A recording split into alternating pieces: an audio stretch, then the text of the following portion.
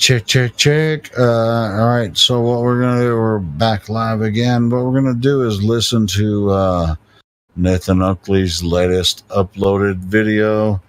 If you have a problem with it, please speak your mind either in here or in the live stream text channel.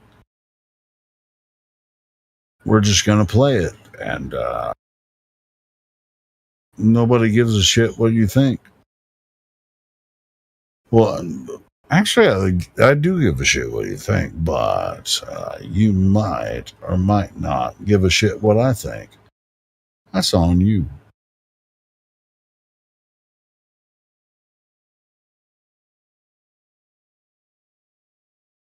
I think it should be good. I mean, we need the content going and repeating some of the stuff. So if you have that new content that we haven't heard, it's all good. And if someone wants to stop the bot, just do it. That's it. Yeah, sure. All together, I mean, it's just like, hey, it's a long video, so go ahead and pause it or stop it or whatever, and get involved. I've been up all night, so I'm not. I was just restarting the live stream, and I'm not far. Yeah, bro, you don't have to carry the VC all the time. Just play some content and then step in and whatever. Yeah, I was just you asked me to find something to play, and I'm about to play it. So sounds good to me.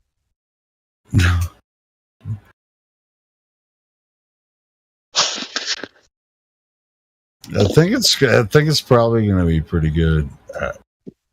It came out yesterday, so it should be. So, a lot of his content is good, but not all of it. Just like here, so hopefully we get lucky. I don't know. I just have a feeling this one's going to be better than most. Yeah, but it's just like, hey, Jamesy, I don't listen to Nathan every day anymore, but it's just like sometimes it's good. I only listen to Nathan when you guys play his stuff. Yeah, me too. Yeah. And I like some of his stuff. So he's pretty tired.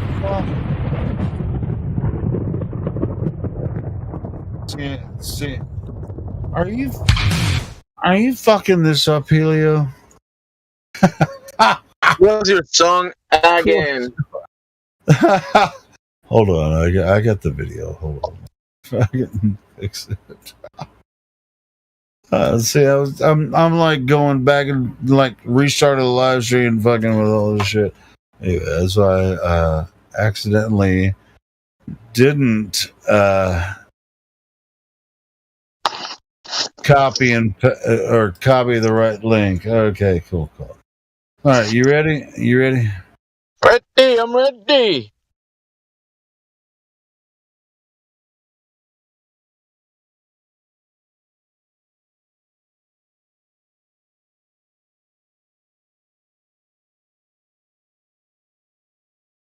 See how this works.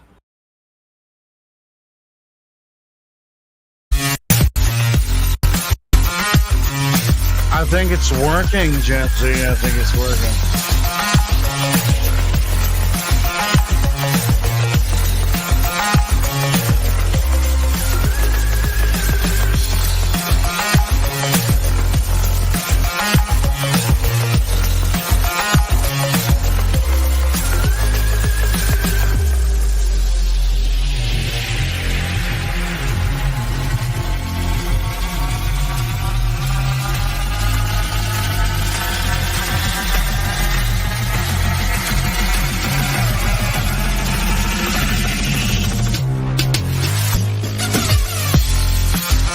I love that intro music. It sounds really cool.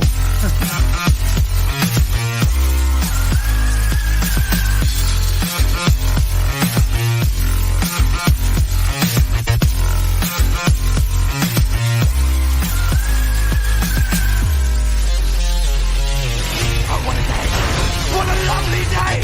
Welcome to Flat Earth Debate Uncut and After Show.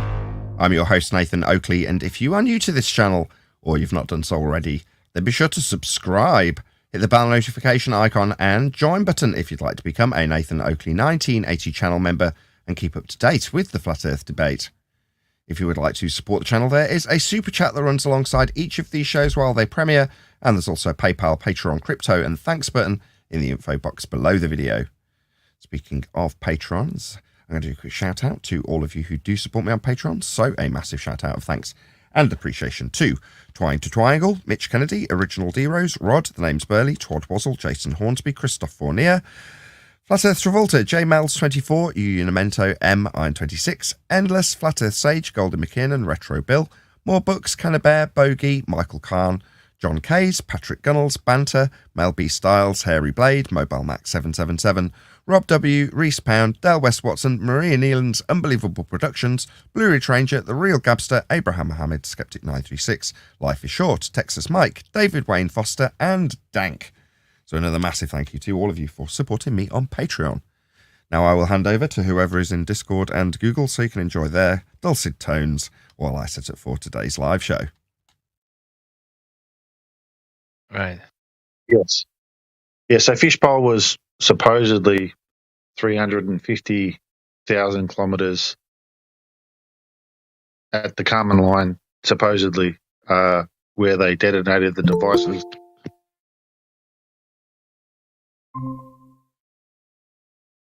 Is it a fact? That distance is After what then from that- sea level, obviously. Hello. Hey, Nathan.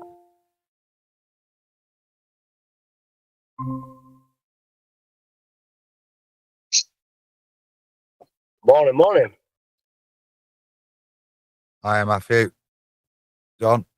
Good morning. Hey, Righteous. Good morning, Adam. Good morning, G Plus. Morning, Discord. All right, now that we all got our good mornings out. Hi, John boy.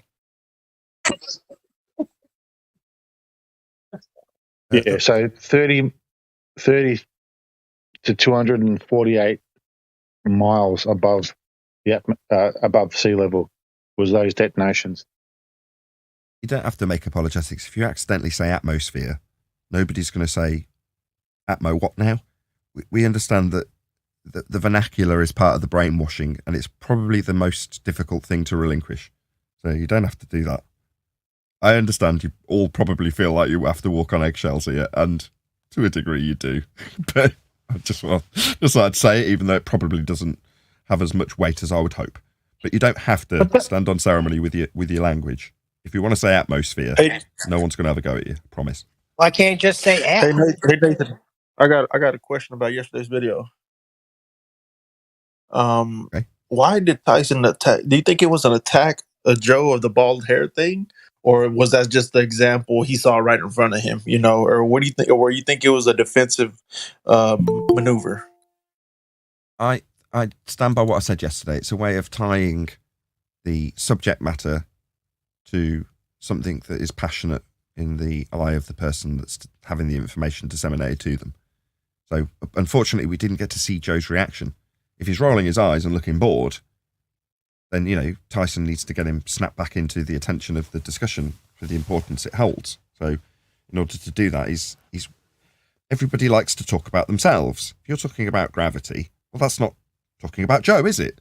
If you can somehow relate that to talking about Joe, then it's going to be a lot more dear to Joe's heart, isn't it? It's fairly basic stuff, I would have said. But, I mean, if it's got your noggin ticking, then fair enough. I'll, give what I perceive, but, what No, it's because I just like you said, I really would like to see Joe's expression when he was taken aback he says, "Oh, you're still on that, on that thing." And yeah, Joe's expression would have been priceless on there just to see the reaction. But if Joe sensed defense mechanisms going up, we obviously heard it, so yeah, I don't know. It was weird how he got on the defensive. I look at it differently. I thought it was a low blow. I thought he got personal because just the fact that he's challenging gravity or asking questions is a low blow to Tyson. I see. Well, yeah, it was. Go on, John. I was just agreeing. I was saying, oh, right, okay, fair enough. it was a low blow in a way, but it was also what Nathan was saying. It can be all of those things. Yeah, I agree. But it didn't have the effect that one would intend, because Joe put him in a headlock with that "what is it then" question right after all that. He didn't lose point of the discussion. Something like that would usually get you in your emotions. Right, he didn't bite the first. Yeah, he didn't bite the first time when it came to his hair loss, but when it came to the Muscle Beach thing, then he bit. Sorry. Yes. Yeah, the second one he got really into that because But that's what makes Tyson slick. He realized it didn't hit the first time. So let me go where his real love is. Let me go to working out. Took it right away because he was about to say that he's been talking to a few scientists and astrophysicists. Never got to that. Tyson knows the do-si-do. He's been in this arena a long time, so he's getting all... I hate to immediately disagree with you. I'm not even done with the full statement. It's just because you're a salesperson, right? Would you not agree that there are certain people... Now, I've trained very few salespeople. I've been a sales manager, and I have trained a few of them. But there are certain people that it is beyond their ability to have that sixth sense with people, that a way of getting them on your side, getting them. Tyson's got that in spades. Now that is a natural ability. So while we discuss it and pull it apart in a pseudoscience, psychological way, we're just looking at him and assessing him based on his demeanor when he presents this information. It's ultimately the information we're focused on, but this is still interesting. But in terms of a personality type, he's got that personality that is looking for somebody's, I don't want to say weak spots, but the way of getting them to empathize with your subject. And we just saw that because Tyson can do that naturally. Not everybody can. He can very, very well. And it's something I admire. Now, it's weird to say that I admire that in Tyson. He's our opponent. But that skill he has, I admire. Fine, all that could be true, but allow me to finish still. He does the do-si-do because he keeps avoiding the what is it, what's it, let's describe it. You keep dancing around it, and Rogan figured it out. Hey, how come you're all worked up about this? Shouldn't this be easy, kind of a innuendo there, right? So he studied under Carl Sagan. Carl Sagan wouldn't be doing no disco dancing video like Tyson does. So Tyson does have that entertainment, that sixth sense that you're talking about, but he's also an astrophysicist who's got to defend the undefendable. So he does the do-si-do because it's undefendable. And you see him cleverly, as one said already, right when Rogan brings up other astrophysicists and scientists, Tyson knew he didn't want to be compared to them, so he changes the subject. It was just, you just can see it. You watch people dance around an actual question, and that's what Tyson's really good at. Yeah, I agree. Can I Yeah, you just need to quote the other astrophysicist, saying that gravity is not a force to debunk him. Yeah, exactly. That's what he didn't want to hear. He didn't want to hear someone saying gravity is not a force. And it'd be someone with the same credentials as him. Because he said it was landing a spacecraft in a crater in Mars on the first try is like a hole in one. And this is the second part of it.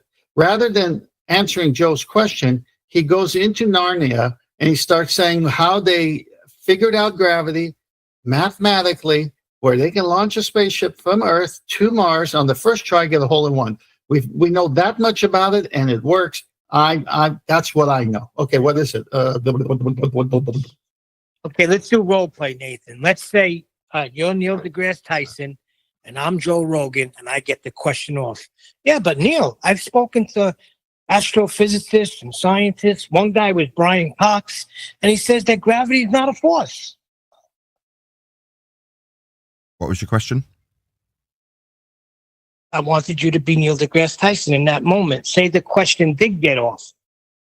Okay, and I come to you and I say, Brian Cox says gravity is not a force. Actually, I have a few quotes saying that gravity is not a force, Neil deGrasse. How do you think he would have answered? I like your hairstyle. Great. He'd probably agree with him emphatically and then completely contradict himself. Of course it's not a force. You have to understand that it's the bending of a pseudo force-based time dimension. But he wouldn't have said pseudo, but he'd have described it, and he's like, and you know, this gives rise to the effects that we see. Now, no, it's not a force. It's a pseudo force. You can think of it as a force, something like that. You can describe it as a force, Neil. Just That while we're doesn't on the mean it subject- is one. Sorry. Oh, you can describe it as a force, Neil. It doesn't mean it is one. While we're on the subject, somebody got in touch with me. I don't know if they may or may not want me to reveal who, but nevertheless, somebody emailed me and was like, Tyson Wizardry, hi Nathan. Neil has pulled this same psychological trick with Joe Rogan before, previously digging at Joe Rogan's height. Joe is a short man. Compare this with your latest podcast review where Neil diverts by bringing up Joe's baldness. Really? Neil is a wizard at deflection. And then he gives me the link. All the best. And then on the person. So I've actually queued this up so that we can go to it in the live show in the next couple of minutes. Let's just test the volume. How tall are you? 5'8". Are you 5'7 3/4"? It's probably closer to that. Okay. Good enough. All right. What a piece of crap. Hang on. So I posted your review video today. After how long is this one going to be, do you think? This is a shorts video. We probably heard all of it. No. So anyway, that's funny. Today's video is how high do you have to be to see the curvature of the Earth? 360 VR viewer, and we're going to have fun with this one today. Okay, we'll do the Tyson one Context. first. Not short, super short. No, that was good. I like the fact that we can have some other things. I mean, that guy just said it fine in the email. Baldness, now height, as people want me to say. Kent, I have a question about the video you've suggested. Is when they talk about how high you got to be to see the curve of Earth, like, are they talking about marijuana consumption or altitude? Well, actually, he was talking so much, I think he got stuck in the weeds. So I'll let you figure it out.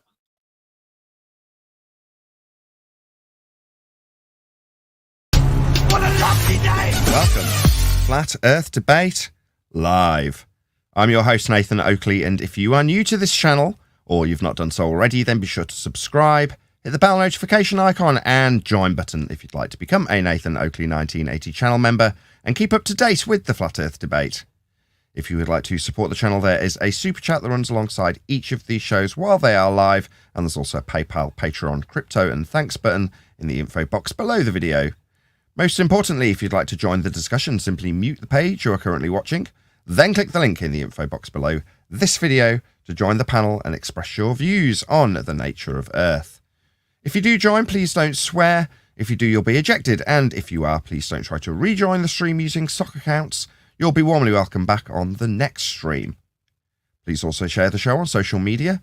Sharing the show obviously increases the live audience, but this in turn increases the chances of a more diverse panel. So please share the show on Facebook and Twitter.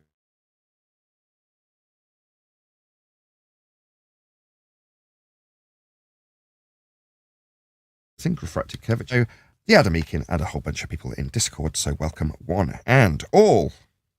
Let's get it on. Good morning. Good morning. Hello from the other side. What's the other side? You're fourth dimensional. Discord. Oh, The Discord's the bunch of other Discord. side, is it? Oh, the peanut gallery. He's calling himself the other side. Oh. I love it. Any evidence of the distance to the sun? No, but you're going to require a flat Earth in order to get the radius to do that calculation. Any single viable hypothesis from any of the fields of astronomy, cosmology, or astrophysics?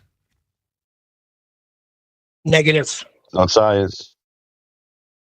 Okay, so a lot of people, and by a lot of people I mean one, contacted me about this discussion with Joe Rogan yesterday. Now, for whatever reason, the psychology aspect of why Tyson would pick on Joe Rogan and his hair and then move over to Muscle Beach to try and incorporate his gravity discussion with something that Joe would be passionate Nathan, about that. Go on. About that, I was just asking, what percentage? I know, I understand what he was doing, trying to relate it to something personal, but how much do you think of it was a defense mechanism, though? I know he just wants to equate it to something personal for you could care about it, but yeah, just how much it was a defense, you think, if you had to put a number on? You can equate the answer to how much he had to defend the claim he was incorporating into that tactic. So it depends on how you assess, or in this case, how Tyson assessed Joe Rogan's disinterest in what he was peddling. Now, based on Joe being a little bit standoffish in his questioning technique, Tyson obviously got the impression that he was on the back foot. Therefore, that's how defensive he needed to be. Now, you could say, well, based on that, he didn't need to overstep the mark that much. But that's what people have got interested in, rather than the nonsense that we pulled apart for hours about the gravity claims and the non-forces that he was claiming and the force you were overcoming at Pebble Beach or whatever. He was, not Pebble Beach, Muscle Beach. Let me think about cars. Anyway, yeah, that would be the hope that people would focus on that. But no, like Gene here, it's the focus that, well, how much of a defensive? Why would he go to his hair and his physique and his height and his stature, which is what we're going to get covering now. So you can gauge that percentage, and in reality, I have absolutely no idea. I can only speculate. But let's have a listen to this. So this is the video that the person who emailed me contacted me about and said, look, Tyson's done this before with Joe, tugged at those particular strings, and here's the example of it. How tall are you? 5'8". Are you 5'7 3/4"? It's probably closer to that. Okay. I'm shrinking. All right, so maybe you're 5'7 3/4". So are you 5'7 and 1? What? Yeah. How much detail do you need? Bloody hellfire. Maybe move over to millimeters.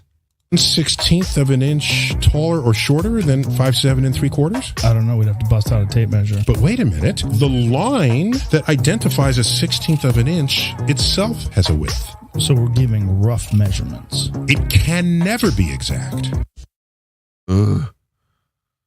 That is point. Lot of rubbish. How tall are you? 5'8". Yeah, that was it. Okay, yeah, so he's got a concept he's trying to peddle to him in this example, and he's gone straight to his height because he knows he'll get his attention. Same bag, yeah. The guy who emailed me, thank you for your email. Absolutely, yeah. Exactly the same tactic or technique, whatever you want to call it. I tell you what he's doing there. He's saying, listen, Shorty, I'm 6'2". You're only 5'7". You may think you're 5'7 3/4", but I'm in the authority here, so listen to me, Shorty. No, he's saying measurements don't exist because there's only a proximity.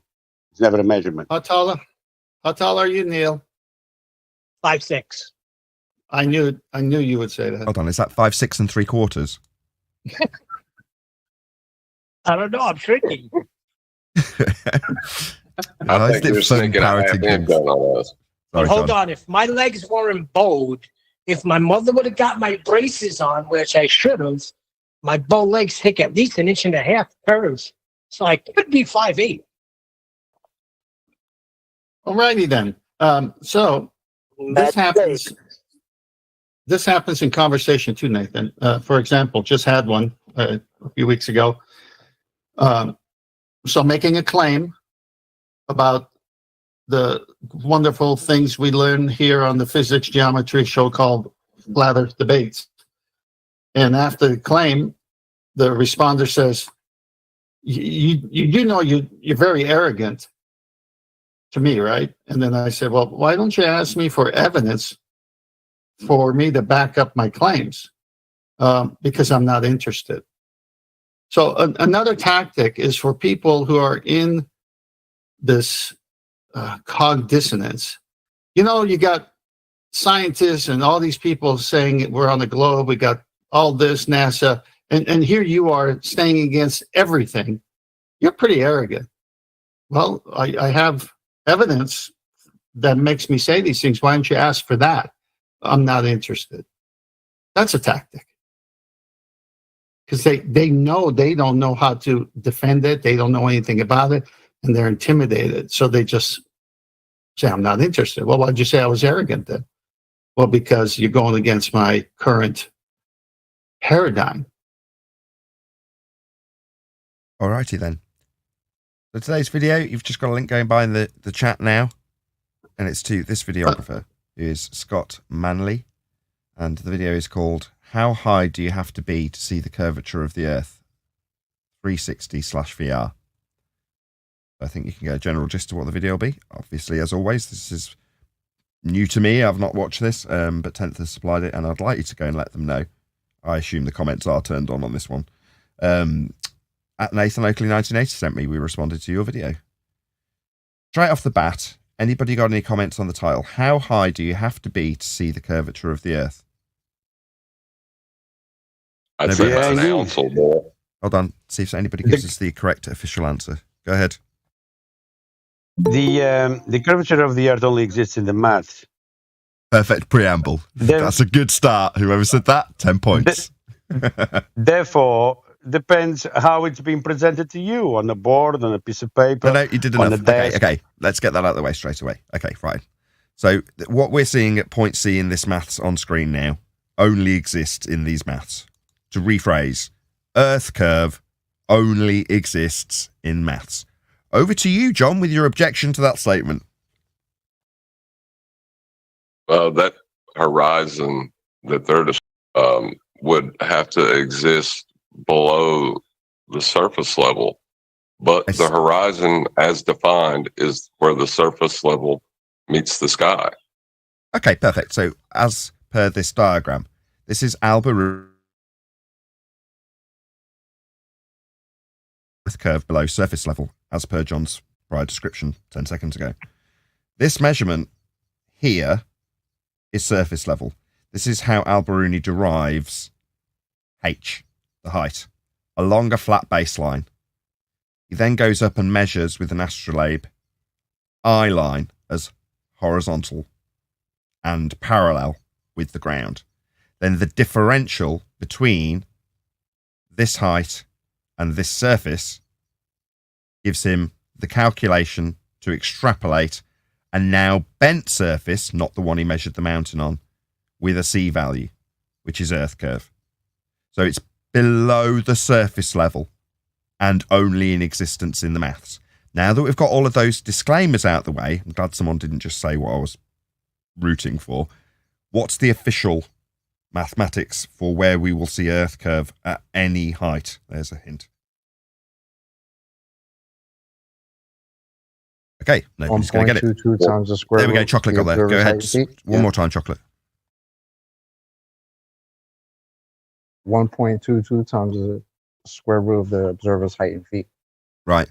So in answer to the Good morning, title by the way. question, number one, it only exists in the maths. Number two, in the maths, it exists below surface level. Number three, in the maths, below surface level, non-existent in reality, Earth curve exists at 1.22 times the square root of the observer's height in feet, as per the begging the question, proof of nothing, perspective hijacking Earth curve calculator that literally tells you in the title, Earth curve calculator, where it's claimed Earth curve will be below surface level when extrapolating the difference between surface level and eye level. There we go. So before we've even pressed play, we can answer your question in the title.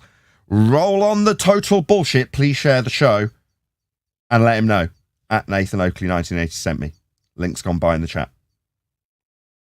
Anything else anyone wants to add before we get into it? I just don't want the immediate start to have an interruption. Well, one, I'll say good morning. Morning. And morning.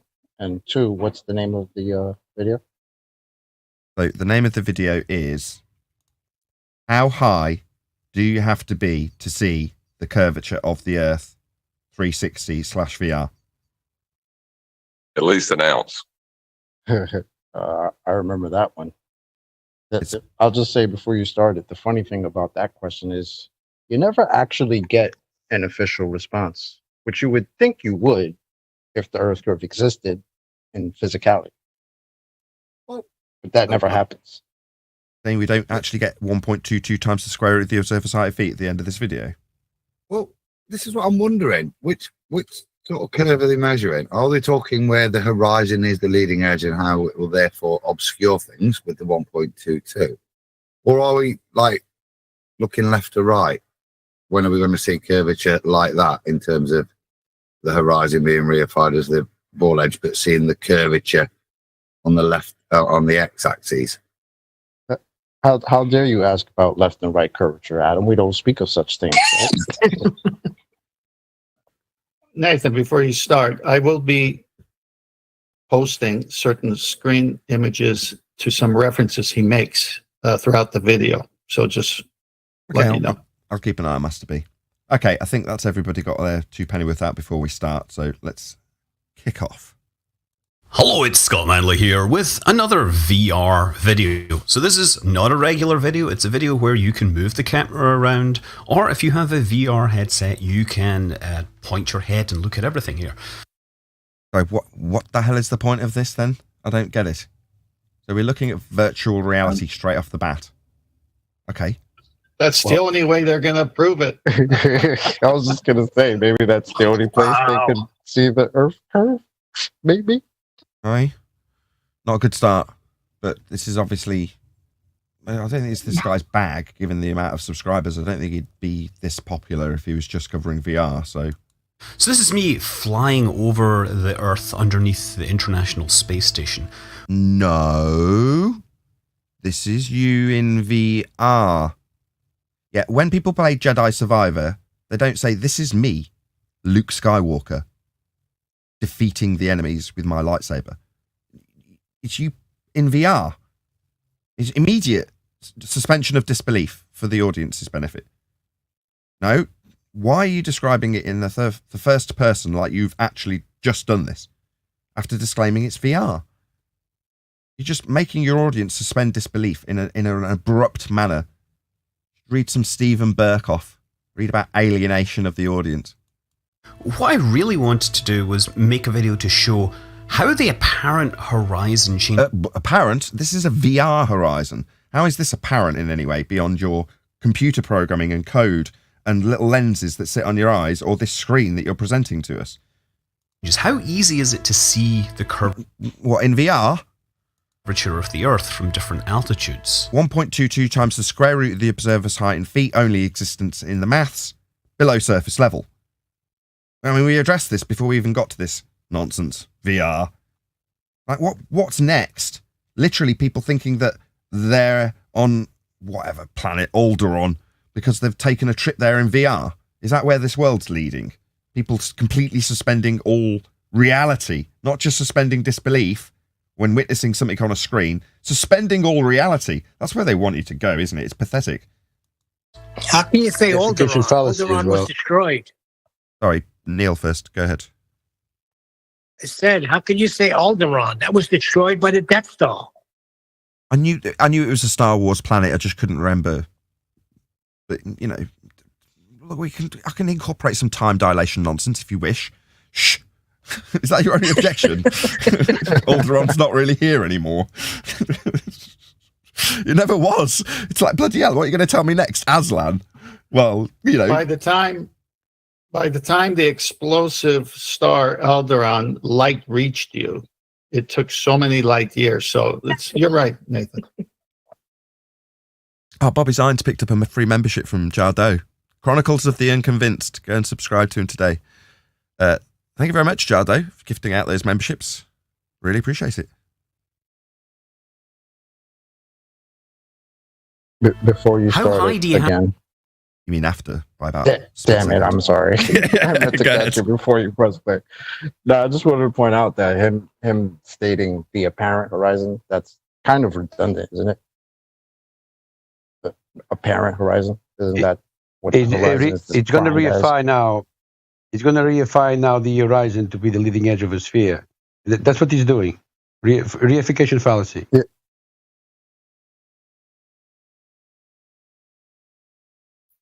Nathan, I've got It's not very realistic, is it? There's like these stars in the sky. I just want to reiterate Chocolate's point because it's just got completely brushed past. Yeah, what Chocolate's saying is the apparent position where the sky meets the ground or sea is known as the horizon. So by definition, the horizon is an apparent, that means you can see it, location where the sky or sea, sky meets the sea or land. Well, to say the apparent horizon is to say the apparent position where the sky meets the land or sea. Right, Chocolate? Exactly. Go on, Adam. Nathan. Oh, sorry. I've got the space engine thing. Yeah, we'll get to that in a second. Go ahead, Adam. Just flip on points. Number one, there's stars in the sky, so it's not replicating what we're showing otherwise. And number two, is that an egg they're flying over? That's a very odd looking ball. Unless they're now replicating the, look at the shape of that. Unless they've put fisheye lens in on top. So, well, yeah, quite right. So Tyson's slapping the beach ball explanation is to say that from the ISS, you cannot see the curve of the Earth. Again, I will reiterate that it's 1.22 times the square root of the observer's height in feet below surface level and only existent in the maths, if you want to give it a specific number. Nevertheless, Tyson says you can't see it from this height. It's just not noticeable. All right, okay, fine. This guy shows this. So who's right? Neither. It only exists in maths. It doesn't represent as the horizon because it's below surface level in the maths. There is no Earth curve edge to see. Right, 10th, go ahead. In Master D. Yeah, in Master D, I got a screenshot of Master D, and this is the closest I found, the VR software. And so it says here in this one, if this is the same one he's using, I'm not certain, but they use data mainly from NASA. So these people who are doing these VR things, they got to get, the data from somewhere. So obviously in this one, the one I picked up is from NASA. So I don't know. I'm sure this guy's close if it's not the very same thing. Gotcha. Yeah, I mean, this is nonsense, even by their own standards. So I don't know what to say. Yeah, Adam. Have to go before the curvature of the Earth becomes obvious. And the only way I could really think to do this was with a 360 video, so you can point the camera and see. He said, for the curvature of the Earth to be obvious, how high do you have to go? Well, I thought it was blocking the bottoms of boats and buildings. Wouldn't that be obvious? Yeah, it depends on their mood. But in this case, he's talking about where it would be obvious for the curve of the Earth to appear. Now, he's still, again, poor job of suspending your audience's disbelief in this regard, Scott Manley, because it's so ham-handed. You're in VR questioning when it would be obvious to see Earth curve when you've got a clear curve to the picture of a sky below a sky vacuum. Okay? Because it's come from NASA. This is obviously stupid. It doesn't represent as the world that we see ever, but it does represent a match to the NASA nonsense that you get presented that's been decried by Tyson, or the Red Bull jump, or whichever other fisheye lens nonsense is presented to you. This is not how the horizon presents itself, when its literal definition is incorporating the fact that it's horizontal, not bent. This is absolutely absurd. But here we go, what VR presents him with, and the question it arises about the Earth, no, your Earth curve doesn't exist. It's not the horizon. It only exists in maths below the surface level. And it's only extrapolated out from measuring a flat plane and utilising the principles of horizontal in the maths and geometry of your extrapolation that gives you a below surface level Earth curve that only exists in maths. Shout out to Jard, though, who says NDT has given a new housekeeping question, thanks to Joe Rogan. Question. What comes first, matter and energy, warping space-time, or the warping of space-time, moving matter and energy? Thanks for the super chat. How the curvature appears to change. So, we've had astronauts posting photographs from space. You see? No, we haven't.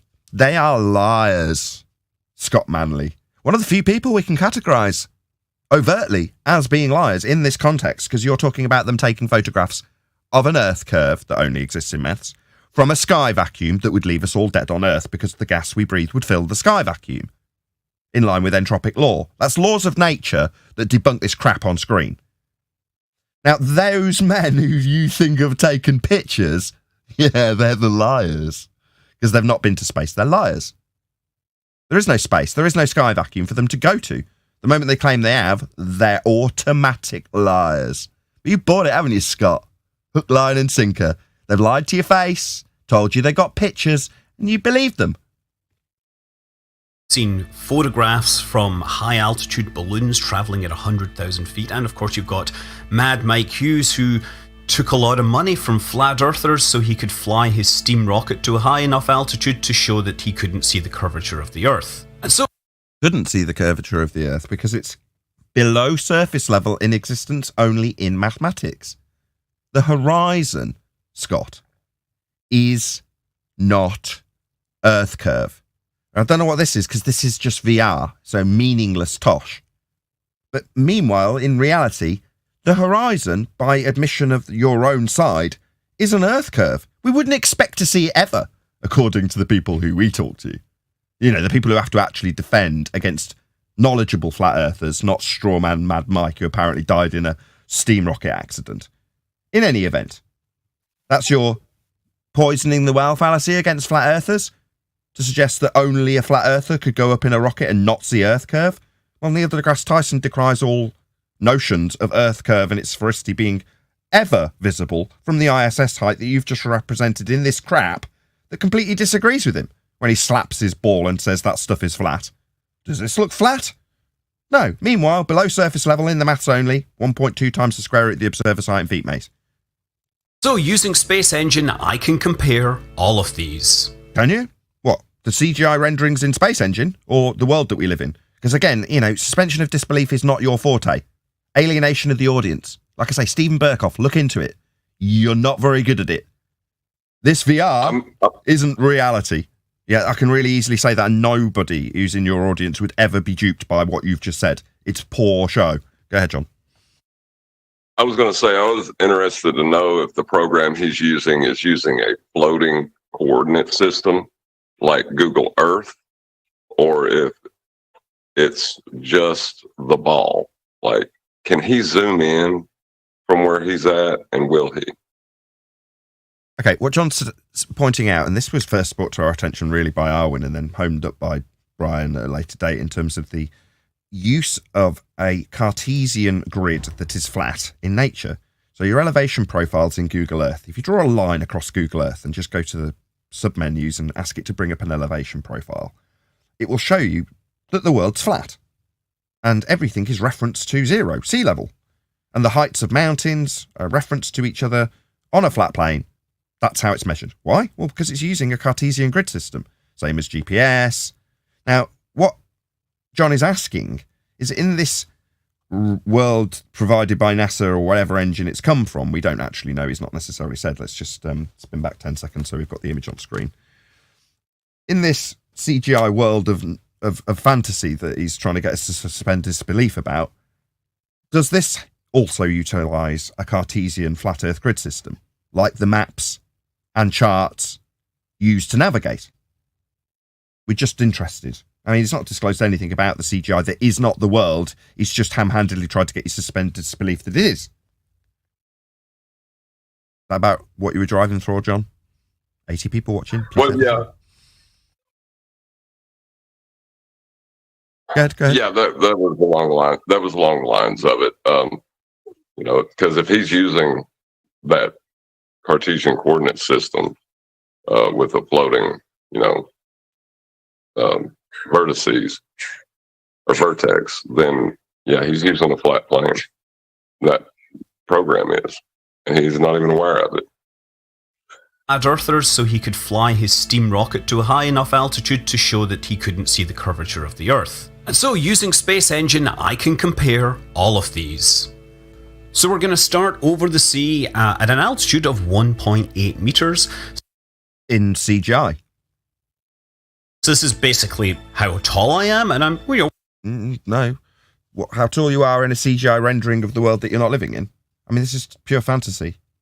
We're standing on the water here. Now, you might... No, you're not. No, this isn't water. Think that is some pretty amazing superpowers, but just remember... No, I had no... I was under no apprehension whatsoever that you, where you had suspended disbelief when entering this virtual reality, were actually in the real world flying around like Superman. You did a really crap job of getting the audience to suspend disbelief. It was useless. You don't need to apologise for, oh my God, the audience might accidentally forget that they're not in the real world here.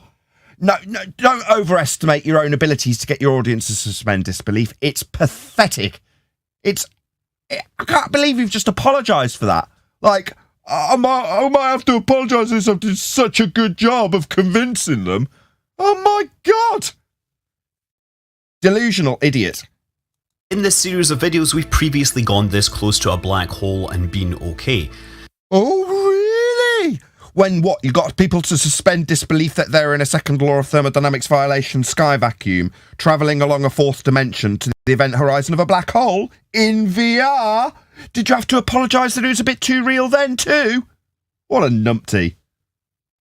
So, this high up, you're not high. You're on the ground with a pair of bloody headset goggles on. Good. Want to add something? If not, 81 people watching. Well, obviously you took heed. Shared the show. Please smash that share button. That said, the only reason we've got 80 people watching is because there's people who've definitely shared already. So thank you very much to all of you who shared. That's why I've got an audience at all. So I really appreciate it. And if you have just joined us by chance, then please share the show.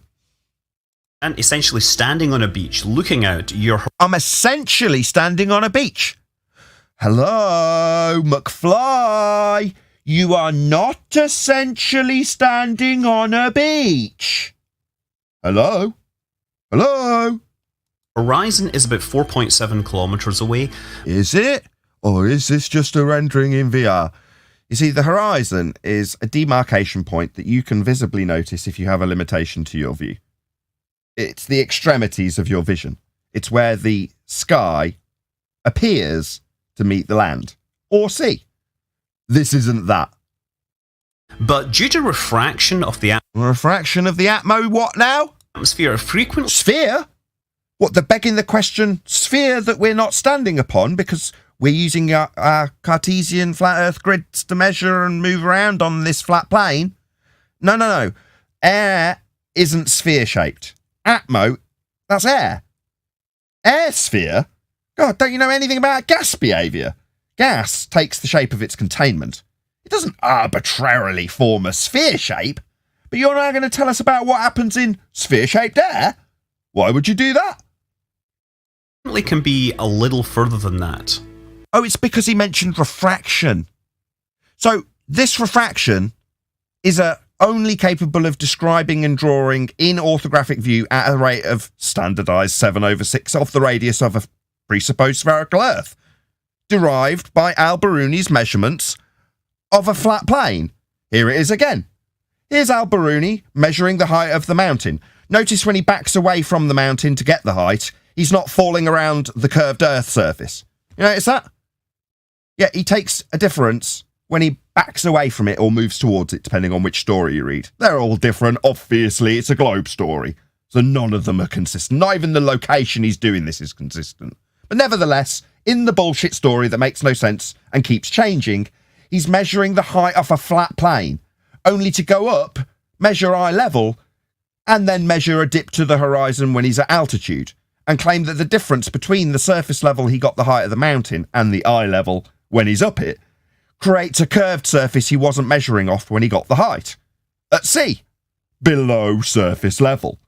Now that's where you get your R for your refraction in sphere-shaped air that you just mentioned. You said refraction and then immediately talked about sphere-shaped air, atmosphere, oxymoron, because air isn't sphere-shaped.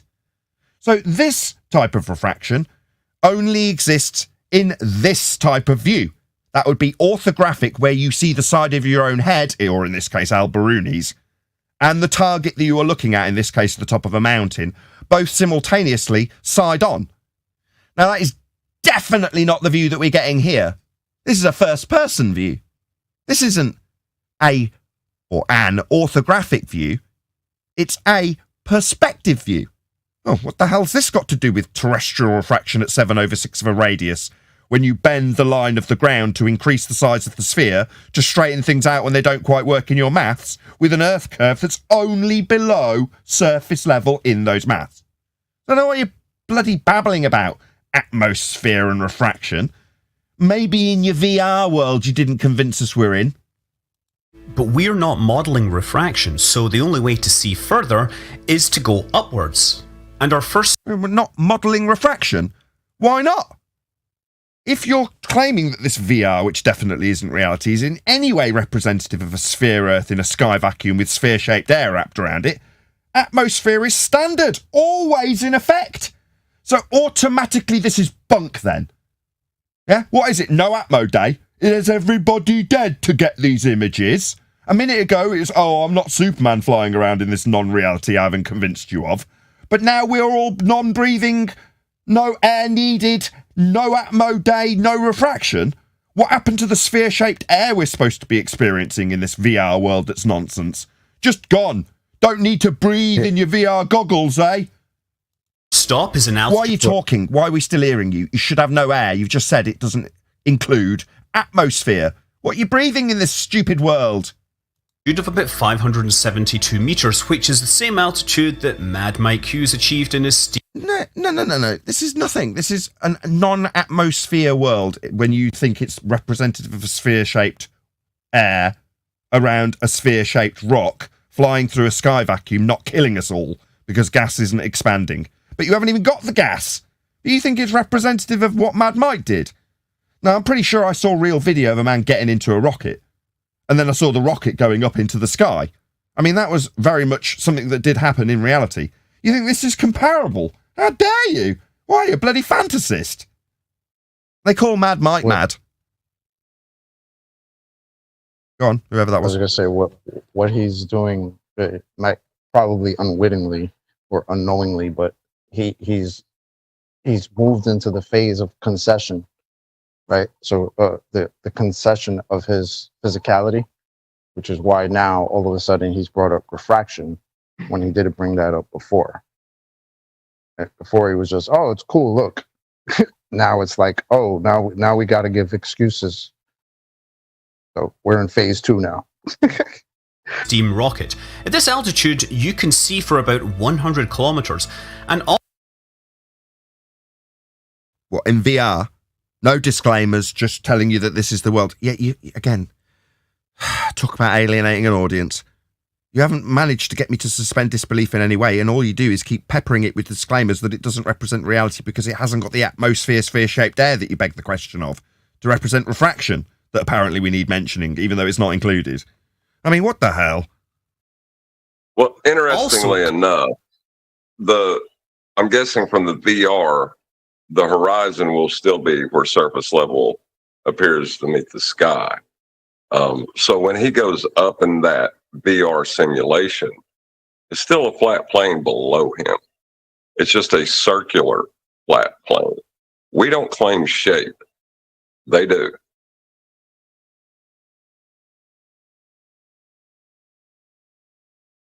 Compared to the perfect, horizontal, the horizon is 0.76 degrees below the exact horizontal. So if you take the... No way. Did he just disclaim the differential between surface level and eye level? Yeah, pretty much. That's what I heard. No way. Let's just hear that again. 100 kilometers. And also, compared to the perfect, horizontal, the horizon is 0.76 degrees below the exact horizontal. So if you take the angle... The exact horizontal? What, like the horizon as used to establish that when measuring a flat plane like Al-Biruni did?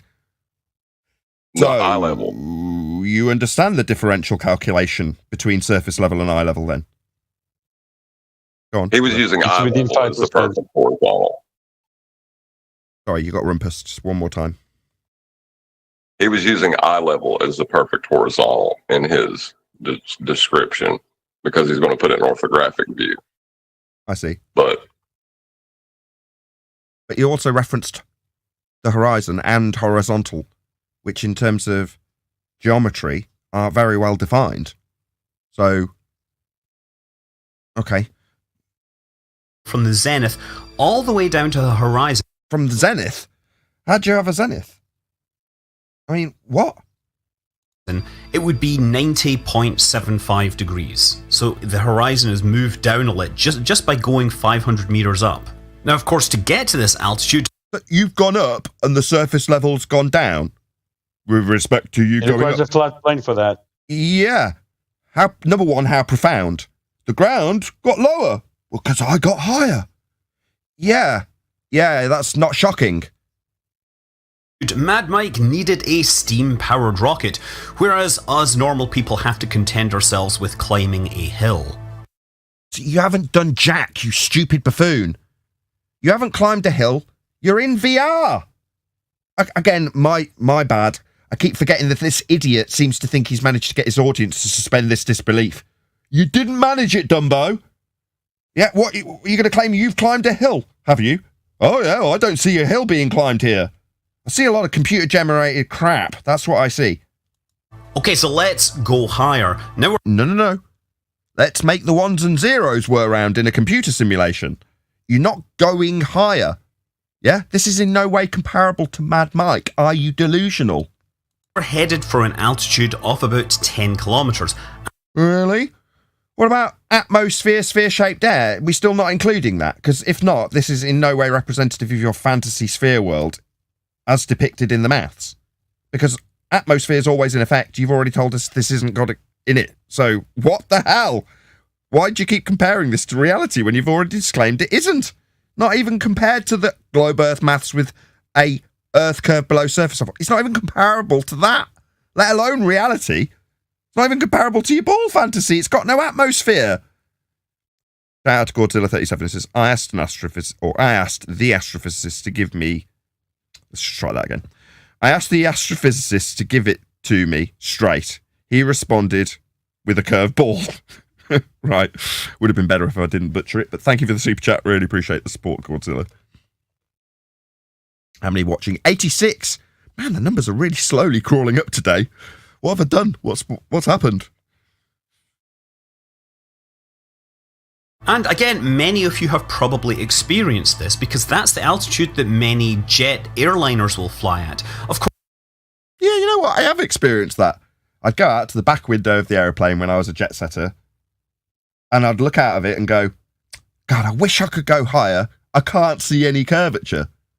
And then Neil deGrasse Tyson, although it wasn't from him, but I'm going to incorporate it into my story, which I knew anyway because I was a very devout heliocentrist and appreciated, like Neil deGrasse Tyson disseminates, you can't see the curve of the Earth from those altitudes. You couldn't even see it from the ISS. It's like being an ant, a couple of millimeters off a beach ball.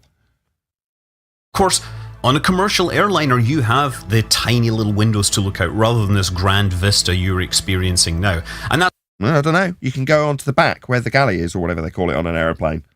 And there's a emergency exit with a corridor right next to it, no chairs in the way. And you can put your head right up against it and get an angle on the world and see it. Like this. Now, don't get me wrong, most people are more interested in whatever crap movie is on the back of their headrest in fuzzy vision on a pair of headsets that are drowned out by an engine.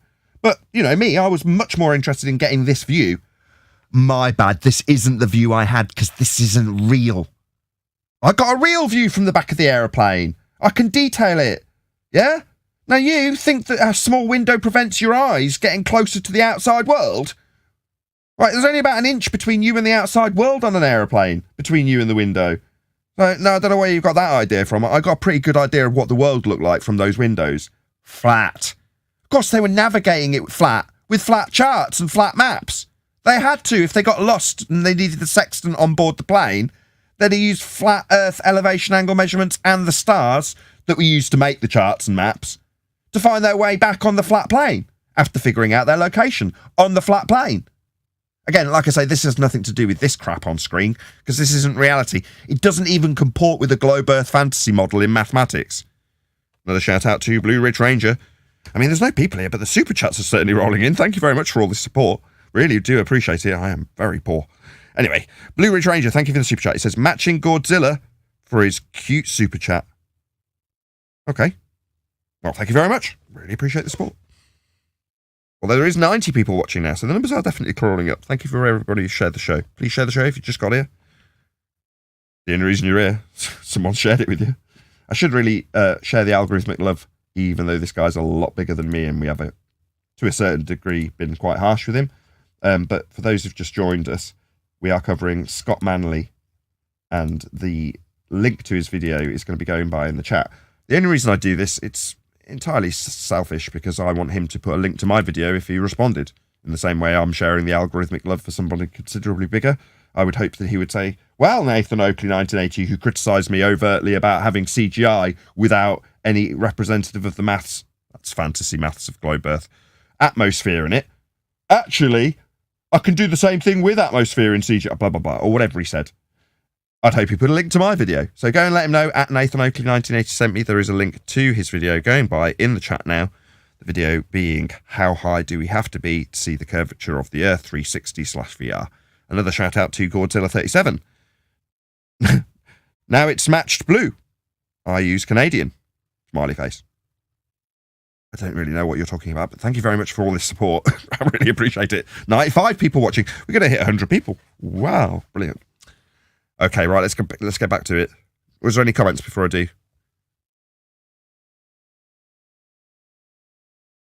That's, of course, assuming you're lucky enough to get the window seat and haven't been pushed out of it by a child who then, of course, insists on playing on their phone the whole time and climbing over you to get to the bathroom repeatedly. Anyway, from 10 kilometers up, the horizon now extends out to 300 kilometers away, and the horizon angle is now 3.2 degrees. The horizon what? The horizon angle? Uh-oh. Now, the problem with a sphere Earth, with sphere-shaped air, is that there's no straight lines to anything. The ground's curved, and your line of sight is curved. So pray tell, Scott Manley, how can an angle on a globe be in effect at all when nothing has a straight line to it ever? I mean, if you put your hand in front of your face, it's not really where you think it is, right? On a globe, in a globe fantasy, where you think this CGI rendering of a non-mathematical world that isn't real, and this doesn't even represent, does represent reality. Well, in that reality, your hand isn't even where you think it is. What makes you think you've got a straight line to give you an angle? Oh, just while we're on that subject. Hey, Rufy. Hey, buddy. How's that geometric horizon working out for you, buddy? Yeah? What's that you say? Refracted? Really? No straight lines to anything ever? I mean, this guy's got the same problem as you, Rufy. Angles, you say? No, my friend. You don't get angles off a sphere. You've got sphere-shaped air. How are you going to get a straight line to anything ever? Are you delusional? Don't you know your own model? Don't you know you've got no straight lines ever? Maybe you're having this CGI that doesn't represent a globe Earth that isn't reality. Degrees below the horizontal. Horizontal? How have you got that when a globe Earth's got bendizontal? You know, you haven't got a horizontal anything ever if you're on a globe, my friend. Horizontal's curved for you. So you're applying these flat Earth geometric principles to a curved world with no straight lines to anything. That's a bit of a problem because all those things you just mentioned unequivocally prove the Earth is flat. By way of the angle measurements you would require to do any of the things you just said. Now that's going to require a flat Earth for those angles, my friend, and the globe doesn't have them. Definitely not conducive with this. Whoever was trying to join, I was in the middle of a waffle. Please try again and I'll let you in.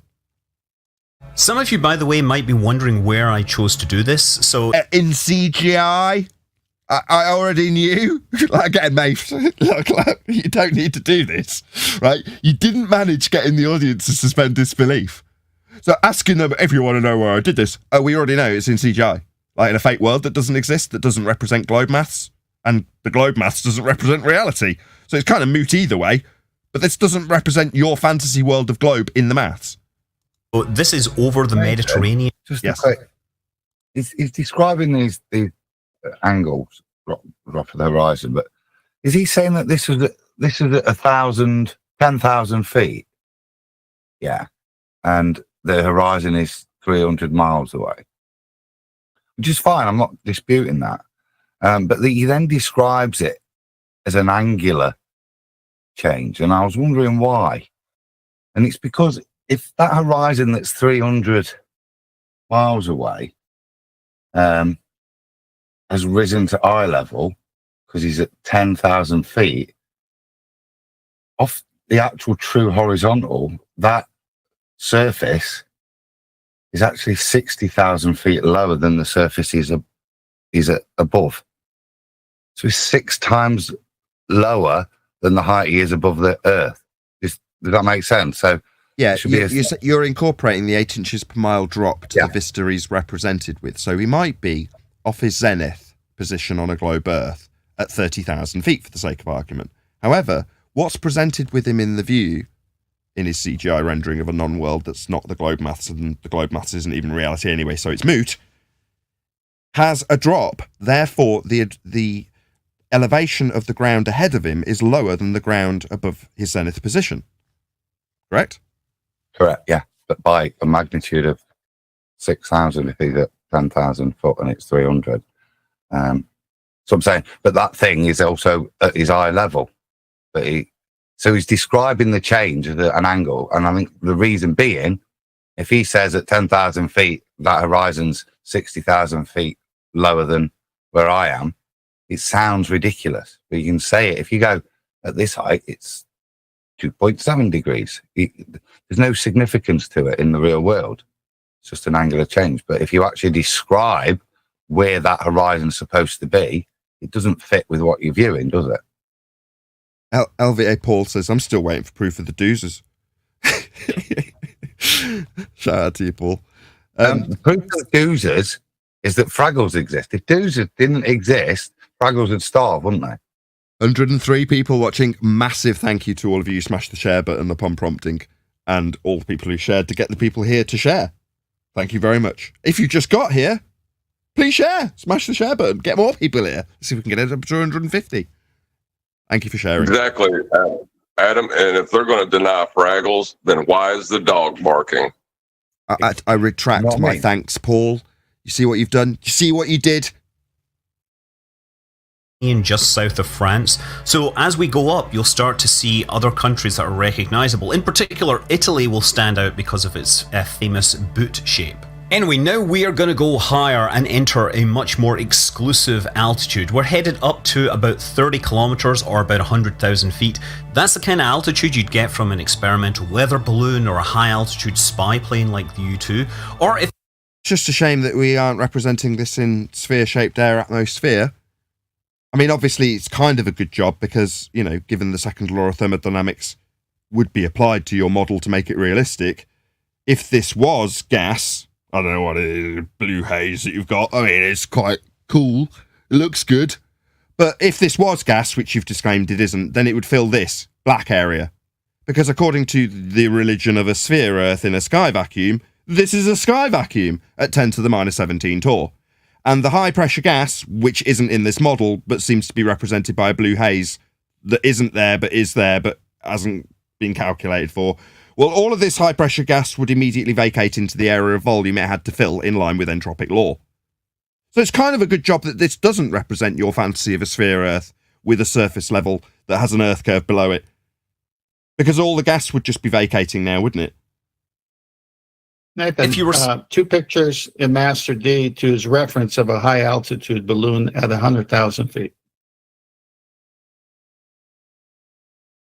Okay, so which one was this? Does it say?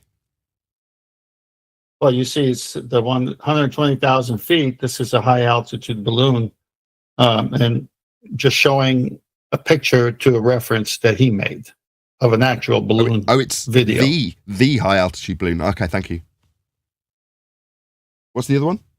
Same thing. Well, it's just in the same video, just another shot of it. So here's a high altitude balloon, allegedly at 120,000 feet. There's a video of it, many videos on YouTube of people doing this on their own. So not NASA, but just individuals. And this is what they have on their video. Just what you see there in the still shot. This looks concave to me. Yeah, it's a little bit Picard, isn't it, that? What a difference to... That was when you had the video. I'm thinking, well, I can see your supposed Earth curve in your CGI. You've drawn it in. Look, it's curved. You could do it at the other height as well. You could see you'd curved it. That's not commensurate with reality. Is the only thing I'd say. His CGI doesn't match up with reality. It didn't match up particularly well in the plane, but it was hard to tell a difference at the plane height. But I mean, look, there you go. There's the two contrasting. You rubbish at CGI, dude. It doesn't match reality. Is he showing? I'm not looking at the video, but is he showing curvature at 100,000 feet? Yep. Yeah. He might want to go have a talk with his friend, smoking the grass, who went out of his way to tell the whole audience, you can't see the curvature of the Earth from 2 millimeters above this beach ball, which represented 120,000 feet. So, problems. He's claimed you can measure it at 10,000 feet by measuring the dip in the horizon, because that's what the horizon is. And if you do stick with that claim, then you get to that kind of height, you are going to see it. Even in the old crappy vision, like Atari ST graphics, you used to have the people modeling it. And if you put it there, it has to play out. It's like the obstruction caused by the horizon. Earth curve will play out if you put it in there. You can try and pretend by going, you won't see that in a very convincing way because you're Neil deGrasse Tyson, but it has to play out. Yeah, it plays out at 1.2 times the square root of the observer site in feet. That's where your horizon is. Well, that will increase as you increase in height, right? At a, whatever it's not exponential, it's not logarithmic, I can't remember whatever it is. I'm sure Adam, the mathematician, will tell me in a second. But the point is that at a point, shout out to Roy, is it Cooper? My Perspective. Day one, flat earth videos. What else is on the internet? Math Powerlands got me to wake up to the obvious and observable flat reality. What else is out there? Roy. All right, let's have a look at this. He explains, based on the maths of an earth curve at 1.2 times the square root of the observer site in feet, you would raise an elevation, and as you did, the curve would become more and more pronounced until it turned into a ball. A bit like taking off Earth as a ball in a rocket, like shown in all the sci-fi movies. The further you get away, the more ball-shaped it becomes. Cut to Tyson. That stuff is flat. You'll never see it. Doesn't matter how high you go. ISS? Yeah, never going to see Earth curve. Why? Well, because we never see Earth curve. It's not the horizon. The horizon they're describing at 1.2 times the square root of the observer site in feet is a hijacking of perspective. And it's not curving. Right? That's not a curve that you're seeing when they claim, oh, a boat's blocked by the bottom of the curve. Yeah, but it's not a curve. Shh! This diffraction limits Earth curve, okay? It's the only existence below the surface level in our maths, but that's what we say is the horizon now, so accept it. It's blocking boats and buildings, it's not curved, and it'll never be curved at any height. Okay? That's what they tell you. It's nonsense, double-speak contradictions, and we're not living on a surface that gives us a geometric principle that's horizontal from the horizon if it's bloody curving as you get higher. So they explain why it doesn't curve as you get higher until you get beyond a height that you can achieve realistically. And then it does curve for the astronauts with their photos that you've bought wholeheartedly. The trouble is, if you then do it in VR CGI and you give it the parameters that they claim the ball Earth has, the computer draws that curve as you would see it. And that's what the computer's doing there. If it was a ball, it would look like that at this height. It doesn't, though, does it? No, so it's wrong. Here's what it looks like at that height. This is an actual photo. What's that you say? The astronauts showed you photos too, did they? Yeah, they're liars. They're claiming to be in a second law of thermodynamics violation sky vacuum where gas below them at high pressure isn't expanding into a space it has to fill. Why? Oh, because it's arbitrarily sphere-shaped. You've already bought their lies, haven't you? They're just floating around in sphere-shaped air that doesn't expand into vacuums. Okay. Meanwhile, here's a picture from a high-altitude balloon. They all look the same. The lenses curve the image. So in this case, it's curving up like a bowl. Concave. Doesn't mean it is. It's a geometric principle utilising the horizon for a horizontal. Meanwhile, lenses bend. That's part of the nature of taking pictures. Yeah? Barrel distortion, it's called. Meanwhile, concave or convex, that's not representative of anything that's physically happening to the horizon, which is only an apparent location, where the sky appears to meet the land or sea. But this concave representation is absolutely sod all like your representation in CGI, and as Adam's pointed out, it's because in your model without atmosphere that doesn't represent the globe Earth maths with its geometric horizon below surface level, you've got it doing what the Earth would do if you raised to 120,000 feet. and it would curve like this. It doesn't. But that's what you would need it to do if it did. The horizon, a principle that's used to establish horizontal, would need to curve, violating a geometric principle. But that's your fantasy world of non-atmospheric, non-representative of the globe fantasy maths in VR. It's sad. Meanwhile, in reality, concave Earth. No, just barrel distortion. Below the horizontal line of this lens, therefore curving upwards. Simple. Yeah, but in 1969, they went to the moon and they showed us pictures of the blue marble. So it's over. Right, popped into a curved shape then, hey? Right? Oh, yeah, of course it did. Say some daredevil wanting to set a skydiving altitude record. And no, I'm not talking about Felix with his energy drink promotion. I'm talking about Alan Eustace, who spent his own money and set the record and didn't even tell anyone until afterwards. From this altitude, the horizon stretches out to about 600 kilometers. Yeah, do you think your weak-ass attempt to get the audience to suspend disbelief is going to be in any way reinforced by talking about something that a real man did and then telling them about what your horizon in CGI is doing? Yeah, every time you do it, I'm going to point out how useless you are at getting an audience to suspend disbelief. I mean, beggars belief that you've got 1.5 million subscribers. I mean, maybe everyone's just stupid. Maybe society has actually, since the 80s, been achieved in terms of getting it to be dumbed down as much as humanly possible, to the point where drongos watching this crap will go, right, it's just talked about somebody looking at a real horizon and doing something real that they didn't even tell you about until after. Now, the horizon, referring to his CGI, does X, Y, and... No, you're useless, mate. Nathan, I got 6 pictures in Master D on Alan Eustace. Okay, yeah. Did this guy just give a distance to the horizon? He's had a couple of foibles like that, but yes. How did he validate that? How do you measure a distance to the horizon? With flat Earth. But you can't. Well, you can utilise it to establish horizontal. I see what you're saying. I misheard you. You're actually asking how you can measure a physical location we call the horizon. You can't. It's a not actual position. It moves as you move. Yeah, it's an optical phenomenon. Right. It's like, it moves where you move. Yeah, it's like, what's the weight of an inferior mirage? You know what I mean? That's a good one. How much does an inferior mirage weigh? That's great. Yeah. I'm going to nick that. That's copyright Nathan Oakley. Go ahead, then. Maybe I'm or listening too much into it, right? But I don't know. But the way he kind of shitted on Felix's his high altitude jump and then skirted onto this guy, it almost seemed like, I mean, I don't know. I've never heard this guy before, but it almost seems, because that's the example that Smoking the Grass uses, right? So it's almost, if I were to say he's using some sort of a tactic, it seems like he's trying to stay away from that because that's the infamous video that Neil deGrasse Tyson used. And that's the one that, the flat earthers always talk about. So now he wants to talk about this other video that nobody's heard of. I don't know. It seems kind of funny style to me. Okay. We don't need to read out the article. I'm sure people have read it off screen. But first image, is this him in a little basket sideways? 10th?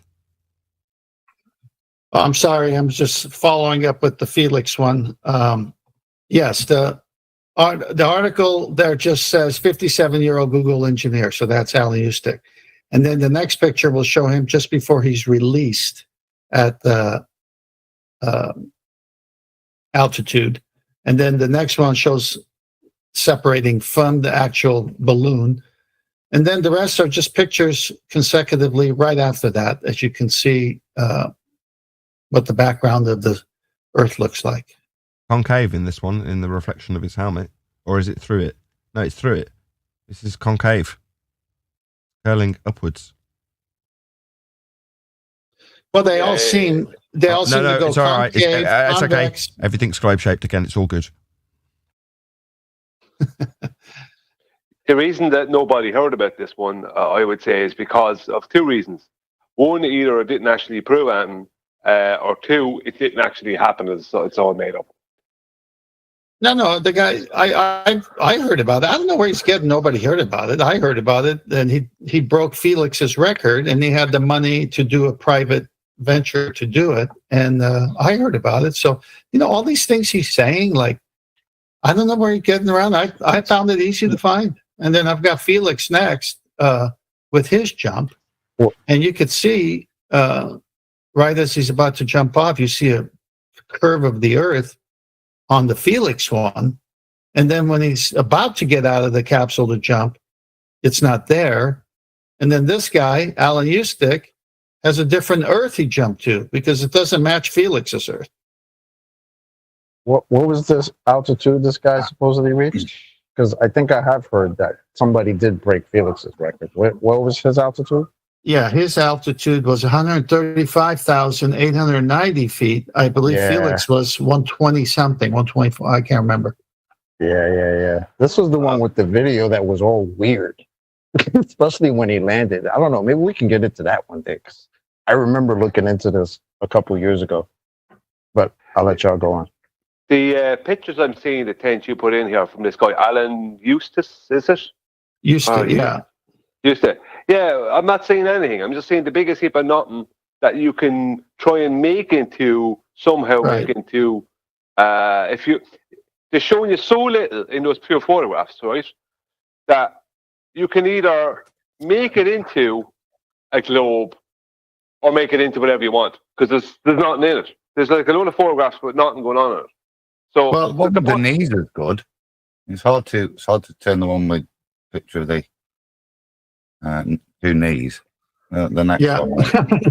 But the point I'm making is that are they the best pictures they have? Do you know what I mean? You're not seeing anything. It's the biggest joke. And what's going to happen? Just 1 second. What's going to happen? Like what happens with all of these is that as the camera moves, the lens moves.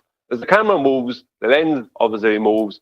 And if it's not got some kind of correction, because you can't totally correct for barrel distortion, but if it's not some kind of correction, you're going to see convex, concave, convex, concave, a moment of steaming horizontal, then back to convex, concave. Well, that was my point.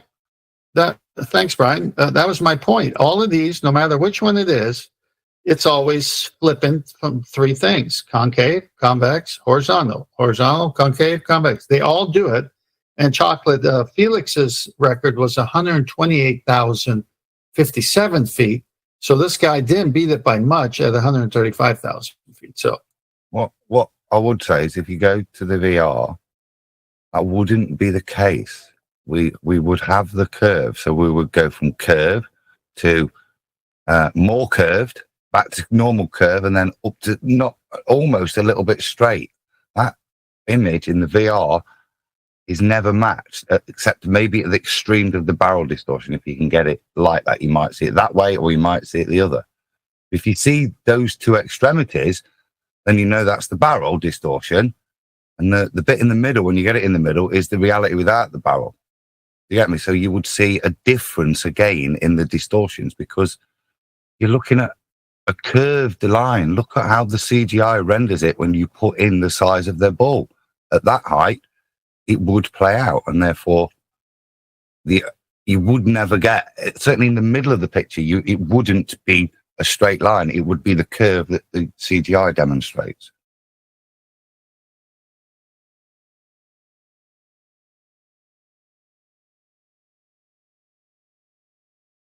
The horizon is now depressed by about 5.5 degrees. You'll need a flat earth for that. Curvature should be much more obvious now, even at this low level of graphical detail. Incidentally, I intentionally chose to turn the clouds off here so that they wouldn't be hiding any of the geographical features. What, the clouds that have gone up from surface level into the sky? So it would be better if you didn't have CGI clouds hanging around right next to a sky vacuum, not dispersing into it. Yeah, I just said that was a wise choice also. I mean, obviously in this model, you've got to remove quite a few aspects of reality to then apologise that people might be thinking you're Superman flying around in reality. Yeah, what a numpty. No Atmo Anyway. Day. Good. He's going to remove the Atmo, so no Atmo Day. He already has. Hey, Let's continue. can Yes. you just in the top left corner, there's those cursors that should allow you to move a relative image of the picture and give you that barrel distortion we were talking about. Yeah, and up and down a bit. Continue There all the onwards and time. up.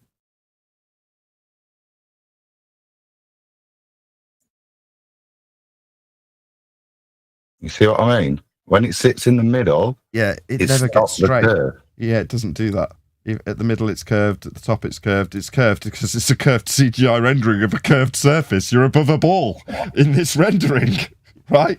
Why wouldn't it? Because the computers do as it's told. It's rendered it as the dimensions it's been given. Right. Meanwhile, horizontal is how the horizon always represents itself to you. What, it drops in angle, capable of only measurement of a flat Earth? Yeah, it does.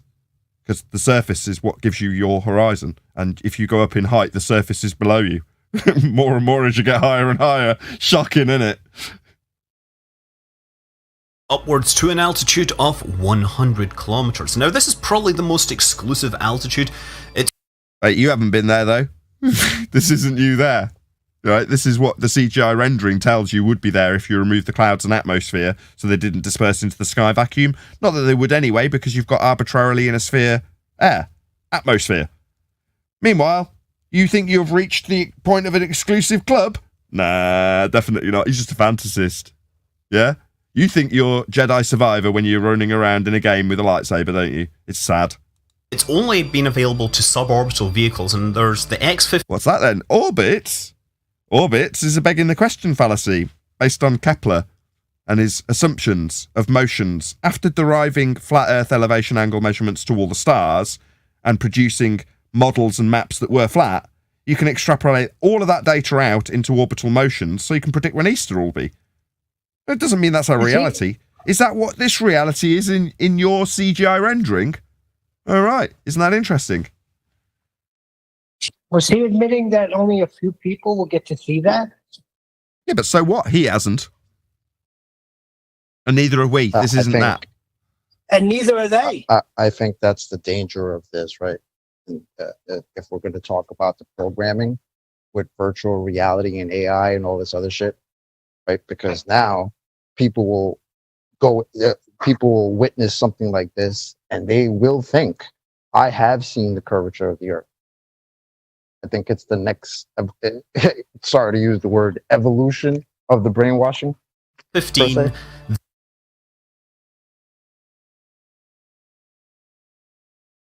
The Spaceship 1, Spaceship 2, and of course New Shepard, but only 3 of those have had people fly in them. It's a very small number of people that have reached 100 kilometers and then come back. From this vantage point, the horizon is 1,000 kilometers away. You can see to the far side of Italy. You can see Sicily now. You can see the Alps. Yeah, Adam already pointed this out, but based on the geometry of a sphere Earth, the ground that's falling away from you, just represented in this model as curving, is also falling away from you at a massive rate. Horizon is now depressed 10 degrees from the horizontal. The curvature 10 degrees from the horizontal? Horizontal, as in like horizons and stuff. Yours is bent in this stupid model. So I don't know how this geometric principle applies, especially when how many degrees below horizontal is a flat Earth declaration. I mean, when he says the horizon, Adam, see on screen now, he says that the horizon's a specific angle. How can he claim that if it's curving away from him?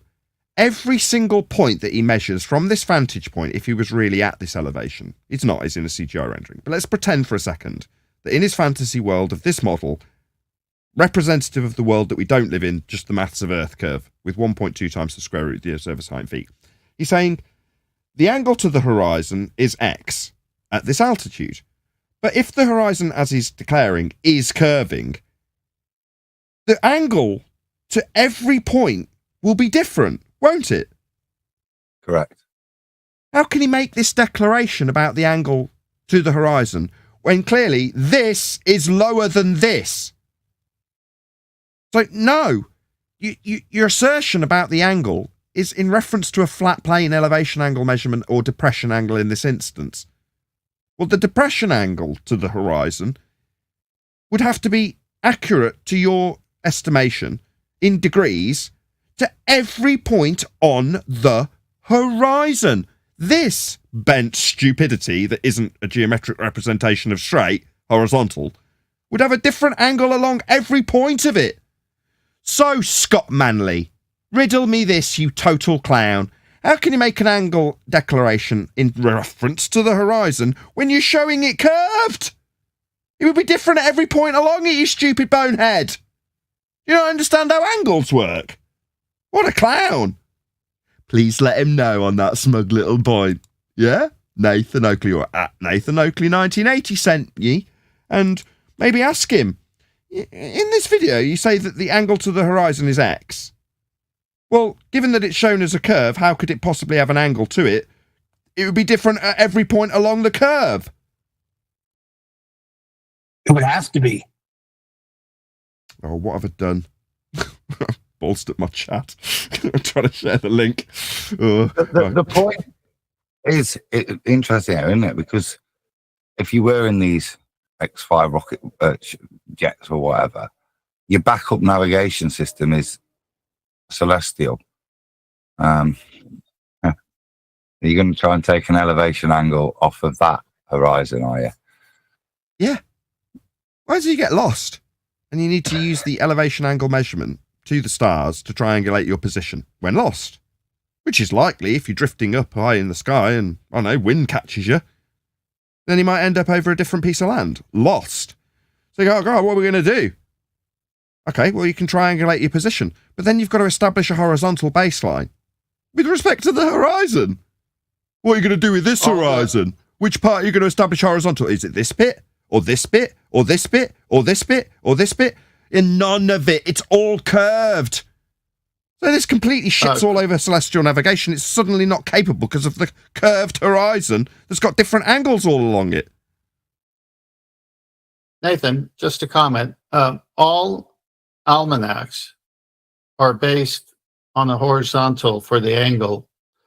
And it's in the book, which whether you get the Air Almanac or the Nautical Almanac, it's all based on a horizontal to get the angle. So when they get the angle with the sextant or an internal device, as we've seen that the faster airplanes like the U-2 spy plane and so forth have, or one of those planes, I can't remember which one, had the internal one. They had a glass top, and it would see stars at a really, I mean, their airplane's going really fast, but this thing was able to capture the constellations and different stars. And because it was already preset to a horizontal, it would tell you where you are while you're 100,000+ feet in the air or whatever level you're flying. But it's all preset to a horizontal to begin with, just like the Nautical Almanac and the Air Almanac. So they're never using a curve, ever. According to this bonehead, as soon as you go high, you can't establish horizontal for celestial navigation. Meanwhile, even the astronauts themselves have been shown with photographs holding sextants. Yeah, sextant's a universally used tool. It doesn't make any difference how high you are. The elevation angle measurement to the star still works perfectly. So no, elevation has no bearing on the baseline that you can establish with a bubble sextant, for instance, at eye level. Or the horizon. But of course, if you're using it to establish horizontal, this curve won't help you, will it? Meanwhile, all the maps, models, charts, they're all based on flat plane elevation angle measurements to the stars. It's because Earth's flat. That's how it's navigated. That's how it's mapped. That's how all the charts work.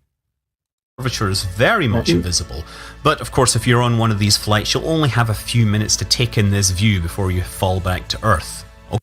Oh, that's fascinating. Wow. Speaking of which, on the Felix Baumgartner, he landed 44 miles east of his takeoff location. So what he's missing here is that when Felix did this, Earth stopped rotating, because if Earth was rotating under Felix, he should have been 2,000 miles to the west. So Felix landed in the wrong direction, 44 miles east What's going on here? They just prove Earth doesn't rotate? Oh, dear. The globe identified as rotating towards the west that day. Hey, but only 44 miles. It needs to be 2,000 miles if it turns direction at the same speed. Yeah, it also slowed down too. Oh, slow down too. Okay, sorry. At a pit stop. Okay, while we've got 100 people watching, please share the show if you haven't done so already. It'd be great to get a few more people as we're running a little bit longer than we would typically. But yeah, thank you for sharing the show if you have done already. Great to see 100 people here. Be great to have more. Okay, let's go onwards and upwards into orbit, although we're not going to be orbiting, but we're going to an altitude... No, you're damn right you're not, you're in VR, but orbits are begging the question fallacy, derived by the church to give you Easter. ...of about 250 kilometers, and this is roughly the average altitude that Yuri Gagarin was at when he was flying over Africa on his way back to Earth. The actual Vostok 1 orbit varied between about 170 and 330 kilometers, so... All nonsense. All based on presuppositions of a sphere Earth in a vacuum with orbits assumed also. Yeah, these derivations that have come from the Church of Orbital Motions are just not going to cut it, mate. They're just religious beliefs used to track the stars to make predictions. That's all they are. Heliocentric in nature, from the Church in origin. Yeah, we're not in orbit. I chose an average, and from here you can now see Africa. You can see all the way across the Mediterranean. The horizon stretches off to 1,500 kilometers. And is bent. 1 second. Can I just point out that Jay told in media saw what he could point out to be 1,000 miles from an airplane, which would be about 5 to 6 miles up above the Great Lakes near Chicago. So that would be 1,000 miles from 6 miles up. You did. Excellent. And the horizon is now depressed by about 15 degrees. At which point on the curve is it depressed by 15 degrees? Is it depressed by 15 degrees here? Or here? Because based on the fact that it's a curve, you can't even measure an angle to it. But it's going to be a different degree at every point along the curve. Do you not understand how an angle works, Scott? Clearly not. You're not exactly a genius when you're describing a curve with a specific single angle to it. That makes you a numpty. Please let him know at Nathan Oakley 1980 sent me. Go ahead, Rumpusel. Sorry. Why does he keep saying horizontal if I'm looking at a curved line? Because he's an idiot who keeps making declarations about how much in angle the horizon's dropping when it's varying on a curve. He thinks that's going to give him an angle. It's like, no, it will be different at every point on the curve, Dumbo. But Yuri probably never saw this on Vostok 1. He had an instrument called the Vice. Saw what your CGI NASA rendering gives you in VR? No, he definitely didn't see this. I mean, if you want to see what Felix Baumgartner saw, you know, he has a horizontal that he could potentially point a sextant at out of this view. It's not curving at 125,000 feet, but you have got a stupid amount of curve that won't give you the declarations of angle drop that you gave in depression terms. It's ludicrous. Which you could use to view the Earth. But you're not viewing the Earth, you're viewing CGI. How many times? Go on, whoever it was. Was that somebody else, or was that me? Distorted the image a lot, and it probably wouldn't have given him an authentic view of the curvature of the Earth. What, like this is authentic? When it's come out of the ones and zeros in your little model, and you're talking about angles to it when it's curved? Oh, clown. So let's head to the altitude of the International Space Station, 400 kilometers up. And from here, yeah, you have the cupola. You can look down with your own eyes, and you can really appreciate. We are, again, how many times you can look down with your own eyes? What, at CGI renderings in VR? What a dick. How many, you didn't suspend disbelief, dickhead. Go on, whoever it was. Yeah, it was me. I just wanted to point out that recently Taboo Conspiracy had a video up where he shows a photograph that the guy took from Wales, from a high altitude in Wales, and he showed how he photographed the Alps 700 miles away, right? Now, this guy is telling you about when they're up 40 miles or something in the sky, or whatever it was. You can see 1,500 kilometers, this kind of rubbish, right? But someone can go up to the top of a mountain in Wales and can see 700 miles away, right? And the funny thing is he had to take down the video because the guy complained. The guy obviously is a normie, or the ballers got on the guy's case or something. But the guy complained to Taboo Conspiracy they didn't want Taboo showing his photograph in his video. So Taboo had to take down the video because the guy was not happy. He didn't have to do it, but he said because the guy wasn't happy about it, he took it down. So he had to take down the video because your man didn't like the fact that the earth was flat. Appreciate the beauty. Just saying, this guy is making a big deal and has seen 1,500 kilometers from God knows how many miles up. When we're seeing 700 and 1,000 kilometers, or sorry, 700 to 1,000 miles from mountains and airplanes. And splendor of planet Earth below you.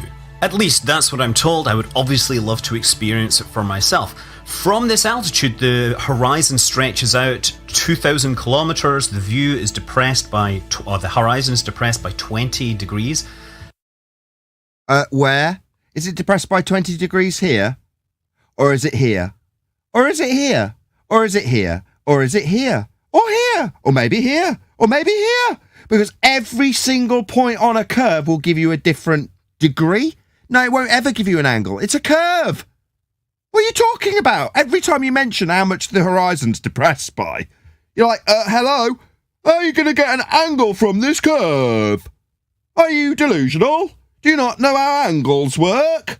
Yeah, how many times have I got to say it to you, mate? You're just making these assertions because the globe Earth mathematics has a horizon that's horizontal because it has to be. It's part of the geometric principles used to make the assertion about an Earth curve edge existent below surface level in mathematical orthographic view. That's then juxtaposed onto this, or transposed, I should say, onto this CGI rendering of a VR world with a horizon that you're declaring how many angles it's depressed by, how many degrees. What a clown! If only you could hear yourself while you were saying this stupid nonsense. Oh, you can, with me telling it you. Yeah, go and let him know. At Nathan Oakley 1980 sent me. Sorry about that. I thought you were finished. Yeah, I was going to say that actually what he's actually referencing is the level of actual depression the ballers have. You know, so they have 20 degrees of depression right now in his video because his video has to be CGI to show that. There's no way for reality to ever show what his video is showing. Oh, I see. Are you on a different scale? Is that number of degrees of depression like at 20 degrees of depression you get committed? Well, the depression only gets worse because the higher they go in this guy's video, the more curve they see. But in reality, the higher they go, the lesser curve they see. No matter where they go. He was fine until he went into orbit, because previously he could use down to attain things in the balloon and stuff. He could orientate himself perpendicular with the horizon, but now he's in space and he's in an orbit. He's got no way of orientating down in it, reference to his GP above the ball Earth. So he's going to need a space plumb bob at this point to take any angle now. Yeah, it all presents massive problems in terms of the contradictory geometry that he's now got to hold. Yeah. From here, you can see Africa easily to the south, but if you look to the north, you can now see the coast of northern Europe and a bit of England. So that's the altitude the space station orbits at, but the space shuttle has gone even higher. Nope, neither have done either. Orbits is a begging the question fallacy, come from the church. The begging the question fallacy of an orbital motion for the ISS is bunk. The ISS, as they describe it, not the light in the sky that you can see in your telescope, what they claim the light in the sky is. Tin can in a sky vacuum. Nope. If they were hovering above sky clouds that aren't dispersing into a sky vacuum that they're supposed to be whizzing around in orbit in, then all of the gas would vacate and we would have nothing to breathe. We'd all be dead. So no, I can debunk every claim that you're about to make about trips to the moon, trips to space, trips to do Hubble. No, none of it's real. No orbiting ISS, no men in space. Space is fake. It's a second law of thermodynamics violation. If the sky was a vacuum, the gas we breathe would fill the space. Simple. It's entropic law. It's a law of nature. Gas fills space. In its highest mission, it was up at 620 kilometers and could see much further, and actually apparently confused the astronauts. From this vantage point, our horizon now extends about 2,500 kilometers in every direction. You can see the whole of the United Kingdom. You can see Ireland. You can also catch... How many degrees is it depressed by, Scott? Bits of Scandinavia there. See all the way down to the Straits of Gibraltar and all the way out towards Greece and Turkey. This is crap. This is crappier than some 1970s movie where they've had a high budget and tried to create a sphere Earth. This is terrible. It doesn't look anything like the world I know. No, it looks absolutely ridiculous. Desert? Look at it. Look at the UK on this. It looks so stupid. How do they use a plumb bob in gravitational space? What I mean is that they have to, in all their space stuff, because of the 1969 moon landings, they have to show a force of attraction gravity, right?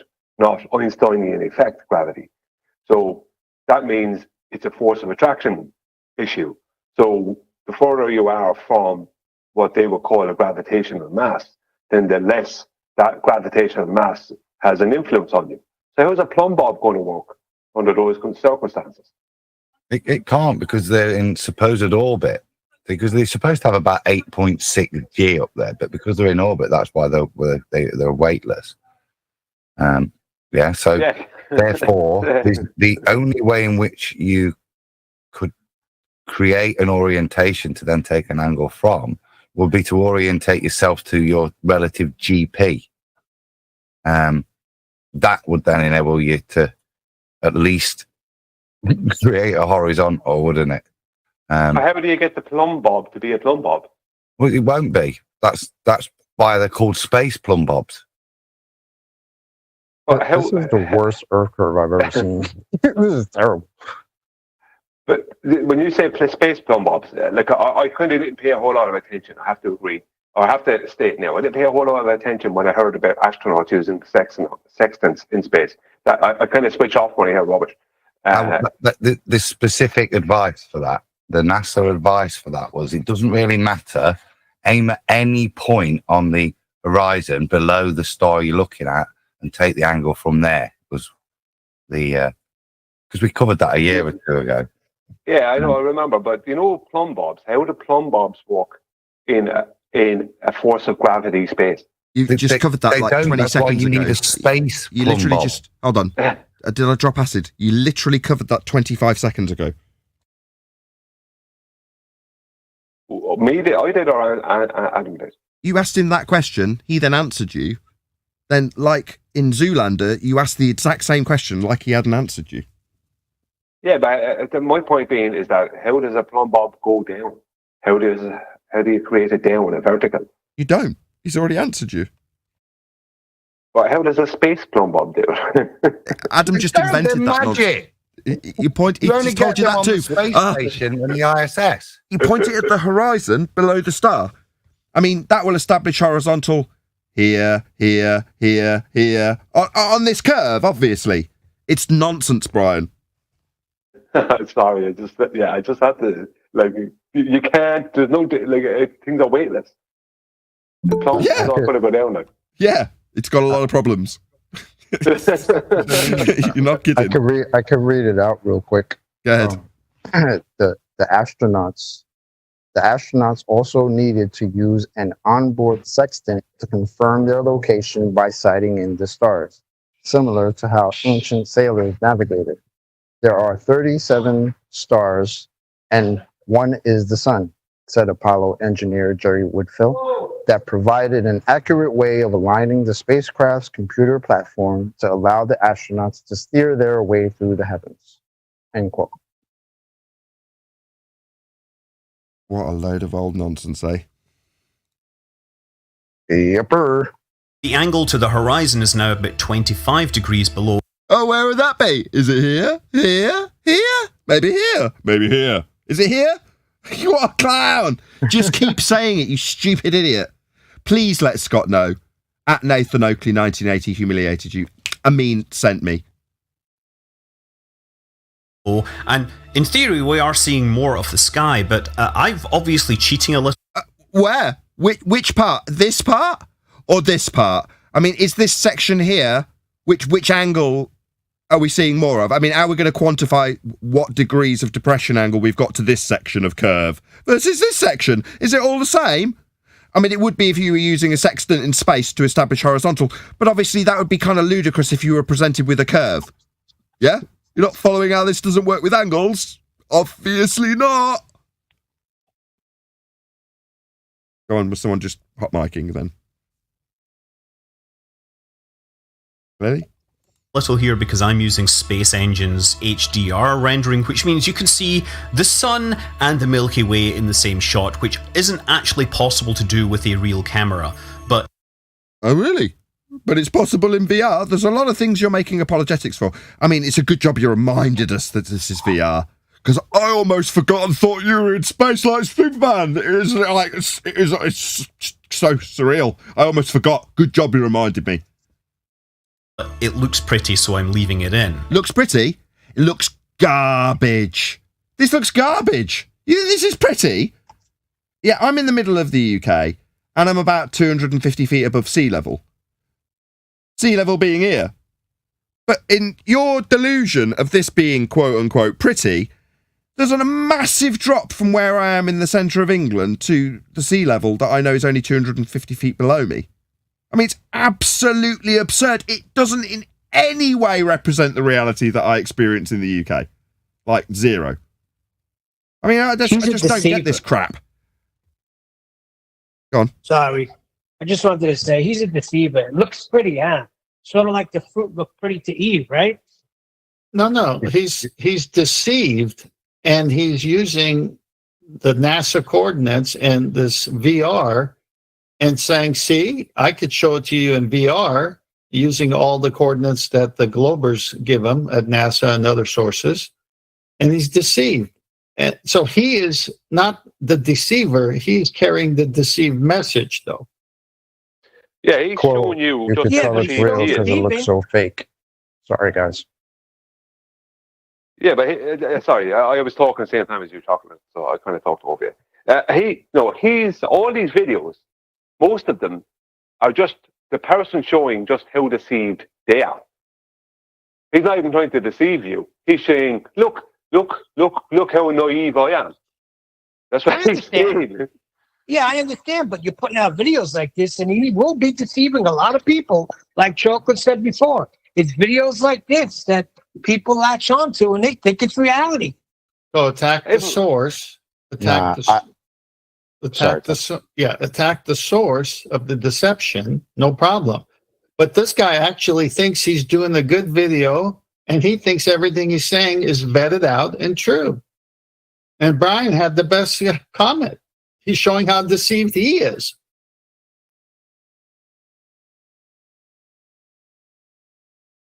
Yes, I agree with that. I do agree. And so the last real stop in Earth orbit for us is about 1,300 kilometers. And that's actually up inside the inner edge of the Van Allen belts. This was performed during the Gemini program. During Gemini, they were testing orbital... Health and safety warning. If he goes in up there, he's going to die. Well, it's not we need to solve these problems before we send people to this region of space. Good idea. Well, we didn't know about it, so it didn't affect us. Pretend I didn't hear what he said then. Rendezvous and docking, so they would dock the spacecraft with the Agena target vehicle. And after performing the docking in some cases, they relit the engines on the Agena upper stage to push the Gemini into even higher orbits. So the highest orbit achieved by a human in... No, nobody's ever been into orbit. This idea disseminated by the church and refined to give them predictions about Easter will be, has absolutely nothing to do with our reality. The notions that they're built on, orbits that is, are built off a flat Earth in terms of how things were measured. So this is absurd. How can something that's virtual be vetted out and be real? Define virtual, please. Not real. Yeah. But it can be virtually real. Oh, brother. Well, he asked. Orbit and not headed to the moon is about 1,300 kilometers.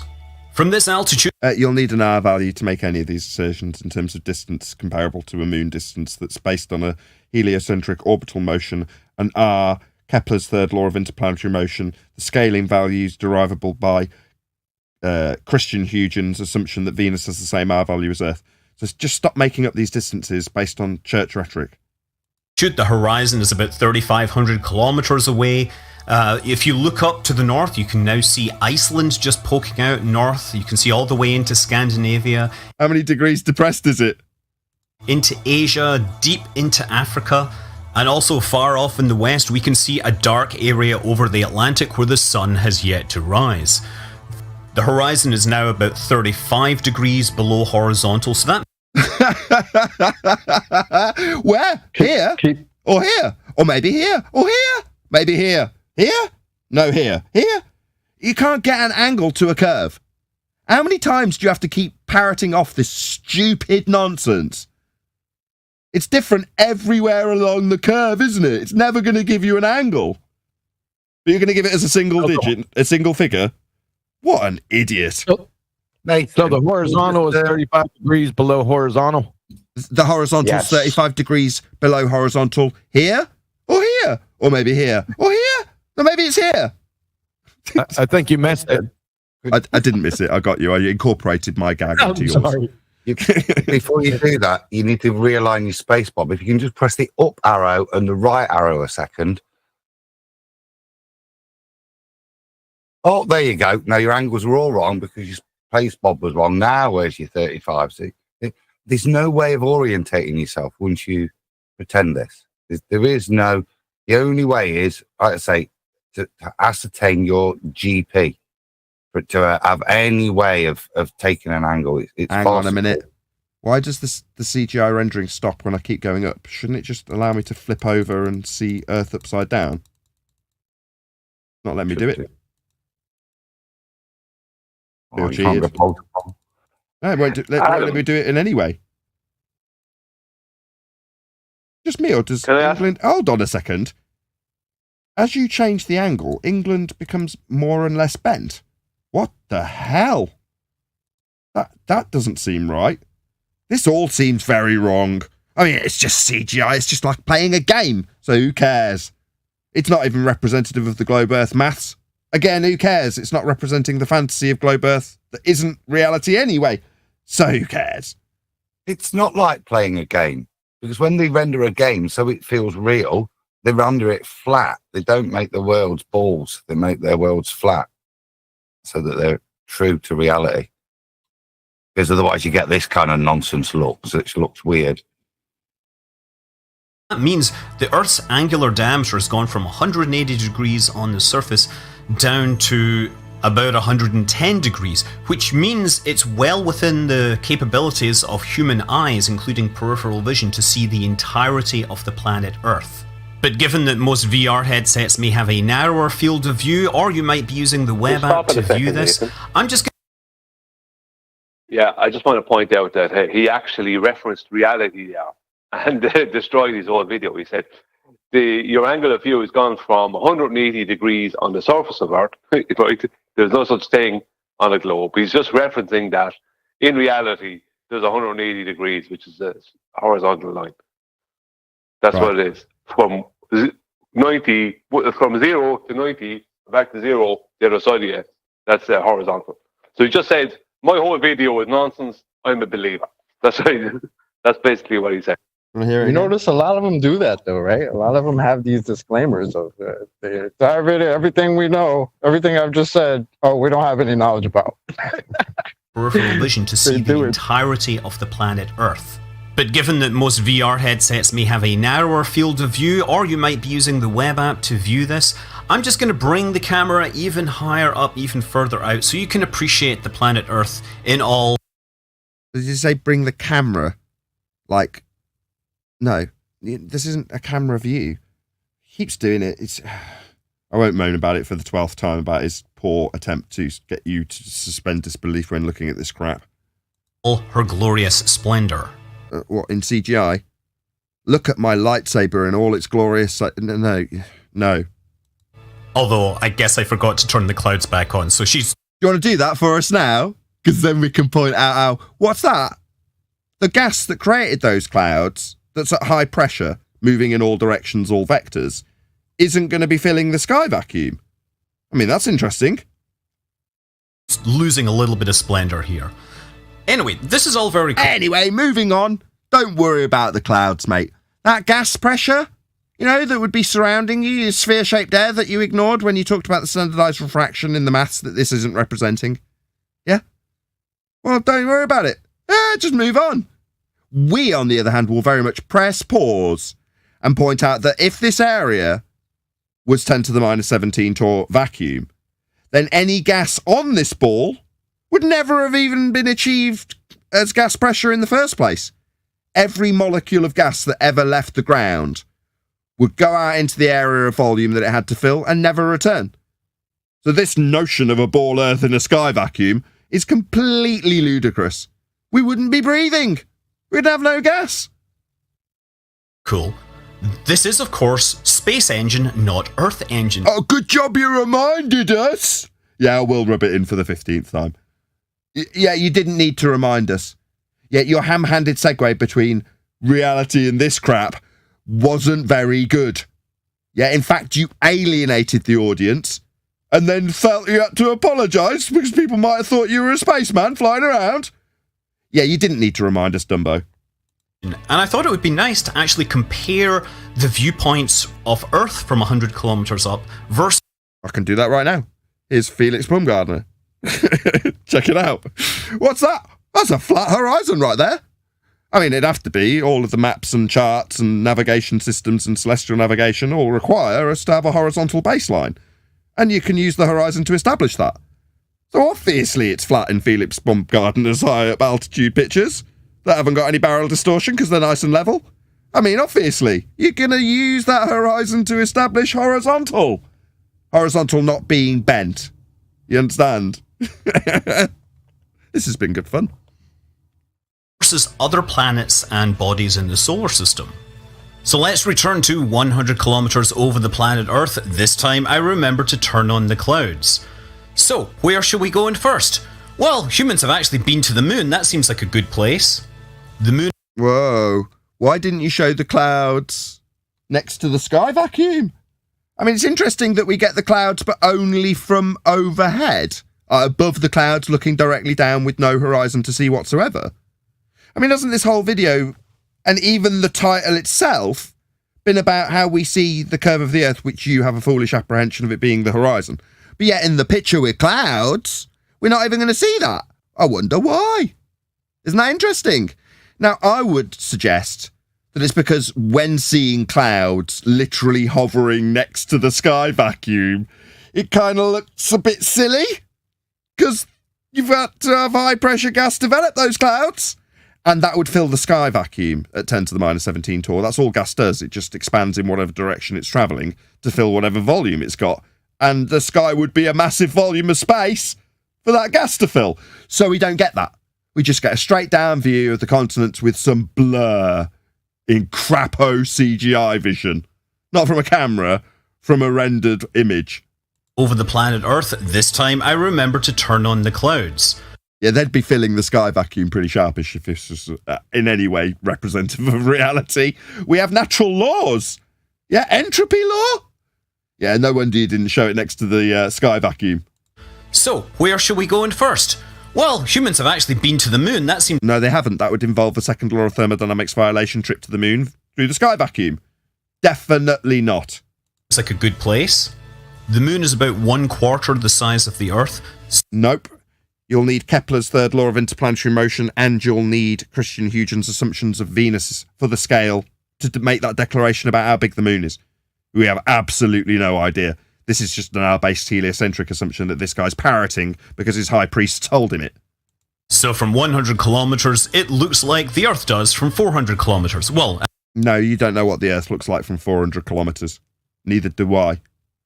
You have no idea what the moon looks like from any distance because we don't know how big it is or what it is. We don't know if it's got a distance. At least in terms of the curvature, obviously... Yeah. Just very quickly. In reality, the moon is about the same size as the sun, and we don't know what size the sun is. So that's the end of that. Well, the apparent size of the two are the same. But apparent is not actual size. You can measure the angular size of them being the same. Well, that doesn't mean anything. Yeah, I did. I made a point of not using the word apparent. So I started off the sentence with, in reality, the moon is about the same size as the sun, but we don't know what size the sun is. And so I don't even need to use the word apparent because it means we don't know. No, we don't. The Earth isn't a grey, barren hellscape. The next planet humans might see... Neither's the moon. You don't know that the moon is a hellscape. For a start, I don't think that light in the sky is capable of being walked upon. It makes no logical sense for me to infer that the ground that I'm physically walking upon is represented by the light in the sky. It just seems ludicrous, but you're going to immediately infer by the liars that told you they went to space, those liars we mentioned earlier, the astronauts who are taking pictures from sky vacuums in church-based heliocentric presuppositional orbits. No, definitely not. But if you want to think that that light in the sky is terra firma, then you're an idiot. With their own eyes would be Mars. Mars is about half the size of the Earth. Again, you'll need an R for that, an R-based heliocentric measurement of the geometric horizon below surface level in a differential calculation that Al-Biruni did. Oh, what do you know? I got that on screen too. Yeah, this is where you derive your R value from, and you'll need a flat plane to get it. So all of your distances for how big and how far Mars is, or how big and how far Moon is just absolutely absurd. You're just a church parroter. Go ahead. Oh, that's not correct. He'll need a flat Earth to get the actual back engineering of the R value. But the measurements will be flat Earth measurements. That will then be back engineered into an R value. It won't have anything to do with Al-Biruni or Eratosthenes. Good, but in Al-Biruni's example that I've got on screen, he does the same. He takes elevation measurements to the top of the mountain, so you can use trig to get the height off a flat plane, to then only go up the mountain and have complete amnesia and forget that he's just measured the flat surface to give him the height, and infer that this line that he measured flat to give him the height is actually now bending away to the point at C below surface level. C being this backward C. I don't know why it's reversed in Adam's version, but it is. Anyway, stick a mirror next to it, it'll all make sense. You see more curvature here and some cool details of Valles Marineris. Moving to the outer solar system, this is Europa, which is about the same size. No. Again, if you'd have managed to suspend disbelief with us for 1 second, we might actually believe that this CGI rendering of a moon, or is it orbiting Jupiter, Europa, was actually a surface rendering of something physical. I know it's just a light in the sky, and I know that this is going to be your CGI VR. Size as the moon. You can see Jupiter up there as well. The radiation levels here are pretty high, but it's not entirely out of the question that humans might see this one day. And finally, for the small bodies, we have Enceladus, which is about 250 kilometers in radius. You'll need an R value for Earth and an R value for Venus to assert the radius value of this when scaled using Kepler's third law of interplanetary motion and Huygens' assumptions of Venus having the same R value as Earth. So no. Stop declaring distances that have come from church values. Go ahead. He also claimed he could measure the radiation in his delusion that was derived from a flat plane of these distant planets and moons. He's lost. I don't think he can find his way back. That's okay. We'll just make fun of his stupid declarations of angles to bent lines. It's just silly. So it's actually really tiny. You can definitely see this thing is a spherical body. What if I look through a telescope? In CGI, you think you can see it in 3-dimensional because you've presumably got 2 lenses in front of both eyes. In reality, a telescope doesn't give you binocular vision, and you can't identify anything in the sky as being spherical. Ever. So no. Again, in your world of fantasy, when you've got a strapped-on headset, you might be able to see its sphericity. In reality, you don't have binocular vision to identify anything in the sky as spherical. Now, of course, we can go to the largest planet in the solar system, which is Jupiter, and view it. Yeah, you'll need an R value for that. It's just a tiny little dot in the sky. So no, it's not massive. To tell me that something that is apparently very small, and I've seen with my own eyes and is small, is giant and massive. No. Stupid. You've not looked at Jupiter. Look at it. It's not massive. It's tiny. Teeny little tiny little light in the sky, but you think it's massive. No, because you've got Kepler's third law of interplanetary motion and Huygens' assumption of a Venus that's the same R as the assumed Venus R for Earth. That's all you've got to make this declaration. But obviously, just by bloody looking at it, it's tiny. Go ahead, whoever that was. I was just going to add that he wants us to look at Jupiter from 100 kilometers. The biggest ball of gas that happens to be flying around in a vacuum. It's wonderful. Above the cloud tops, and frankly, I don't think Space Engine's doing a great job here, but I would really like to take some JunoCam images and try to map those, because those can get down to like 9-kilometer resolution. But Jupiter is huge, and you won't see any curvature from 100 kilometers above the surface. And pretty much the same is also true of Saturn, but at least you get to see that beautiful ring hanging over the horizon there. What? I mean, he's talking about us being able to not see curvature because it's too big. But yet in his CGI renderings, it's apparently curving. With rings. What? I just can't quite wrap my head around how much doublespeak there is in his own video with his own apologetics for his own fantasy nonsense that doesn't match anything about the heliocentric mathematics. I mean, it beggars belief, really.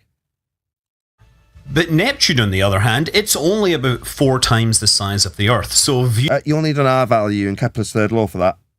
Viewing it from about 100 kilometers is roughly equivalent to your view out of an airplane window at 10,000 feet. What, this on screen now?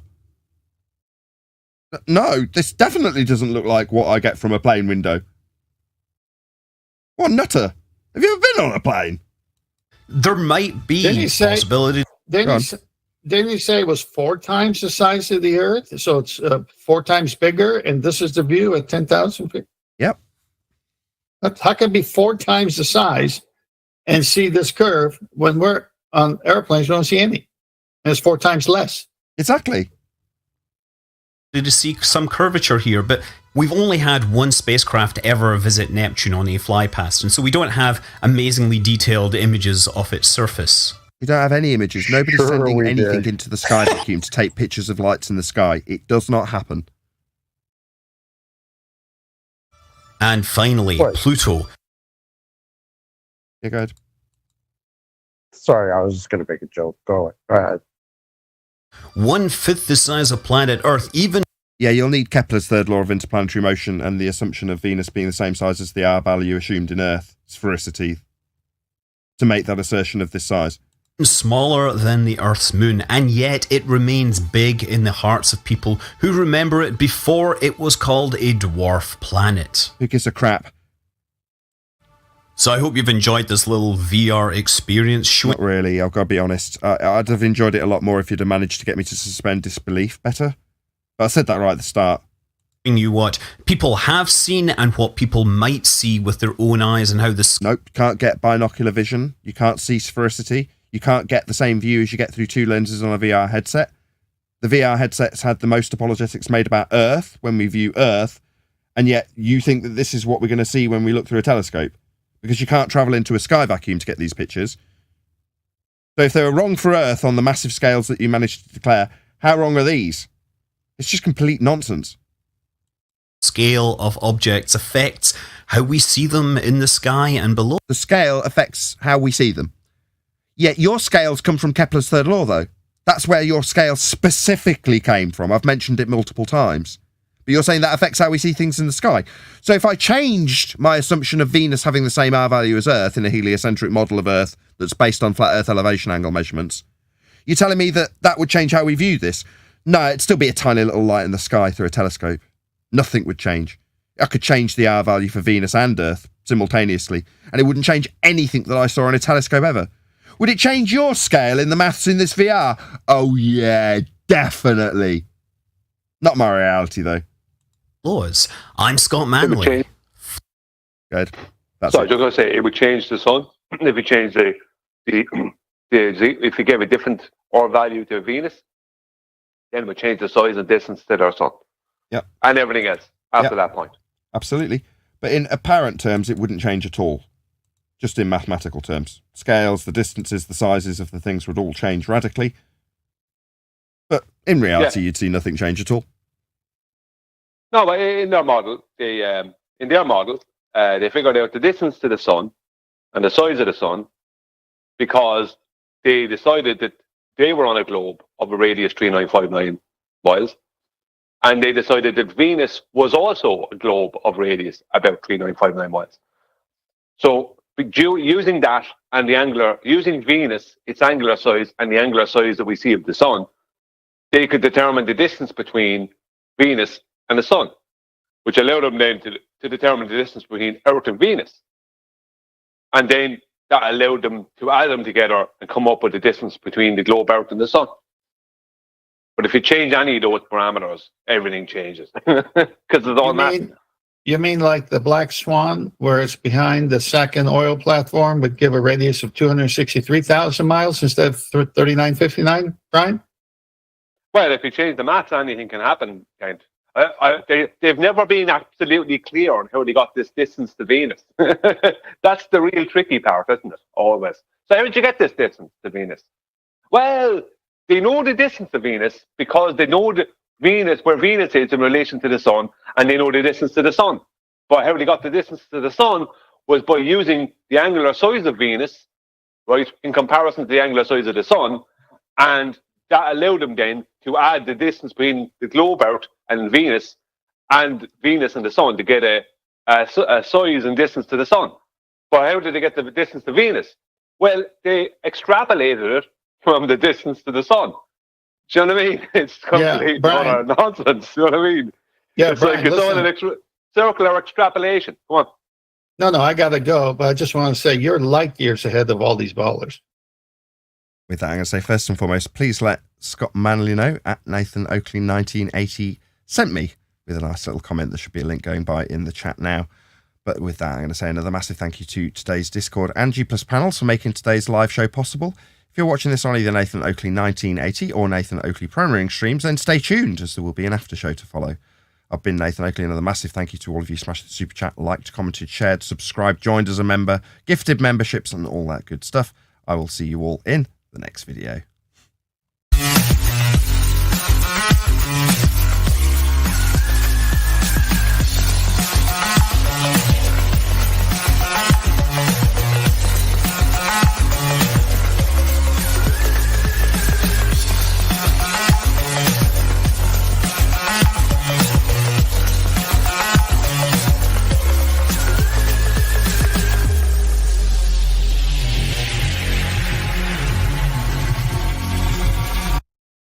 Oh yeah, works out. Funny, because when I was at that museum, that's what my sister-in-law was saying. I'm like, do you hear what you're saying? They just don't get it.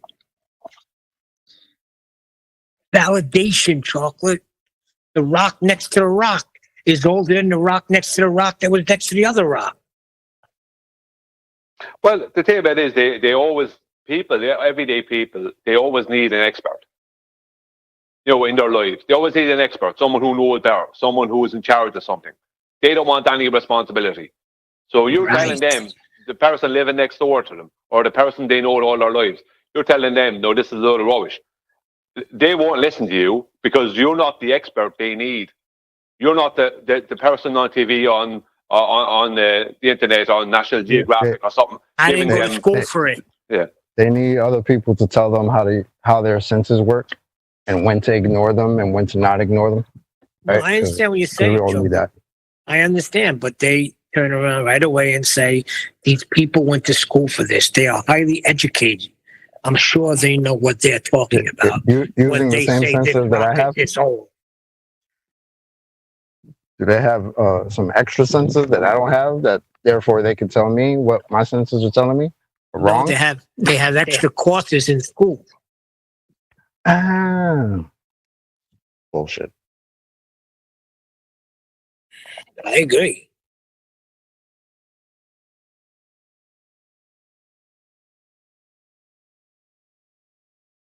And you're right. That guy is totally deceived. But in putting out a video, he's becoming a deceiver as well. Well, it's the same thing as someone putting out a video about how they're Spider-Man or that something like that, or Marvel action heroes or something. It's the same thing.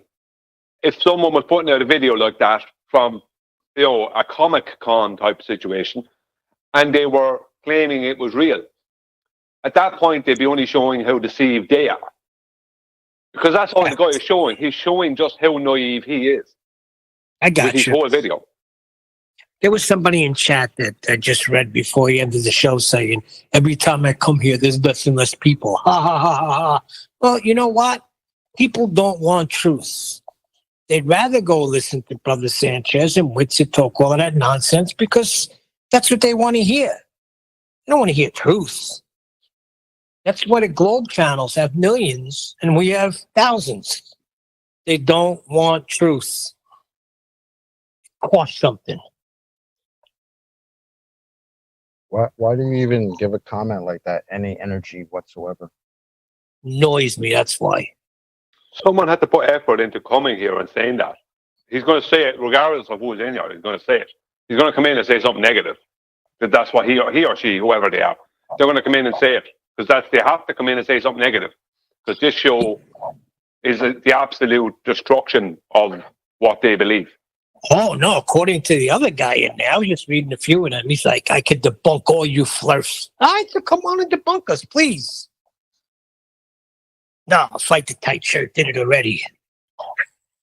Neil, why pay attention to them? These are the same exact people making the exact same claims. You go back any amount of years ago, and the same people were making the same, maybe not the exact same person, but the exact same type of person with the same no evidence and no arguments were making the same claims years ago, and they all failed. And they'll all fail in the future. There's nothing to even think about. Well, I don't like when they say debunked all you flirts and they bring up Eric Debate. Well, not Eric Debate here. This is Flat Earth Debate. Nathan Oakley, 1980. Come here. They know what they're saying to you. They know they're going to trigger someone, and you're that someone at the moment. That's the whole point of what they do. They're just trolling. They're looking to trigger somebody. And now some of them do actually believe that they have evidence for something.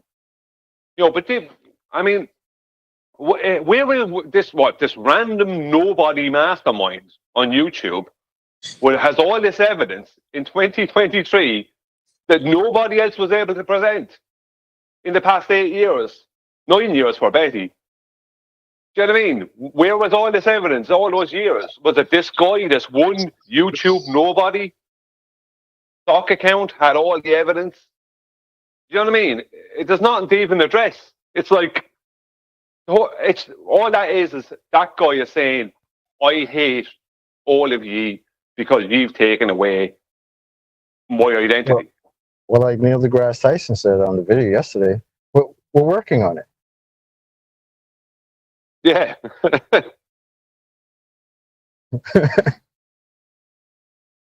Keep working, guys.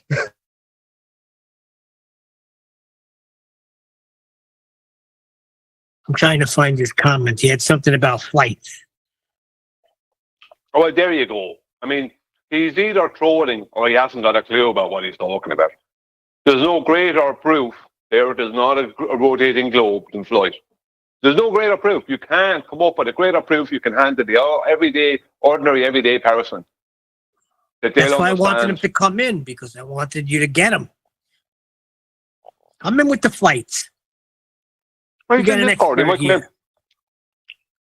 He can show all the maps for the globe and how the flights. He can come up with the pitch data, all the things.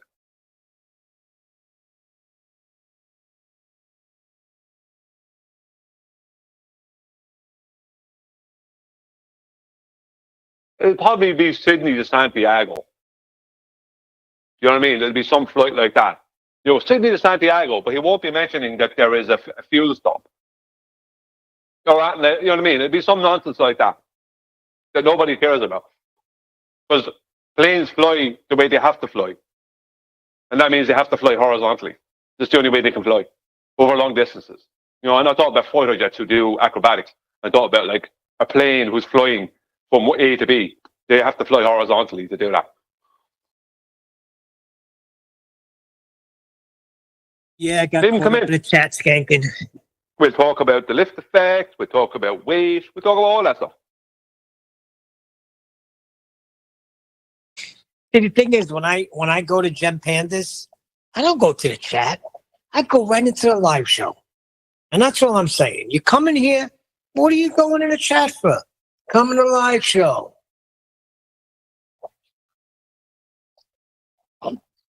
No balls, that's what it is. Sorry. Coward.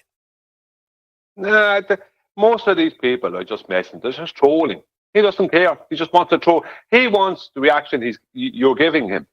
Why are we even talking about this? So there's nobody. Why are you giving him this attention? If he has something to say, he'll come in and say it. Here's the attention I give him. Come on and tell us. But why, like? Why? You're being drawn in. He's making claims. There's an open Discord link if he wants to come in. He can come in and make them. Or else don't. Why I wouldn't give him, man? I don't read the chat at all. I couldn't be bothered. There's plenty of people in the chat to take care of these people. He'll get plenty of competition in the chat. He's just coming in making big. It's like someone walking into a bar making big brash claims. But he's not actually even walking in there. Do you know what I mean? He's outside the bar. You know, I could be all year pool. Come on in then. Silent. That's a good. Do you know what I mean? It's that kind of rubbish. He's only just looking for a reaction. You know, because you see, I have to understand psychology, Neil. This guy or girl, whoever they are, they think that we're stupid, and by you attaching yourself to their stupid comments, right? That is giving that person a little buzz. They're enjoying that you are paying attention to their rubbish. That means they are manipulating you, and that allows them to believe they're smarter than you. That's where I disagree. Hang on, let me finish. It allows them to believe that they're smarter than you because they've triggered you. So every time you see one of those comments, as soon as you start responding to it in the wrong way, if you're going to respond to it at all, then that person, in their own mind, has won a little victory over you, an intellectual victory over you. And it's confirmation bias for them that flat earthers are all stupid. No, I don't get triggered in the comments. I just tell them, come on the show. If you got some proof, I would love to see you debunk. But you've addressed a nobody, Neil. You're missing the point. I don't care whether you still get triggered. You're addressing a nobody who's making claims. There's an open Discord link there. The show is on 5 days a week. And then you have QE Live and you have Ball Busters every second week. I mean, there's plenty opportunities for this guy to come in and give all these evidence. There was a whole thing on airplanes on QE Live only a couple of weeks ago. Where was this guy with all his evidence? Yeah, so when they say why are you addressing him? Hold on. Because I don't know who's in that. I don't know who's new. I don't know who's not. So I'll let them know. You're welcome to come in and somebody will make room for you. Righteous room for you if there is no room. And that's it. No back and forth. If he wants to come in, he can lay his whole claim out. Everyone will leave him leave his claim. Everyone will leave him make his claim. But why are we talking about him, Neil? Why are you not listening to me? I am listening. But that's the only reason why I'll listen to him. Because if there's somebody new in chat, I want them to know clearly you have an open line to come in and say what you got to say. But they don't. So that shows the people, if they're new, they know that this guy's full of crap. that's the whole point, Neil. They all And know there that. is somebody new. Literally, Nathan makes a habit of saying it every day. Like, that's the whole intro is, please come here. Like, it's not a secret. Yeah, but you're talking an hour and a half, 2 hours ago. New people could have joined. Don't forget, because there was new people coming in. The numbers were going up. Okay, so just in case anybody's new. And you don't have to. I choose to do it every now and then. I haven't done it in months. I chose to go in there today and do a little moderating. And I'll get somebody. Bro, the problem is not that you do it. The problem is you do it and then you get agitated that you did it. It's like if you did it, you were happy about it. Nobody would care. We're like, yeah, that's what's up. But you come in, you're like, these people, It's like when I go to Japan, like that's like me saying, when I go visit, way always. When I visit the Roach Motel, these roaches act like roaches. It's like, yeah, no. They're roaches. I say it just to put it out there, just to continue to make them look stupid. They try to make us look stupid. They don't even have to. They claim we're stupid. No, we're so stupid. No, Come he's on making. in. No, he's trying to make you look stupid by addressing him. I'm going to just presume it's a he, like most of them are. He's going to make you look stupid by addressing him. Right? That's what he's doing. And he's doing a good job of it. Because you are addressing him. No, Brian, go back and read the freaking thing. Why would Go back, watch the Brian doesn't care about it. That's the point. You shouldn't care either. Go on, Chocolates. I was just going to say that. That's what I said. Brian doesn't care. That's the point.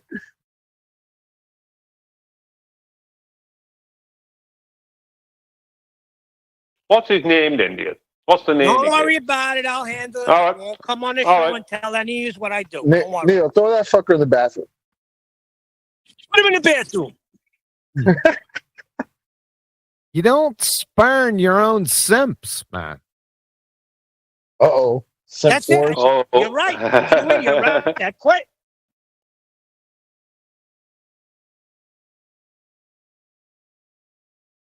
No, I just feel there's always someone making some stupid comment. What's the point? I could do the same thing on a border channel, right? But I don't do it. You know why I don't do it? I could get some nonsense account, YouTube account, and go and say, why don't I do it? Because it's not a win. It's not in anything. There's no progress. It doesn't do anything. But for them, that's what they've got. But that's all the person has maybe got. When I go, why do you come and chat? When I go to Gem Pandas, I go right to the live show and I speak right to them. I want people in chat to see.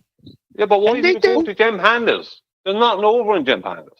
I'm saying when I go right to the live show just to destroy some people. You know, sometimes when Nathan's computer's down and QE doesn't do any shows and I'm stuck in La La Land, I gotta go there. QE doesn't do any shows.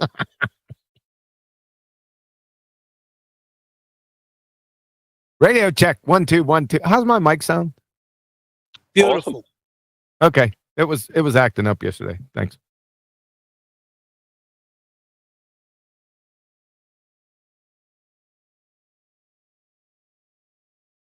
Well, thanks for that conversation killer. Well, okay, You're welcome. Sorry. I was just saying. I was just saying you're welcome. Sorry about that. We're both sorry. Okay, I'm going to do something here, right? And if people just give me a couple of minutes, don't jump in, don't get triggered, don't get angry. I'm going to be very concise about it. I'm going to detail what I was talking about when it came to saying structural support. And I won't use the word structural, right? I won't use the word structural. Right? What I was originally trying to get at was, if I take my phone and I drop it when I'm in my kitchen right now, right? It's going to fall through the air. because the air can't support it. But if I have a helium balloon, right, the helium balloon will go up to the ceiling, right? Or if it's half filled with air, it will sit halfway between the ceiling and the floor, right? If I drop my phone into water, it'll go down. But if I drop it onto wood, it won't. It won't go through the wood, but it will go through the water. But wood is less dense than water. So it's not always a density issue. It's a structure issue or a support, let's call it not, I keep the word structure out of it, a support issue. Now, why the helium balloon goes up and my phone goes down, why that happens, why the helium balloon goes up, like we can talk about it being, it's going to be a density issue, right? But when it comes to the water and the wood, it's not a density issue. Same way with ice and water. Like my phone won't fall through ice, but it will fall through water.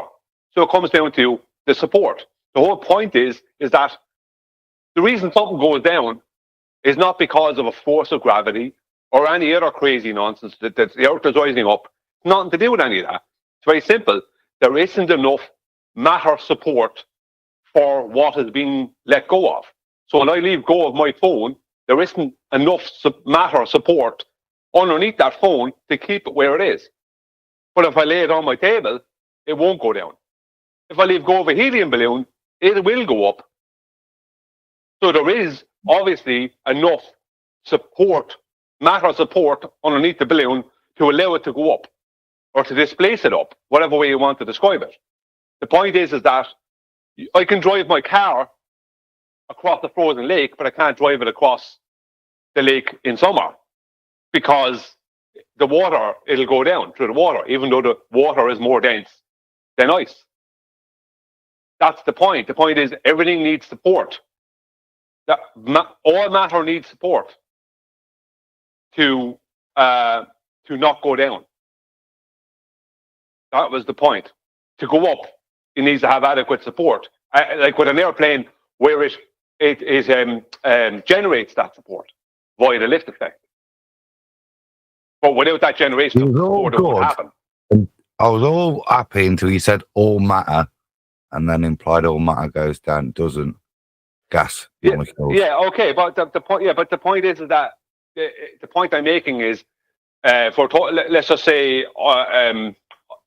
see, when it comes to this, is the problem. When it comes to gas, you're dealing with gas behaves in such a bizarre way, so different from liquid and solid, that when I'm trying to group them all together as a kind of an overview or a kind of a description as an overview of all those type of effects, that's where I came to. I called it originally the structural support of matter, because the whole point was it was about what would support something and stop it going down if it has weight, right? Weight is defined by being weighed in air. So my phone will go down because it has weight. It has a downward vector in air. The helium balloon doesn't have a downward vector in air, so it doesn't go down. But why does my phone? Why does my phone? Go on. If the molecules that the airplane is flying through, regardless of whether they have structure or not, they are made of matter. Well, that's the only way we can describe them. We can't see them, but we presume they're made of matter. You know, gas is such a mystery. Well, they're made of something because you're going to get into trouble. How am I going to get into trouble? How am I going to get into trouble? Yeah. So you're saying that gas isn't matter because we can't see it? No, I'm saying we have to presume it's matter because we can't see it. No, you're not presuming it's matter. Well, that's how it's described, but I can't see it, so I can only call it matter. I can only describe it. I can't show it. I can't. No, hang on. I can't show. You said you agreed the other day. I can't show somebody gas. Yeah, you don't want to show it. Yeah, I'm gonna minus myself out of this discussion right now because it's gonna end badly. How is it going to end badly? I don't understand what the trigger is here. I'm being honest. I can't see gas. I can't show someone gas. I can only show someone the effects that, via gas. That's just honesty. I'm just being honest. I can describe it, but that's it. I'm with you on the we can't see it. Like, we can't see gas molecules or whatever, but just the gas behavior, wouldn't that make it matter? Just the way gas behaves? Just because, Sure, yeah, but that's how I just. That's sorry. Come on. I feel what you're saying. Like, you don't want to say it's matter because you can't see it, but just the way you breathe, you feel something going into your lungs, right? You feel wind. Well, It's I gotta be physically made of feel something, it. and we call that matter. Yeah, I physically feel it. I just can't see it. Not at the small level. I can't see it at the small level. I can see it sometimes if there's like bromine in that. You can see it in a concentration. For air, if we talk about air specifically, you can't see it. Air itself, you might see dust being brought up by the air, things like that. You can't see it. So we describe it as matter. But to me, gas is nearly like magical. Because it's, this might sound stupid, but because it does all these things, but we can't see it, we can only describe it. And we can feel it, we can see it doing things. So we're going to say, well, it's matter because water evaporates when water vapor, and that condenses and becomes clouds. But the water vapor part, we don't see. Hold on. You know what I mean? We live in a physical world that was created by. One second, Neil. This is the important part. We live in a physical world, but that physical world was created with magic beyond our understanding by a creator. Well, this is tying in because I wanted QE to go over that with that day we were talking about Genesis and creation. How he said you were seeing entropy take place step by step. I just wanted to know if he would go over that again.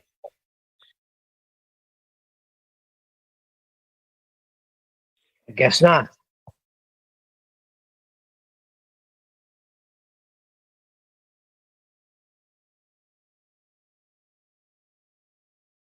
Do you remember, Brian? You were there that day. I remember listening to it in the past. Yeah. The point is, Neil, and for everyone, is that there's certain things in the world that we can only pre-assume at present. Maybe in the future we won't have to pre-assume them, but at present we can only pre-assume them. And they help us to understand, help us to describe, but there's certain things we can't show. And we must accept that. That's the only honest position you can take. The most honest position you could take is to understand that, yeah, we live in a physical 3D world, but how real is it? How real is the world? I mean, it was created by somebody who doesn't adhere to its rules. We must adhere to its rules. So we must be humble and accept that there's mysteries within our what we would call the physical world that we have to physicalize and describe physically, when some of those things might have more of a magical quality to them than we're willing to give it. You know what I mean? Yes, sir.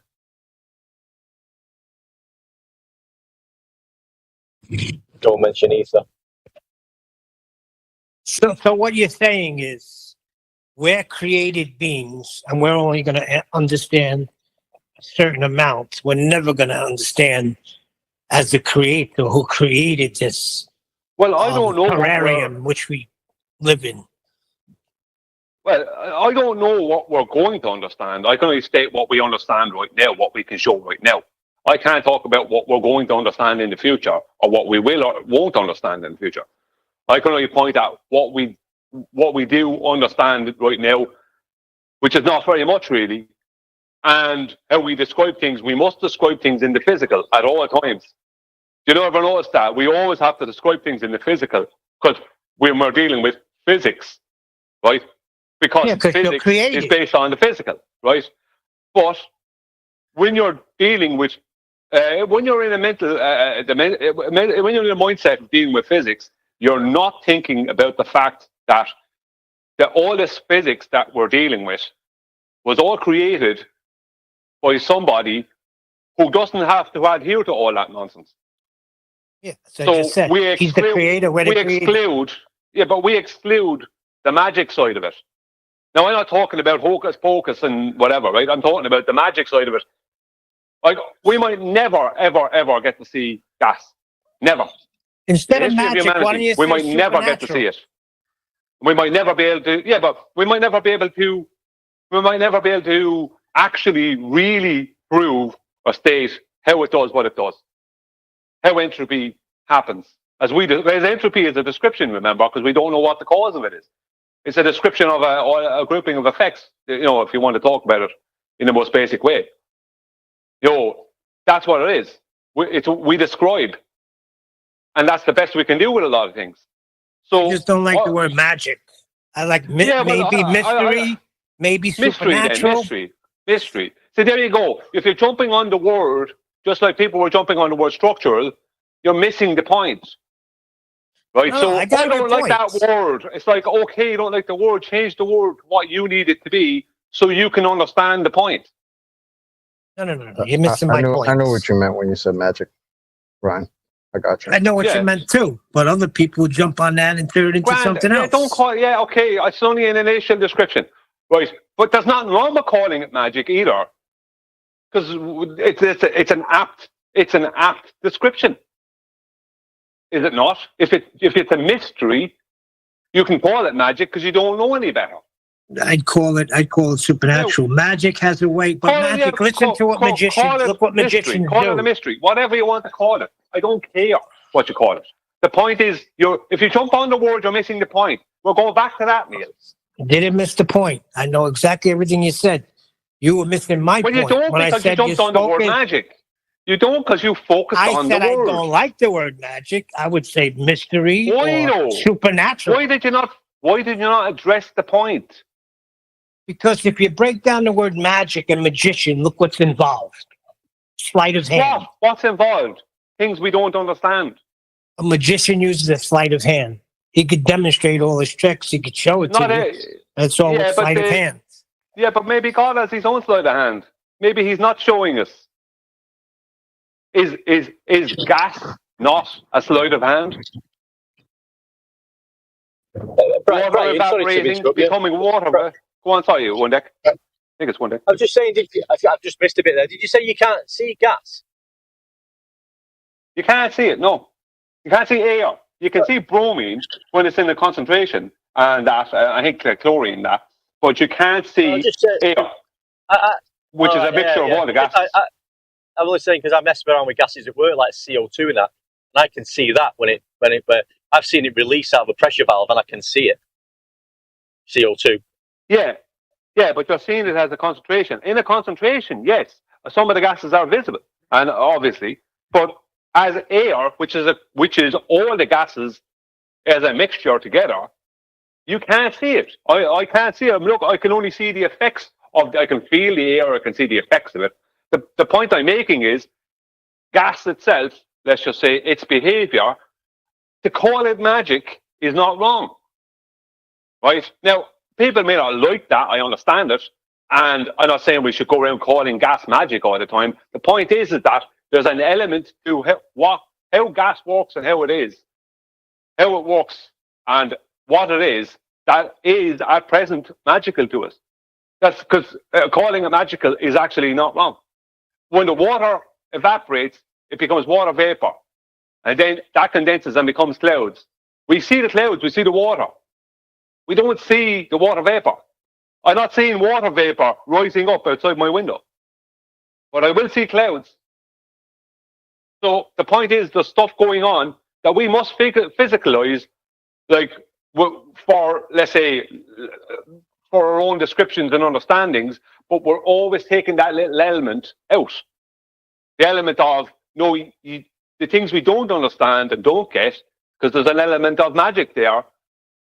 That I mean, I understand what Neil's saying about the I mean, I do understand what Neil's saying about the magic word. I mean, I don't know. We could look at the definition of that, but I mean, I'm not trying to argue with you, but yeah, I'd prefer something like it's a wonderment or something like that. I think magic is. Yeah, but see, you're focusing on you're doing the same thing as Neil did, though. One day, you're focusing on the word and not the point.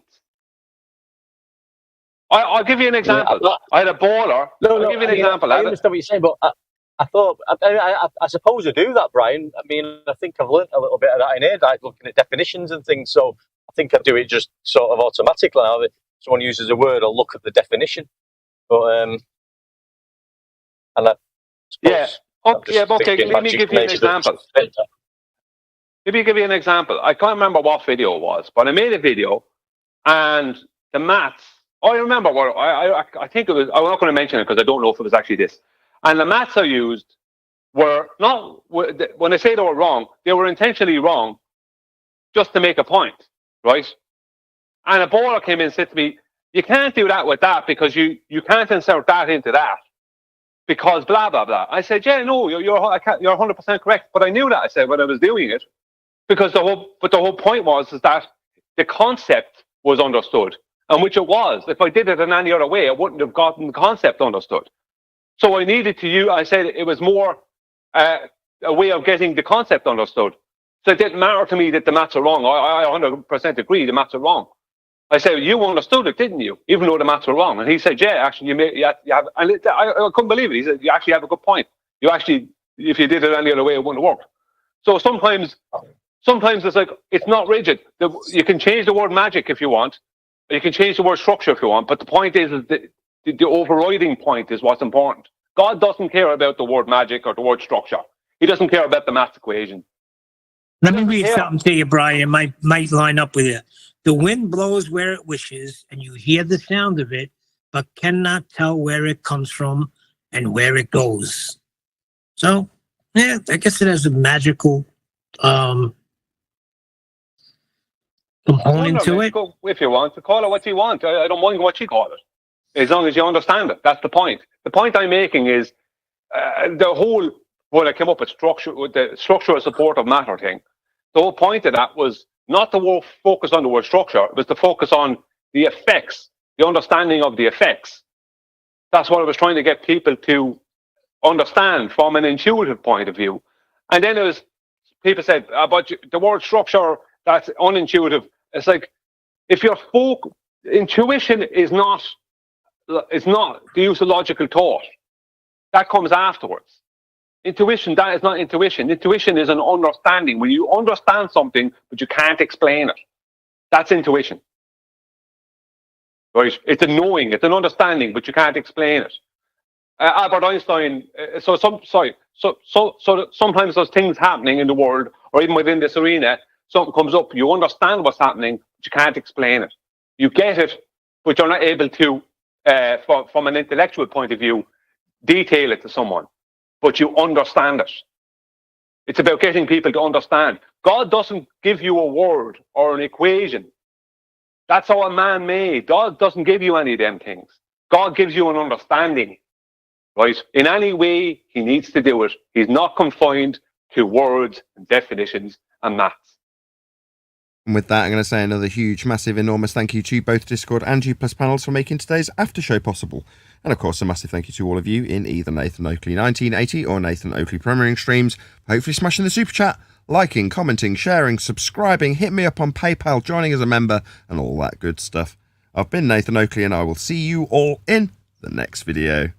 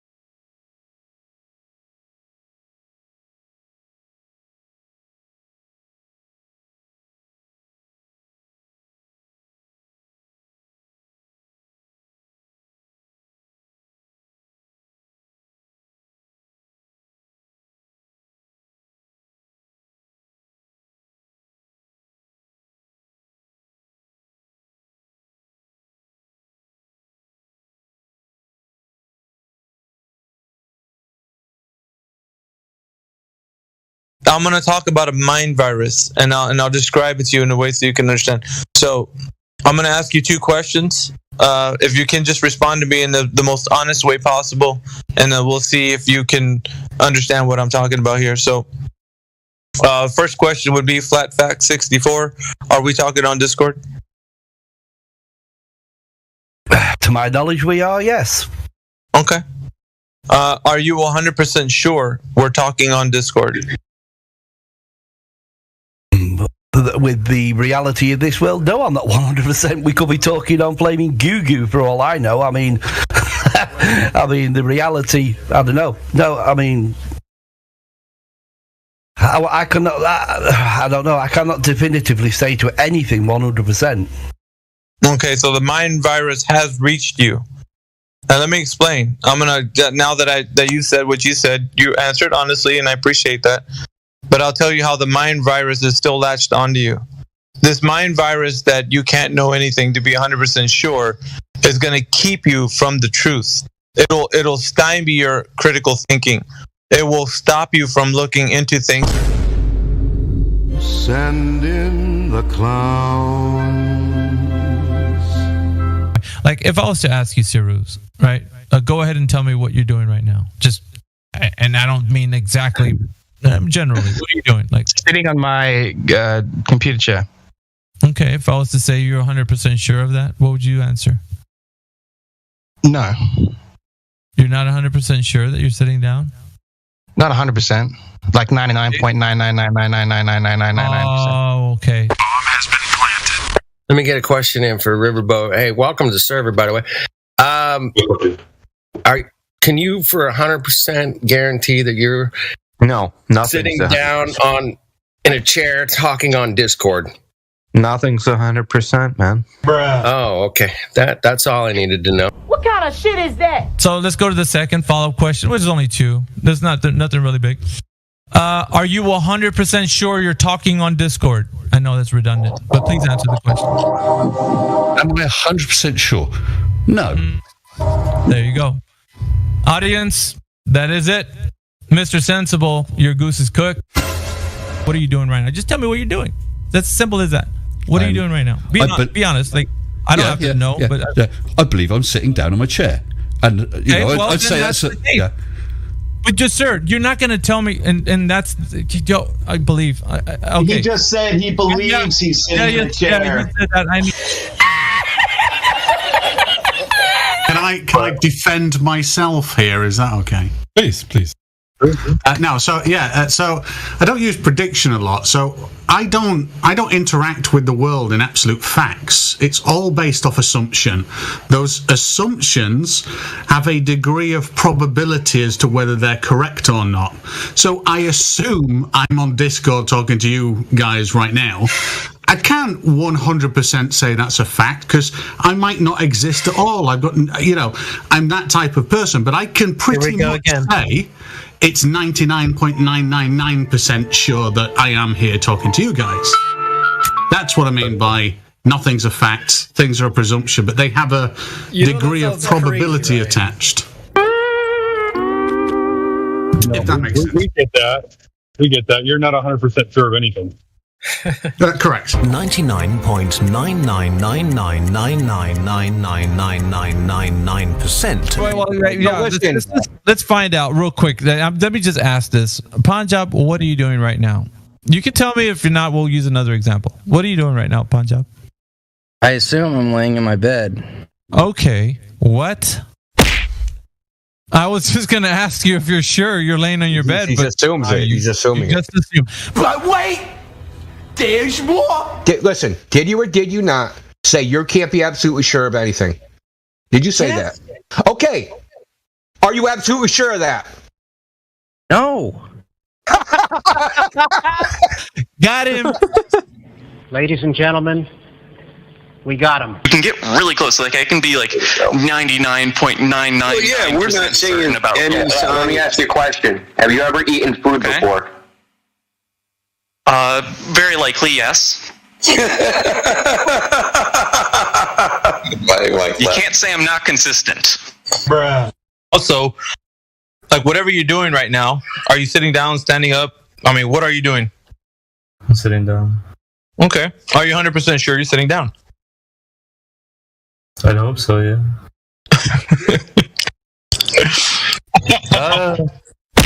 Okay. No further questions, Your Honor. Are you 100% certain that you are speaking with us on Discord right now or not? Oh, fuck. Tough one. No, it's not. It's not tough. So you can say you're talking on Discord, right, Crepuscule? Yeah, I suppose I'm talking on Discord. Yeah. Suppose. Wait. Well, why was there hesitation, and why now is it you're supposing that you're talking on Discord? Tell me about why you think that. Because I could be just a dream in the mind of God. Who knows?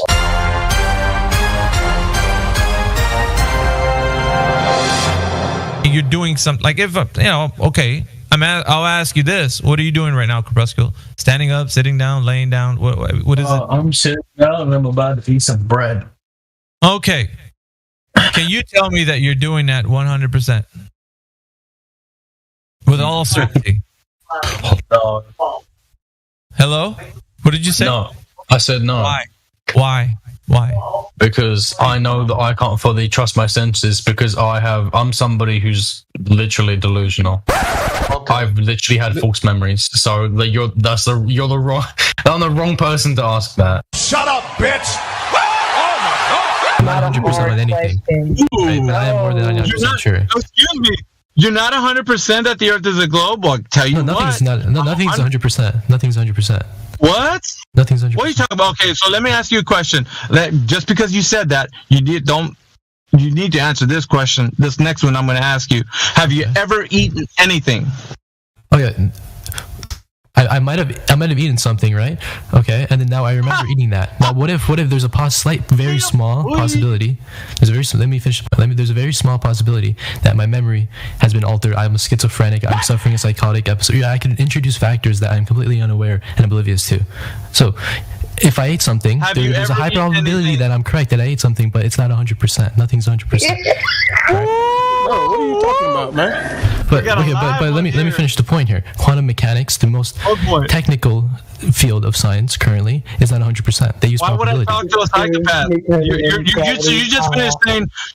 You just finished saying you could be schizophrenic. Why would I want to have a convetion with a schizophrenic? I was making a hypothetical situation. No. You just said I could be schizophrenic. It's not. Yeah. To tell you, are you 100% sure that you're sitting down watching your screen? Well, nobody knows what's outside their perception. No, that's not what I asked. What I'm asking is exactly what you told me. I'm just repeating it back to you as in, are you 100% sure that what you told me is exactly what's going on?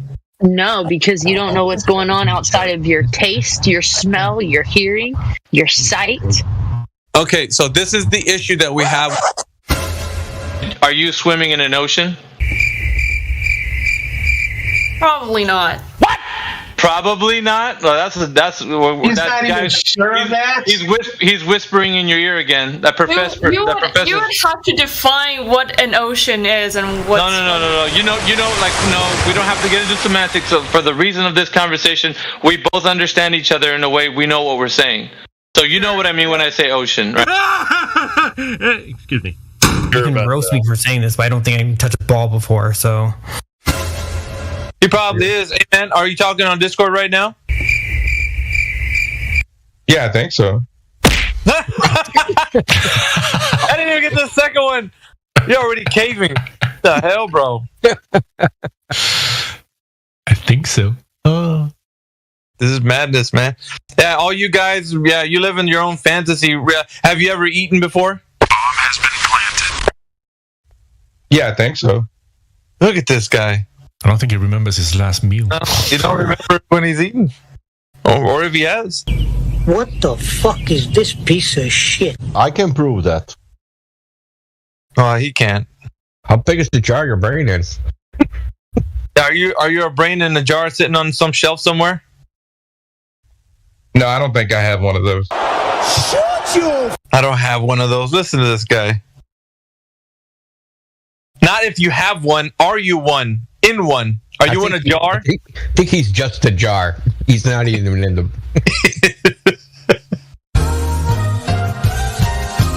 Are we? I just said I believe I'm on Discord. Are we talking? I believe so. Yes. Okay. Are you 100% sure that we're talking on Discord?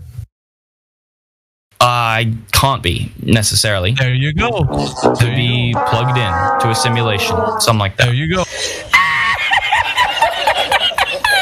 Are you sure about that? How about what are you doing right now? Are you sitting down, standing up, Deck?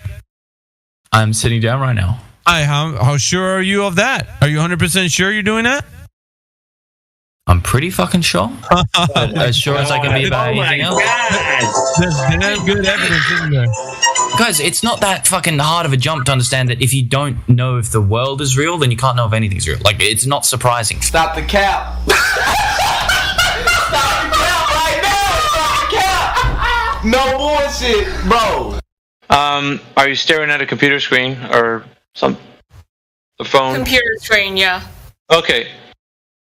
Are you 100% sure that you're sitting down staring at a computer screen?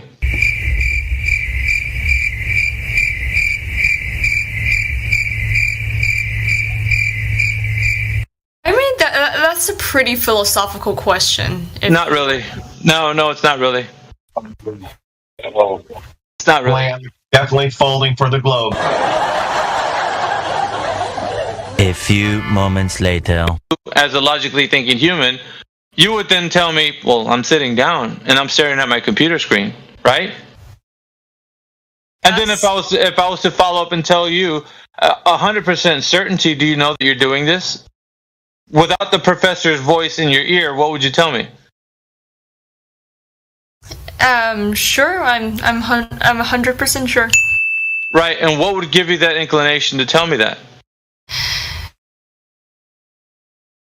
In my defense, I'm a social sciences student, so again, but my inclination would be to say that based off my conception in my mind of reality, the way my brain interprets its sensory input. There you go.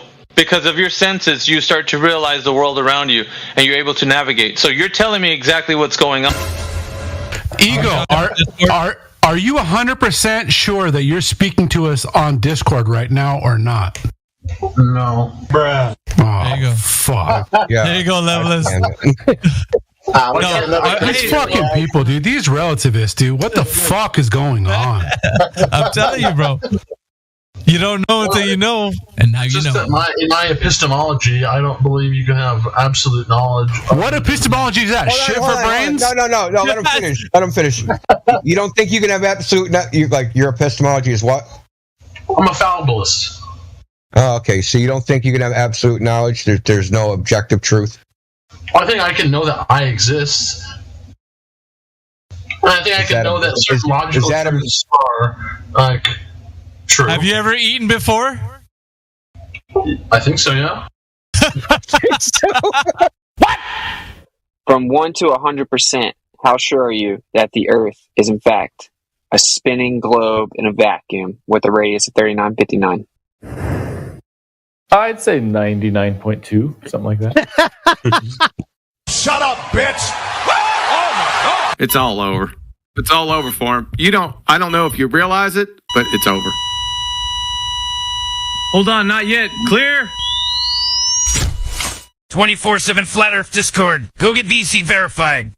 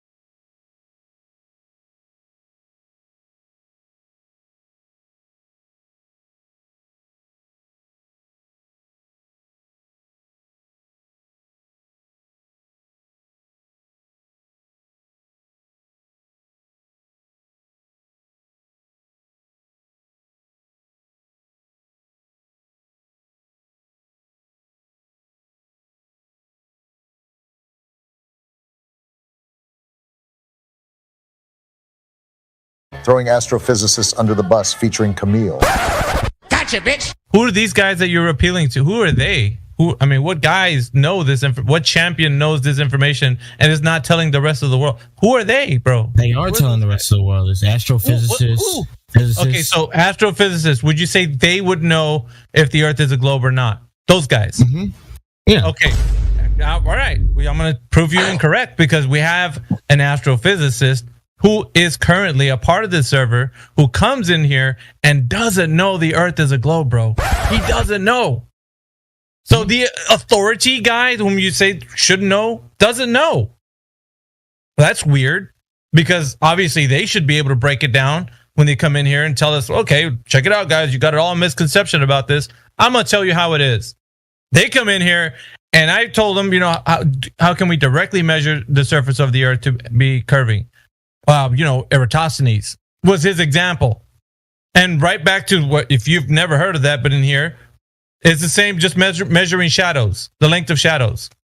And I told him, bro, we're looking at the surface of the Earth curving drop over distance. Has anybody measured drop over distance? If you're standing on a geometric shape, I even painstakingly went through it with him just like I'm telling you now.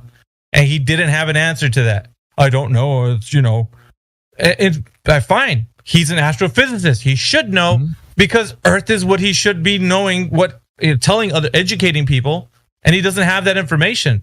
So what other guy should we look to? Because that's the one people you think should know.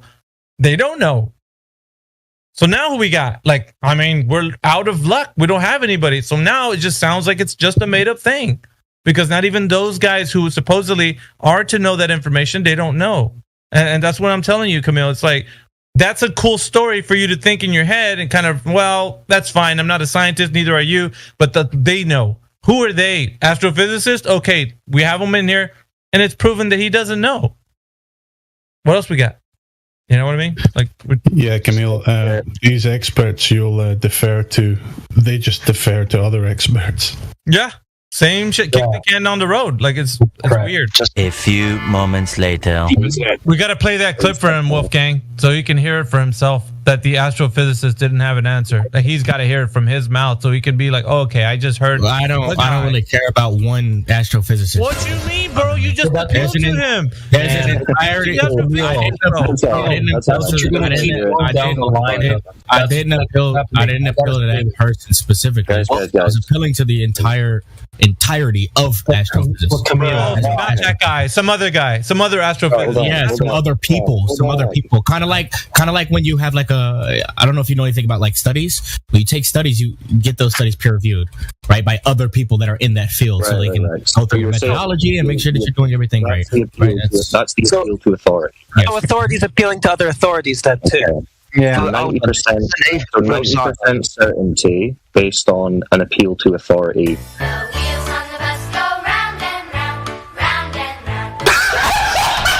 Ladies and gentlemen, we got him.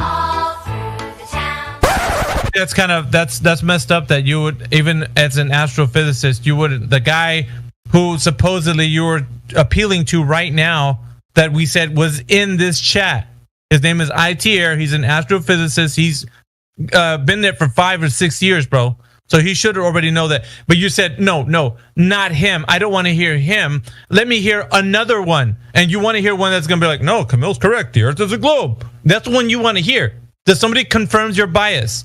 But I'm kind of upset, man, because I'm like, dude, how is that? You just threw this guy under the bus. You don't even know anything about what he's on about. You have to hear him. And when he then says he doesn't know, you have to listen like, okay, well, this guy who's an astrophysicist who should know what he's talking about doesn't. So how is it you just say this guy is not the one you're talking about? It's not. I don't want to hear his clip of what he's saying. Because it's something that he should know that he doesn't, which means he's incompetent. Which means that the field of science that he's in, he's not competent enough to be in that field of science. So anybody who doesn't agree with your position is incompetent. Is basically what he's saying. He said, "I don't know." Himself. Yeah. What is my position that he's disagreeing with? He should know that the Earth is curving at a set rate due to the fact that it's directly measured. Is that a disagreement with me? Yes, because you think it's 99% that it's a globe. How is this a disagreement with me? You think the Earth is a globe? What is he disagreeing with me on? he doesn't. He's saying that he doesn't know how. He's to saying get that this he direct doesn't know. He's not making a claim. He's saying that he doesn't know. He's not disagreeing with me. He just doesn't know because he's incompetent. If I say no, but you guys both agree. You don't know, so you're incompetent. You guys both yes, absolutely. When it comes to this field of science specifically, yes. When it comes to astrophysics or physics or anything like that, yeah, I'm incompetent. I have no idea what the fuck. It's cool. Chill. Listen.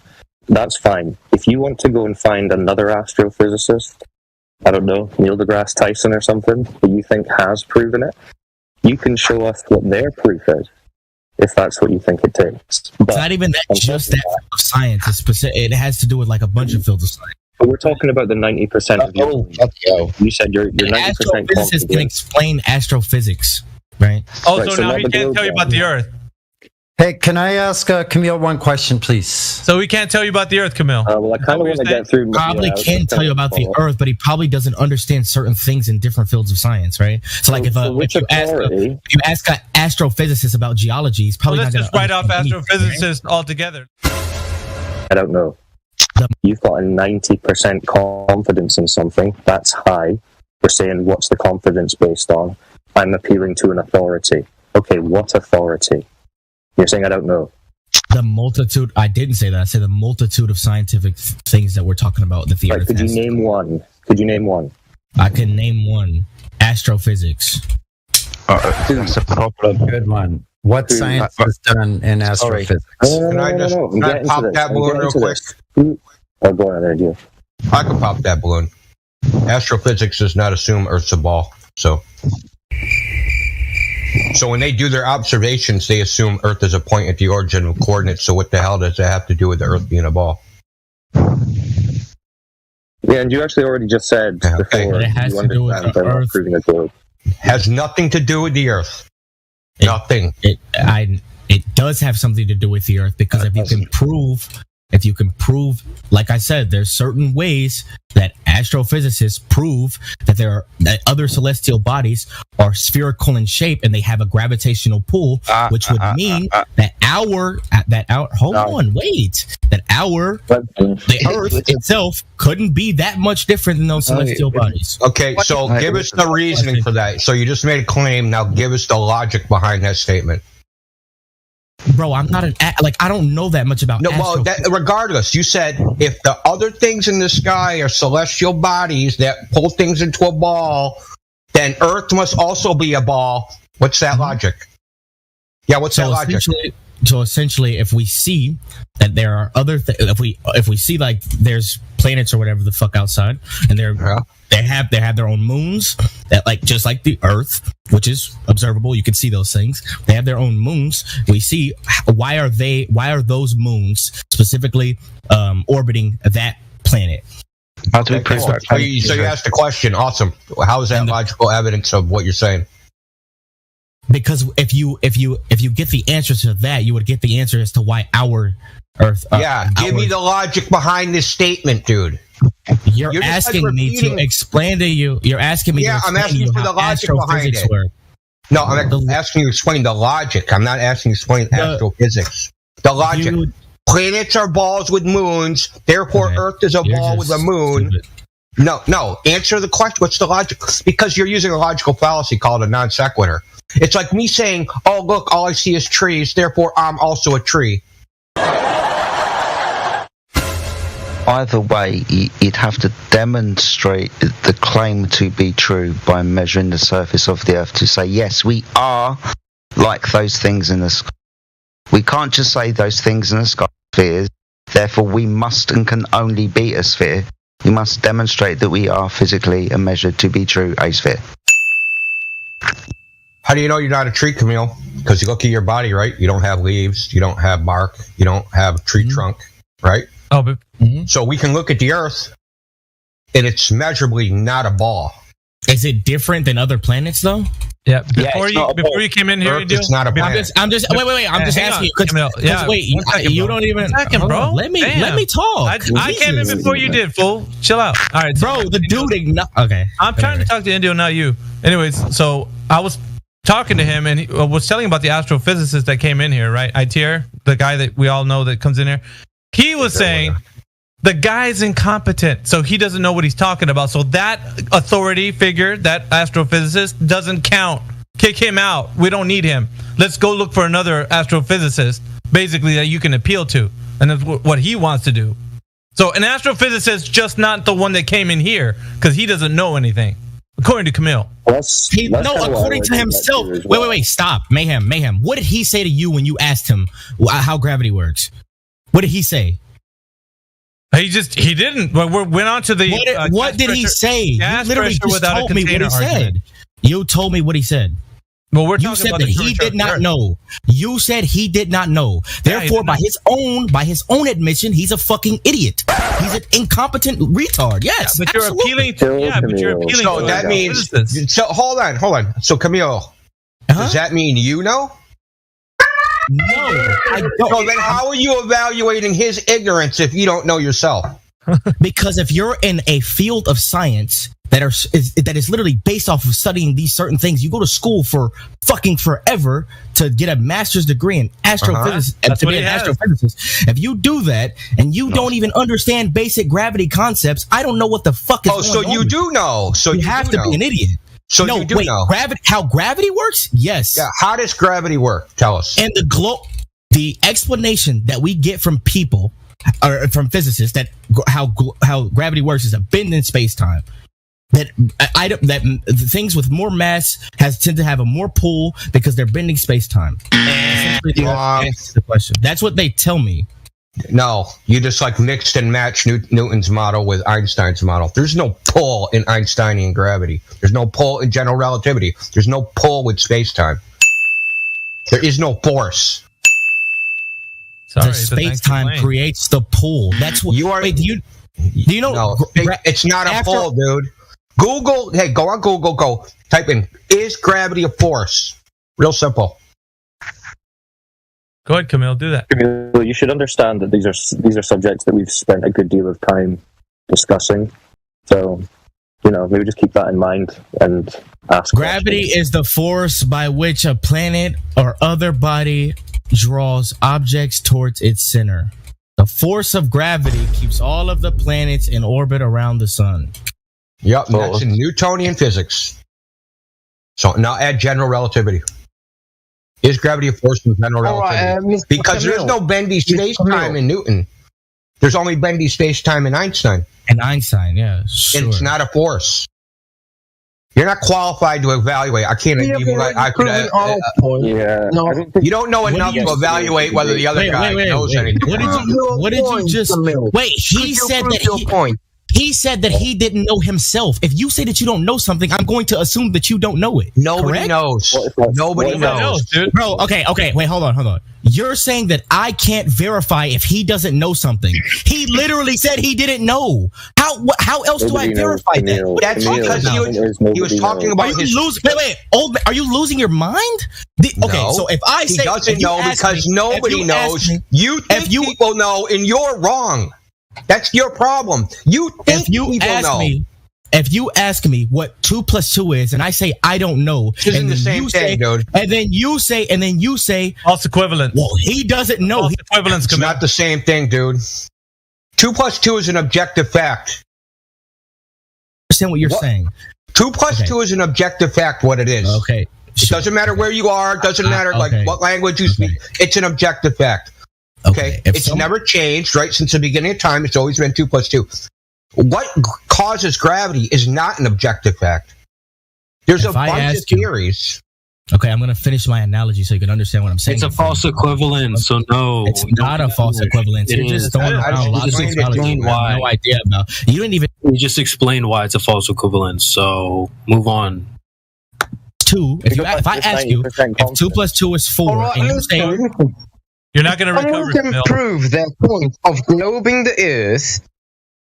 If someone can show us proofs of it, please. Because we are going into a strict discussion of us giving proofs, but the other party is not putting effort in it. What? No, I'm still waiting for the appeal to authority, right? It was 90% confident. You said why? Appeal to authority. Who?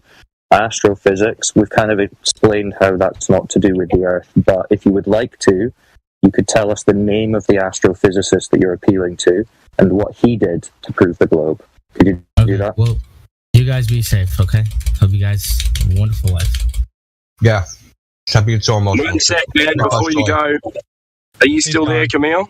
He's gone. Gotcha, bitch! Gotcha, bitch! On a scale of 0 to 100, how sure are you that you live on a ball? I'm like, I'd say like 99% sure. Damn, 99%. I'm like 90% sure. What's giving you the most confidence? Like, I'm 10% sure. I'm 10% sure that it would probably don't, right? Like, so what's giving you what's the main thing that's making you think 90%? Appealing to authority. So gravity is a derived measurement. It is not a single measurement. There's multiple inputs to get a certain thing's gravity, right? A certain celestial body's gravity, or certain masses or mass of an object's gravity. You understand that, Wolfgang? Do you understand that, Wolfgang? You prove gravity yet? I have many times. How? It's just so easy, bro. Like I'm that dude, bro. I'm a real round earther. I don't see the vision. Stop the cap. Oh yeah, get the fuck out of here. Your mother, bot. You disprove gravity. Matter of fact, the burden of proof is on you in the actual debate. So you disprove gravity. The burden of proof is on you. Nope. Yes, it is. Yeah. Yes, it is. No, that's not how it works. That the majority believe me. The burden of proof is on you. Majority. The majority, even if the majority is wrong, I'm saying the Earth is round. But if in some crazy way it's flat, the burden of proof still doesn't lie on me. It lies on you. Do you understand that? Oh my! But wait, there's more. Looking for that Star Killer. You there?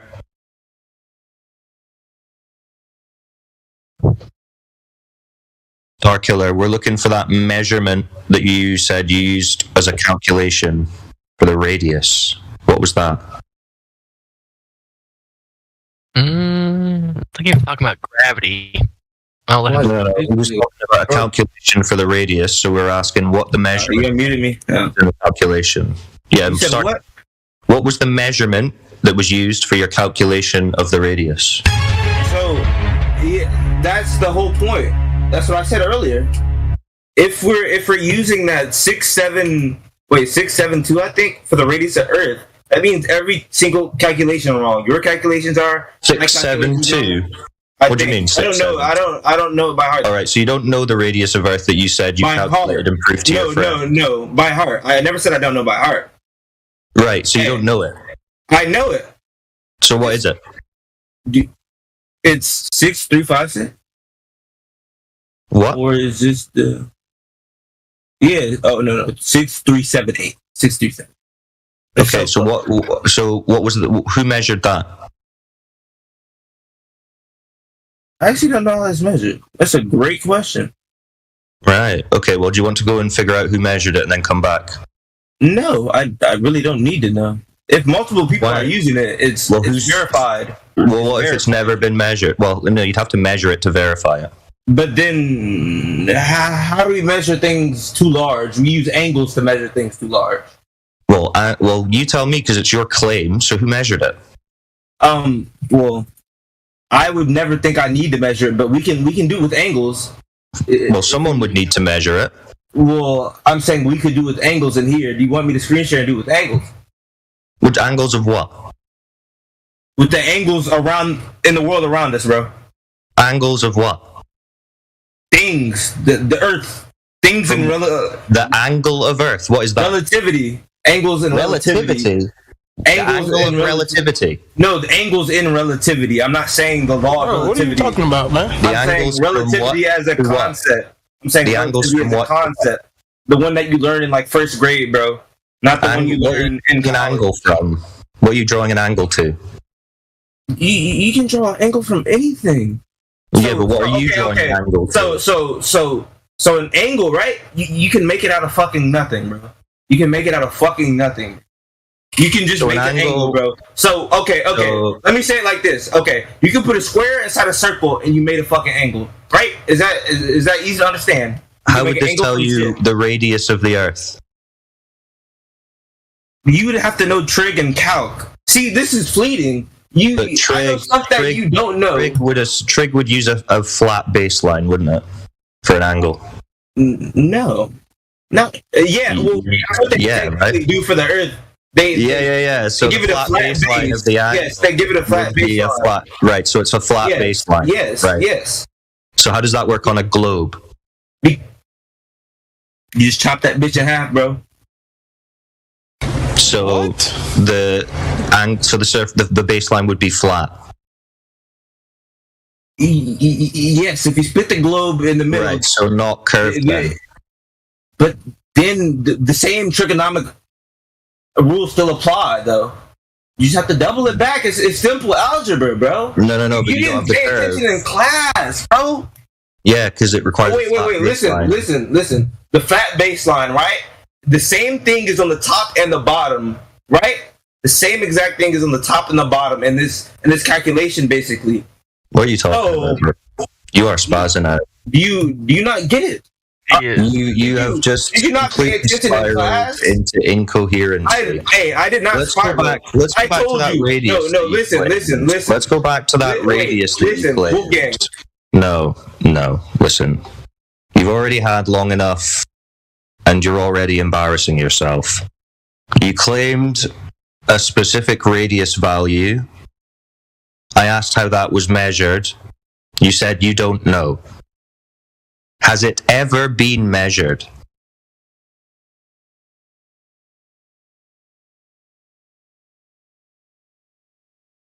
Has it ever been measured?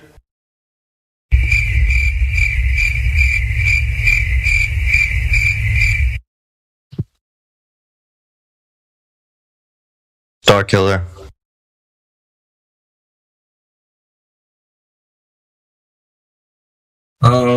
So are you here to listen, Wolfgang? I'm here to ask how the radius is measured. Okay, so are you going to answer the question that you were asked?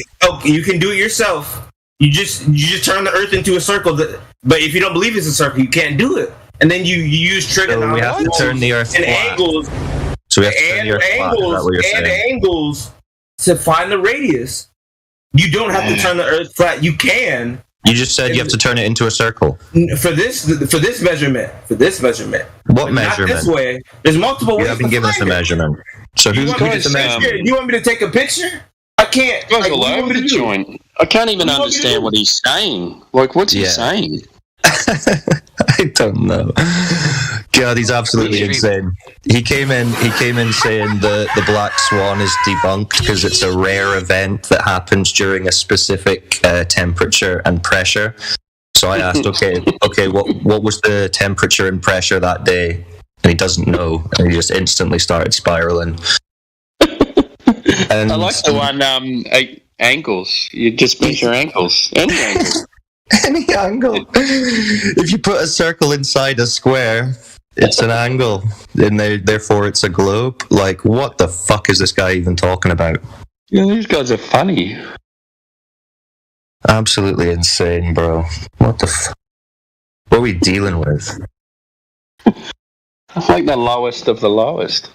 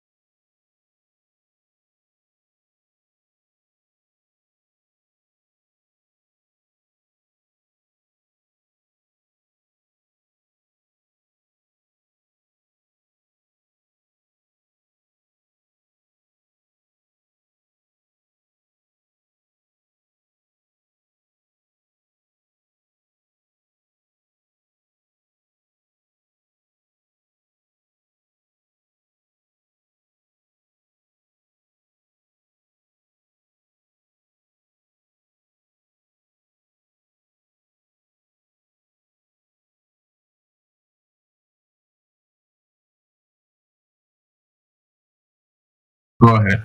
Yeah, hold on. Is there any actual evidence for that? Has anyone observed gravity forming things into a ball? Is it predicted by the physics model? There is. Do you have a demonstration? Oh, what experiment is that? Well, as I told you, the Cavendish experiment, but I formed something into a ball. Sorry? That formed something. That formed a bunch of particles into a ball. Well, not exactly, but okay. So, then what's the Cavendish have to do with it? We know that gravity. If with this experiment, you don't know it. You're claiming it, and I'm asking how we have the knowledge for the claim, right? If we know that the gravity exists and it's applied evenly when we look at the Earth, we will then see that it is spherical and stuff. And yeah, great. That's a claim, dude. See, you're confused. You think just saying gravity predicts things form into a ball. You think that that's somehow evidence for the claim? No.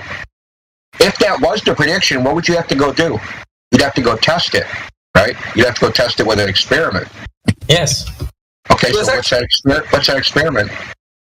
So just wanted to get in quickly. That's actually two fallacies wrapped into one. Because you begged the question, and then you've also made a baseless assertion based on the begging the question fallacy, because you haven't got any real world data to support what you've said either. Okay, so just as I told you, there is an experiment, but I don't know that one very, very well, and that's not really the subject I'm fully in. Well, listen, I know about the Cavendish, whatever, but that in no way shows that gravity forms a whole bunch of particles into a ball. Nothing about that. You cannot deduce from that experiment that conclusion. Vraiment aucun moyen d'expliquer la gravité, sérieusement. Ben non, je sais pas. I'm sorry. I'm going to restate the question so you can understand what it was.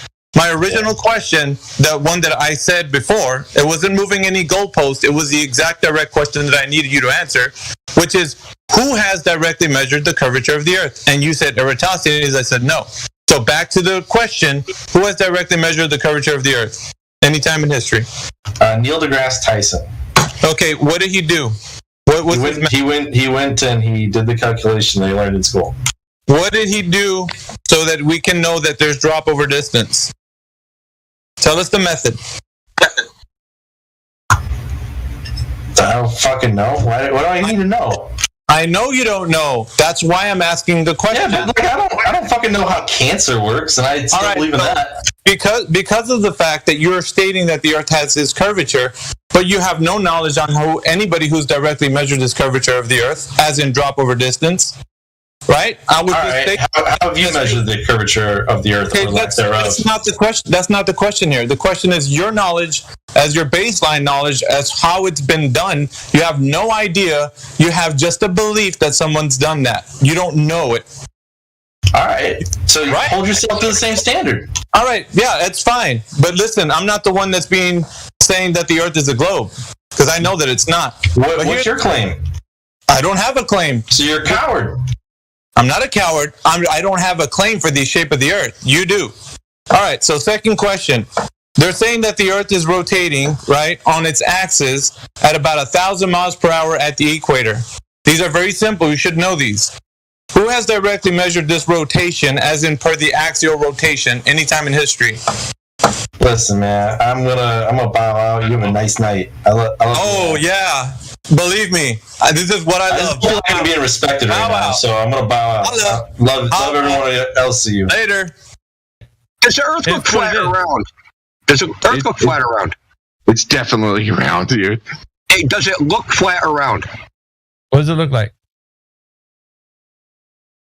Hello? Can't even do it. You're fucking sick, dude. You're sick in the fucking head. Like, you can't even admit that the Earth looks flat.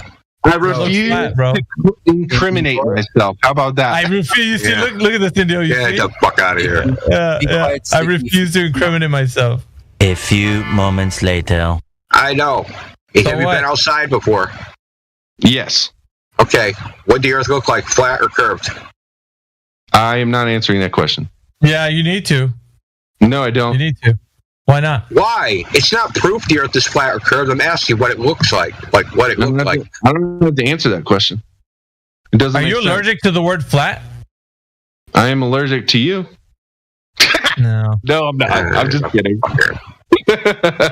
Weasel. Almost at the end of this rope. Yeah. Yeah, you're about to like kick that stool underneath your feet, man. Don't do that, guys. Hey, you're doing it to yourself, man. We ain't doing it to you. You're doing it to yourself. Am I? Plain and simple. I think you're engineering this. It's real easy. It's real easy if you're honest, but you're not being honest, and that's where we draw the line. When people stop being honest. No. I am being honest. Like, all right. So when you go outside, did you see the world looking like it's flat? Yes or no? And how many times have I told you I'm not answering that question? The only thing you've said that's honest is that you were drinking. Yes, that was something that I said. Why won't you answer my question? Why won't you answer that question? Stick here, because I don't want to. Why? Why? Because it's self-incriminating. How is that incriminating? I got your ass, man. Indio has you. You're dead to rights, bro. Like you can't get away from that. That's the question that you need to answer. No, I don't. Earth look like because when you go outside? It doesn't prove one way or another. Well, then why would you answer? We know that. Like, we admit that. It doesn't prove it one way or another. What's going to happen next is I'm going to say a point that's totally, like, fucking left field of that. Like, this is why I don't believe that. And then you guys are going to be like, oh, fucking straw man. Don't believe that it looks flat? Like, man, whatever the fucking terms you guys use, and then go with that. And I'm like, okay, I guess I'm a straw man now. And I'll do straw things. The hell is this guy on? Man, dude, shut up already. Okay. But you never admitted that he's going to go off on the red. Yeah, we'll just, I guess you can respond. I just wanted to ask you maybe two questions. Can we know 100% sure that the Earth is a globe in any way?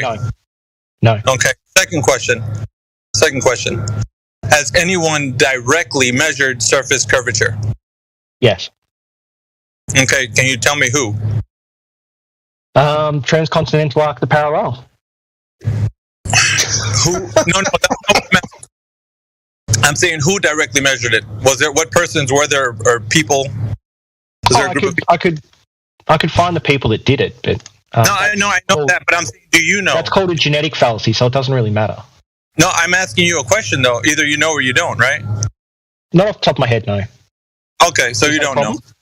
Yes, it's a problem. It's definitely a problem because the whole topic and the debate surrounds the information of a baseline of knowledge that you do not have, which right now currently seems to be stemming from. How is the knowledge of who made the? Okay, so I'm trying to tell you, unless you want to interrupt me and then form your own conclusion. It's up to you.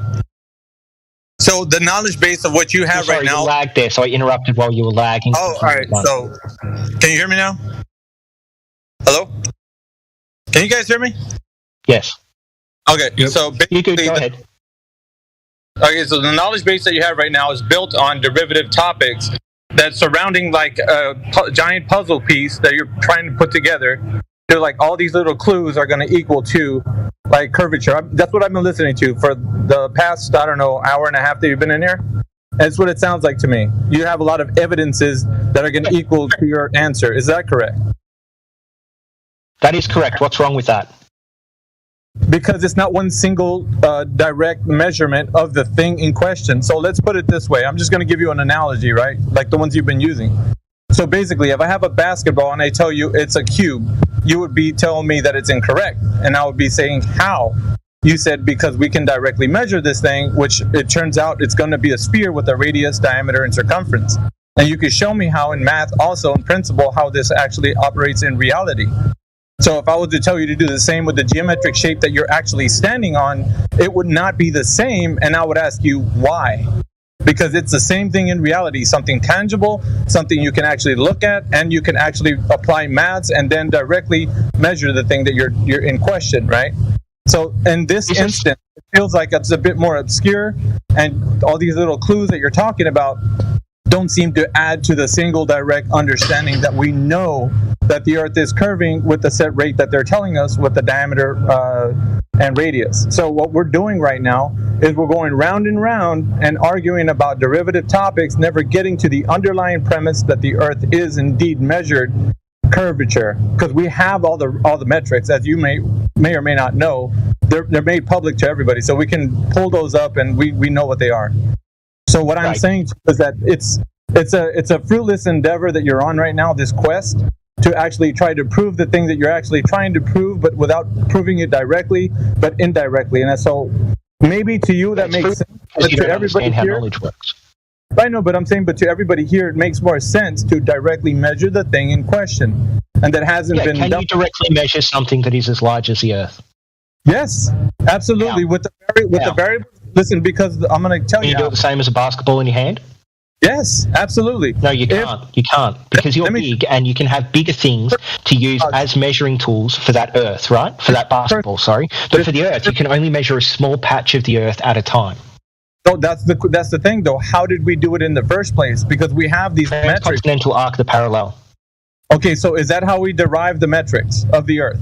Yes or no? Well, no. What we did is we have tested it many different ways. Some haven't been exclusive to globe Earth. Some could be experienced on a flat Earth, but we have then done some that are conclusively for a globe Earth. Did you hear what I just said, or did you start talking after you'd rambled for like 4 minutes? We have the metrics. You don't want to look at the metrics. Do you hear what I just said? Do you hear what I just said, buddy? No, because it's not the actual direct measurement of the Earth's curvature by which we have. Do you have a direct measurement of flat Earth? Yes or no? I don't need to directly measure something. Exactly. You're a fucking hypocrite. Okay, so now you're resulting to insults because you're losing. You don't know how to provide evidence for the direct measurement of the Earth's curvature, so you want to spiral. Continental arc of the parallel. What's wrong with that? Is this your out? Because it's not directly measuring the surface curvature. That's why. And I asked you, is it? You said no. You conceded. That's great. No, it is. Transcontinental arc the parallel directly measures the curvature of the Earth. No, it doesn't. It does. Does it derive? Do we derive the metrics of the Earth's size from that? Yes. Show me where. Great. I will link you the document. It's a document that you didn't read. Yeah, the one I did read that you didn't understand. You thought that, dude, you can listen. That they listed as direct measurements. You thought they'd already applied some form of transformation. They did. Page 47 this time. They did. They did in Indio. Remember, you linked it to me and you read it, and it said that they had put the data in, and then they put the calculation. Sorry, it's called a horizontal reduction. So, listen, I asked him for direct measurement. He said no. Now he's saying yes. He's going back and contradicting himself. But what he's going to post, because we've all seen this document, right? This PDF. I think is it page 19? Is it on the 4th paragraph? He's going to be astounded to know that it's not. They didn't directly measure anything. They actually pulled it off the Clark spheroid model. That's what they're using. So they didn't measure the curvature of the Earth. He's denying that that's what they did. Right, but that's what it directly says on the PDF that he's probably going to post if he hasn't posted it already. He's denying it means that. This dude is infamous, though. In his own meaning. He's infamous for denying his own references. That's all he does here. So the thing that I asked him were 2 questions. Can we know if the Earth is measured to have curvature? He's for 100%. Like, can we know that? He said no. Second one was that has it ever been directly measured? And the answer was still no. It was because he's trying to use all these derivative topics to ruffle feathers and try to make it seem like he has a point when he does not. And he starts to get angry and starts to put out insults because he doesn't have an answer. But that's all I wanted to say, just to expose him that he doesn't have an answer and he wants to dance around it. That's all he knows. And that's all I have to say. I yield the floor. I did notice he had a lot of direct, pointed personal insults. Now, I did swear at him to say shut up because he was constantly over-talking and through-talking. Okay, can I talk about Mickey for a second? And how he started off with a genetic fallacy? We'll talk about him, or do you want to talk about the arguments? No, his argument. His argument was a genetic fallacy. His argument was, I didn't know who did the measurement, so therefore the measurement is wrong. That's not a genetic fallacy. No, he was talking about you. He wasn't talking about the argument. I don't know who measured the transcontinental. No, he's pointing out that you have a belief. That's what he was pointing out. Yeah, you just have a belief. That's exactly how he started his argument. Is that how you started your argument? Because I wrote it down. Yeah, that's okay. If you think about his first question, I said no because we can't be sure of anything. If you came to epistemology, if you knew anything about knowledge, you'd know that. Oh my goodness, dude! You said that because I don't know who did it, I'm lacking some knowledge that makes that an actual like a good argument. When that's that was your interpretation, but he never said any of those words. He specifically said I was lacking some fundamental. Yeah, that's right. But he didn't sources that would make my sources incorrect. No, you're adding that yourself. The incorrect part, you're adding that. He never said that part. Okay, so for everything I've argued so far, what have I done that have made my arguments incorrect? Okay. He wasn't arguing against your arguments. He was illustrating the fact that you have a belief. He was using a genetic fallacy, yeah. No, dude, what don't you understand? He was just illustrating the fact that your claims about whatever measurements exist out there, the results of which that you don't actually know are just a belief. Oh my God, dude.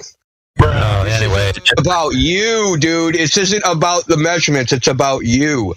Are you like some weird narcissist? Page 19 of the Arc of the Parallel. Isn't that great? Dude, listen, before you read that, you need to specifically rebut the claim that they pulled that stuff off of that model. Well, how about this? I can get right to the heart of this. Why do they use a reference ellipsoid? Why do they use a reference ellipsoid in the first place? Why is this even used? They're just measuring curvature. We have previous information that tells us the Earth is a sphere. So based on that previous information, people now assume it because it makes sense to do so. But why is it used in anywhere in any calculation ever? Why do they need it? Why is it necessary? Previous evidence that the Earth is a globe. Okay, that's awesome. But why do they need it? You're not answering the question. Why do they need it in the equations? Why does it exist? For the why not just use the raw measurements, right, and then just come up with it like that? Why use the measurements and reduce them to an ellipsoid? Why are they doing that? They have the raw measurements and they have the ellipsoid measurements. Okay, so why are they reducing their raw measurements to the ellipsoid surface, the sea level? Why are they doing that? Because they want to fit the measurements that they've made onto one larger, grander set of maps or measurements. Okay, that are based upon old measurements. Were they reduced to another ellipsoid? No idea what you're talking about. So you just said the ellipsoid is based upon measurement. Dude, don't overtalk me. Don't overtalk me because you know you're fucked now. You're fucked and you know it, dude. Yep, that's right. You're fucked and you know it. You're fucked and you know it, dude. Sorry. You know you're fucked. That's why you're trying to fucking rabble-rouse right now. Listen, you said the ellipsoid's based upon some previous measurements. So these new measurements, arc of the triangulation, they reduce the measurements to the horizontal directions to the surface of this Clark ellipsoid.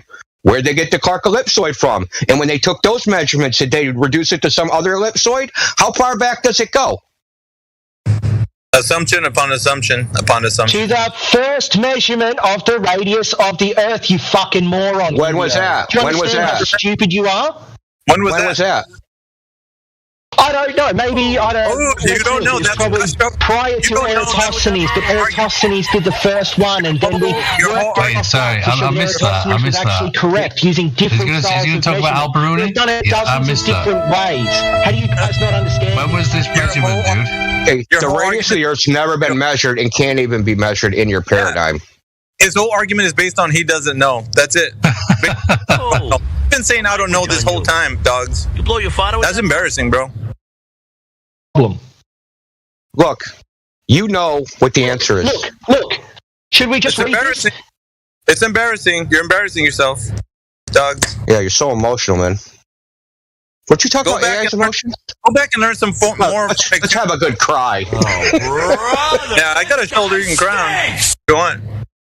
Go back to McToon and go get some more information from him because you're not up to date, bro. This is weak sauce, bro. You guys haven't given a single argument for flat Earth. Bro. You don't know about Eratosthenes. I don't know. Are you 100% sure? No, we can never be. Well, you don't know anything, bro. Dude, it's not. Anyone that knows about epistemology knows you can't be 100% sure about anything except. Well, then you don't know the Earth. Thank you for admitting that. Yeah, And that's nonsense. It's provisional knowledge. It's knowledge that isn't 100% complete, but is still knowledge. You have two competing hypotheses, and one has over 50% probability of being correct based on predictive evidence, then you should go with the hypothesis that has a greater predictive evidence. This is epistemology 101. It's fallibilism. Dude, you just don't know. That's your lack of fundamental knowledge about knowledge is the problem. That's why you're all fucking flat earthers, because you're too dumb to understand. You don't know anything, dude. I love it. I love that you don't know. Please. What he basically said is that if tell me why fallibilism is incorrect. If something has a greater than 50% probability and you have no other alternatives, you should accept it as true until something new comes along. Then it becomes false. Hooray. Great. That's great. So give me something new that comes along that disproves the globe. You don't know. That's all. That's Nothing's all, come along that proves the globe. That's all, folks. I just gave you like 4 different things, didn't I? Yeah, 4 different things that don't prove. Yeah, 4 different things that you don't understand. From towers is one. Yeah. No, it isn't. No, it isn't, dude. Towers are not evidence of curvature. You're a clown, dude. Go try to make. We need to find some way to disprove these things instead of just saying. You haven't proved it in the first instance, you weirdo. And I didn't add in this specific number. You haven't proved it in the first instance, dogs. So don't even be saying that you got all this evidence. You got shit, bro. You ain't proved nothing. Can you tell me what's you're over here saying that I don't know. I don't know. That's what you said, bro. We got to do that again. Jesus. If you read that document, there's not enough information in that document to make an evaluation. And you claim that it's wrong, does it? The experts, the people that built it, say the experts. Exactly. Exactly. You just said it all. Your actual true epistemology. The experts. Gotcha, bitch. It's all over. It's all over for him. I don't know if you realize it, but it's over. Hold on, not yet. Clear? That's even worse for you. That's worse for you. Oh, because makes the ball way bigger. The geometric horizon is behind everything and in front of everything at all times, unless something is directly in front of you on a flat surface. What? It's a globe, guys. The geometric horizon doesn't stop. It doesn't end. It's just...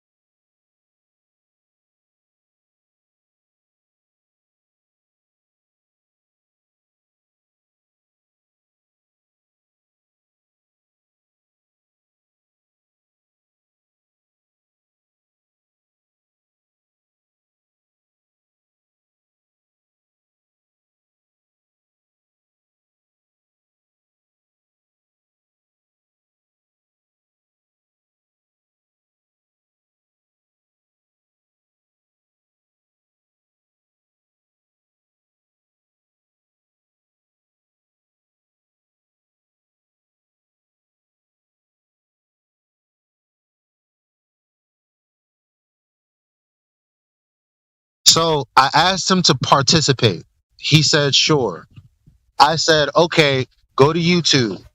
I said, look at this video, which is 1 minute and 38 seconds. He came back and said, yeah, this is talking about a round Earth. How does that work with flat Earth? And I'm like, that's not the point. I just need you to continue participating because I had a point. But we were arguing there for no reason. And I'm like, you're not getting where I'm going. He's like, but I don't understand what this has to do with the flat earth. So he just kind of wasn't listening. He was waiting for me to prove a flat earth, I guess. But I never said I would. I told him, yo, I'm about to show you what we mean by geometric since you don't understand what a geometric horizon is. So that was the point of that video. And then I was like, okay, go to, Google the distance to horizon formula. Okay, great. Now go watch CFI Investigators. And I told them to watch from 4 minutes and 36 seconds all the way to about 8 minutes. And basically, all I want him to see is based on the first video he saw and the Google search result that he saw, when the guy in that video says, I'm going to put my camera tripod down at, somewhere 1 foot above the water, the horizon is going to be at 1.2 miles. I'm expecting him to see the guy say that the stripes are disappearing, and I'm expecting him to realize that there is no horizon there. You understood it. Necessarily prove or disprove anything. Like in my eyes, that just means the camera wasn't good enough. But hang on. So that point, at least just if we stop and pause right there, the point is just saying that there is water in front of the boat, but that is not the actual horizon line. Correctamundo. Yeah, correctamundo. And that's just kind of like where he was going, like for you to understand, the definition of horizon is not the water line in front of the boat. So it couldn't be the horizon, which is said to be the leading edge of the sphere or the geometric horizon. And that's not what we're seeing in front of the boat. So per the example, it's still not the horizon. Even though in the video, that's what they're claiming, even though there's water clearly behind them. Exactly. And they're using it out of the definition out of context, which doesn't make sense when you look at it from a perspective of actually being defined by the definition that we all agree on, which is the sky meeting the earth. So my argument, this is Cole again, would be that like the camera just wasn't good enough to pick up that red line if that wasn't the horizon. So that was just the resolution wasn't there. Well, but in the video that I posted about the lighthouse, the resolution is there. Yeah, Cole, but here's what you're missing out, bro. And I was listening to you through the whole conversation, but I think you're missing the point. The point is that it's not that water line in front of the boat obstructing your view from that flag, not seeing all those stripes, right? That's not the issue. The issue is when they define what the horizon is and where the geometric horizon should be, according to a globe, with the metrics they tell us, it's not where it's being presented in that video that Elijah told you to look at. So that video, I can agree with that. Right. So if you agree with that, that's like saying, okay, I agree that the claim is not what they're saying it is in that video. So if you go to another video, Cole, right, and you say, well, in this video it does. Well, we just went to a video that just already showed you that it's not the case, and you want to take us to a video. I would argue just that I don't know the math on it, but that boat just wasn't far enough away, and that the camera didn't have good enough resolution. That's not right. What you. Okay, that's not what you saw. Number one. Because the resolution was so poor.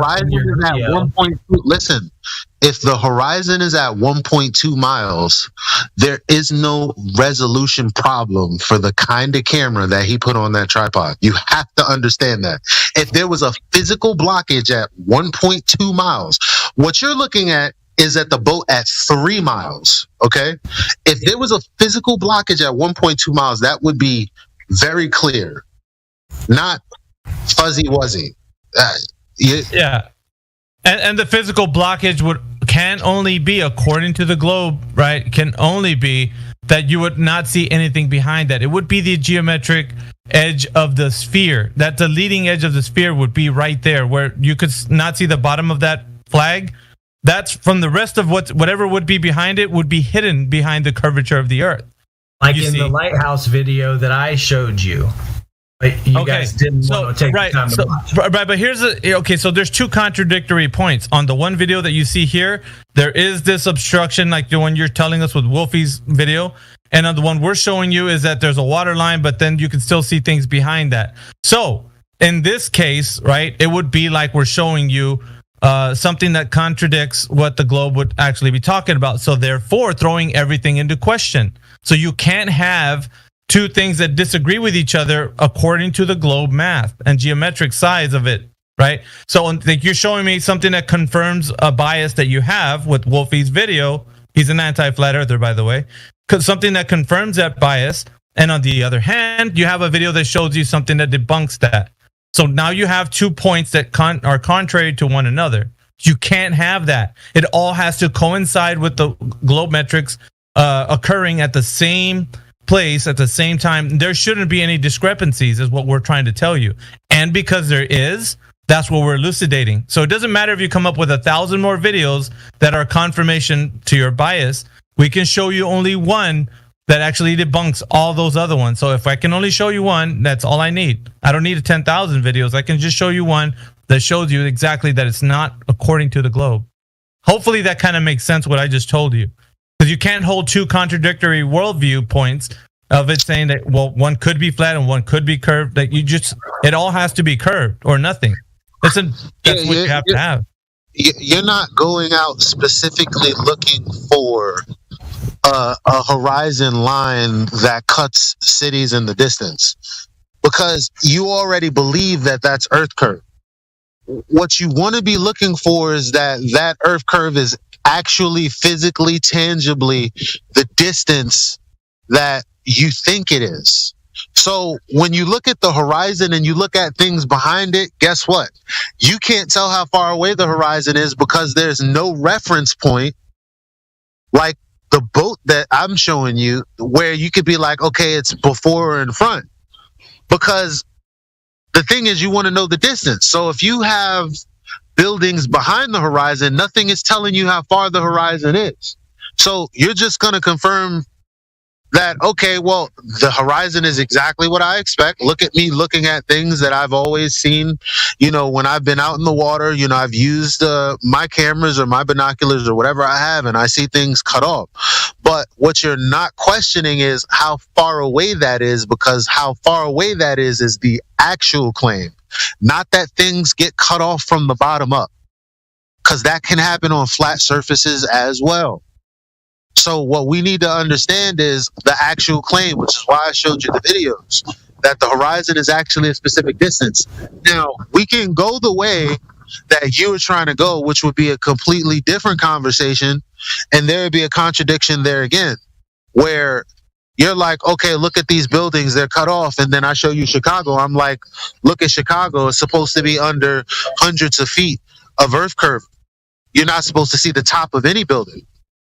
And then we take it to a 200, 300, 400 mile away observation using, a little bit of, what are those cameras called? Red, where they use the red spectrum light, the infrared. There you go. And we're like, holy shit, there's supposed to be like a fucking mile of Earth curve blocking this entire mountainscape. But I'm looking at the mountainscape. So on one hand, you have a horizon line in a video that you think proves that the Earth is curved. But at the same time, what happens when the math is telling you you shouldn't see any of that building, but you do? What do you do then? Well, the question becomes, why is that happening? Why is that happening? Well, we already answered step one for you. It's not Earth curve. Yeah, so I guess it would like to hear if you're still there, Cole. If not, that's cool. And yeah, sorry, we're here. This is Edward again. So the question at the end there was why? Why are you able to see any of it at all when it should be blocked by miles? Yeah, there was two separate kind of arguments. The way that Elijah was explained to him for quite a bit, which is distance to horizon, right?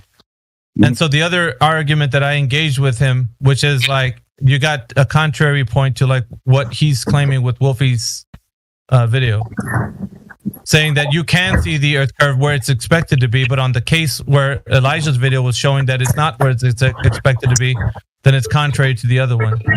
But it is where it's expected to be in Elijah's video. No, not the definition. Listen, the definition of the horizon is where the sky meets the Earth. You do not see the sky meets the Earth in the video where Elijah showed you to be where the water, where you claimed where the water line was in front of that boat, because you saw what behind that water line? You saw more water and you saw the mountains and whatever was in the background. So you got more of the Earth in the background. So what happens in the place of like what the horizon is, that's where the sky meets the Earth, and supposedly where things get cut off. So according to the definition, that's where you can't see beyond. That's the limitation of your view on a globe, where the horizon is the cutoff point. Things disappear beyond that point. You can't see anything beyond that point. But on this video, you could. And I was saying that just because of distortion and resolution is the only reason we couldn't see the bottom of the red line in his video. Not that it was the horizon in front of it. But that's this is the claim. The horizon is where things disappear bottom up. So if that is the claim, and it doesn't fit the claim, because if things are disappearing bottom up before my claim is horizon.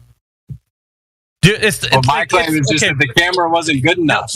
Yeah, but here's the deal, Edward. It's really what we're arguing against. It's not even you. It's arguing against the claim of the globe right now. The globe Earth is on trial. So their claim, and you're advocating for it, meaning that you say rah rah siskumba, like for the globe, right? You're cheering for that. But like what we're telling you is that because we have this claim on trial right now, we're showing you how it's contrary to that Wolfie video that you want to show. It's showing you that the horizon, which is by definition where the sky meets the Earth, is not what you see in that video. It is just a water line where you see obstruction happening. It's not the horizon. Do you see the difference? It's not the horizon. So you can't say that's where the horizon is. Right. So it's contrary. And I agree that the horizon is behind the boat. Okay, so if the horizon is behind the boat, then what's causing the obstruction from the flag? The fact that the camera isn't good enough to see the bottom of it. Is it water behind the boat? So there's no horizon. That's the thing. If there's no horizon obstructing the view of the bottom of that boat, and you already gave another example, then it's not Earth curvature. Edward, it's not Earth curvature. Edward, hang on, Sasha. It's not Earth curvature, right? Not right now. Not right now, please. So you basically said exactly what I said. In the beginning, I said some people argue that the horizon is geometric. Others argue that it's a phenomena. Okay? So you said just now, like what I tried to tell you, and you said, yeah, you understand all that. You just said, number one, the horizon is behind the boat. Number two, you said the angle cannot be resolved by the camera. Right, which is not Earth curve.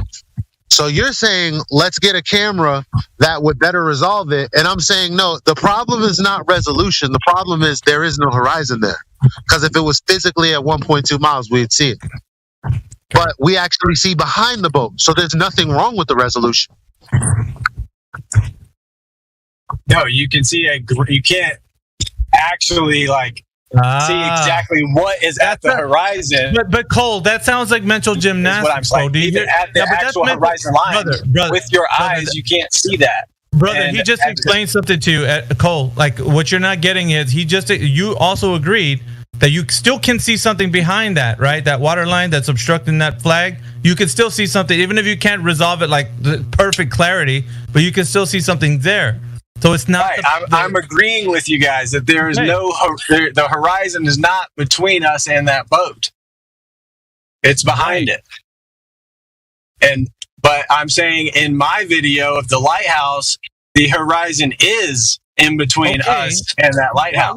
Right. So the question still remains: is the horizon physical Earth curve obstruction? Yes or no? It seems to be that way in the lighthouse video. Look, check this out. So do you know why your video is a non sequitur to the point that I'm making? Because can I offer you why? Can I tell you why? What? If you don't why? mind. Because I told you that the horizon isn't geometric, meaning a measured distance based on the size of the Earth.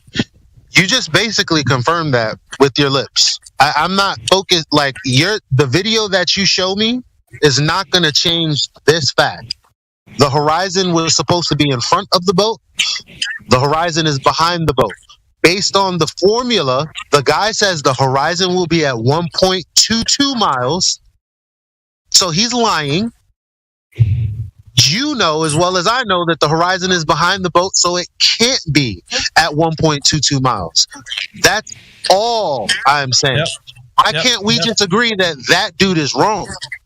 And that this math is wrong. So he's a human and didn't do his math right. No, that's a mental gymnastics.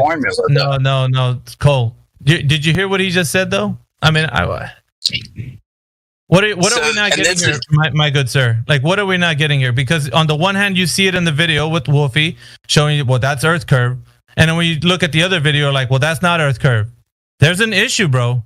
The issue is it's not projected where it should be at 1.22 miles away, because you see past 1.22 miles, you see further than that.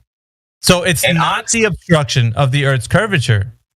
I don't think any of this could be completely accurate when looking at water either, especially considering it's not the water moves. Cole, that's an all or nothing fallacy.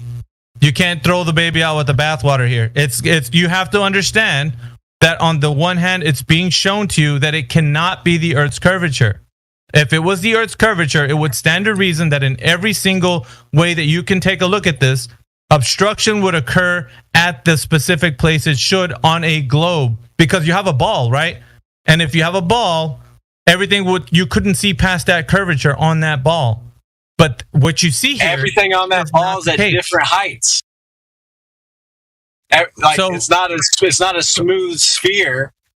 Everything is at different heights on that ball as well. Yeah, but it's not. Think about it. If it were a perfectly smooth sphere, then sure, that might work, but it's not. Brother. Level it is. There are mountains and there are valleys. Brother. At sea level it is. So again, it's not entering with the at sea level, which means zero. Look it up.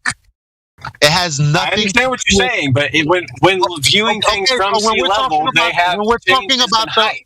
Listen, we're talking about the horizon. Listening. Quit telling me to fucking listen. All right. So does the ocean have topography? Does the ocean have topography, or what? The ocean has swells, so yes. Okay, fair enough. So, is it curved 8 inches per mile squared though? I couldn't tell you exactly. I'm sure it's an ever-changing thing, which is why I say that doing any of this on water is probably not going to be exact. So how did they measure it in the first place? How did they measure it in the first place, Cole? Because they damn sure did measure it over. They do measure over water all the time.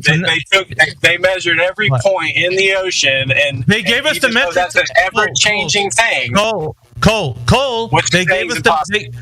They gave us the metrics to the size of the Earth. So when you type into Google, what is the radius, diameter, and circumference? These values are going to come right back at you. How did they get those values? I'm saying that it's not. The ocean is morphing. No, you can't use this. This is not an out. You saying that something is morphing is not an out. The problem is you don't understand. I can use that as an out because it's the fucking truth. No, how do you know that? Give me a citation right now that you know that's the truth. Citation. Are there waves in the ocean? Are there waves in the ocean? Give us a citation that they can't measure the Earth because of waves, because they measured it. You what? Right, and I'm saying that's not exact because it is changing. So how did they measure it then? How did they measure it, Cole? Probably with an estimation. Probably is a suggestive term used when you don't know what's going on. Probably. Okay, so would you say it's an exact measurement that could have possibly been taken on an ever-changing surface? Or you're asking me a question. You're asking me a question. It's not my claim. You're the one advocating for this. Yeah, you're the one advocating for this. So you need to defend that if you're advocating for it. I did. Are you telling me that the ocean doesn't move? I'm telling you that they gave us metrics to the Earth. All right, again, y'all have a great day. We just pulled up, so we gotta do that. All right. All right, man. But no, I appreciate it. I'll keep on them. This, and if I can just say one thing, yeah, come back anytime, Cole. We'll come back. One of the best guys I know. But the way he is, not only with the Globe, but it's like, dude will not take more than 2 Tylenols every 4 to 6 hours, whatever it says. So this is a good one. We'll be back. Yeah. Y'all have a good day. See ya. Gotcha, bitch. It's all over. It's all over for him. I don't know if you realize it, but it's over. Hold on, not yet. Clear.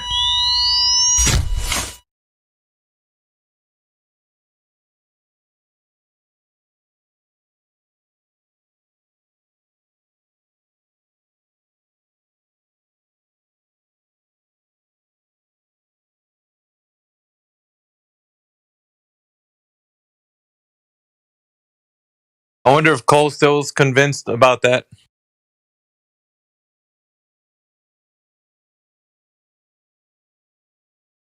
Knowing Cole, he still thinks about that. Really. You think so? The exchange was good though, because it got him to actually start to advocate for a position he never thought he had to defend. Just even crack the door a little bit, right? Well, if he was to play back, because I'm pretty sure he doesn't listen to these clips, but if he was to play back the clip, he could see where he was going wrong, though.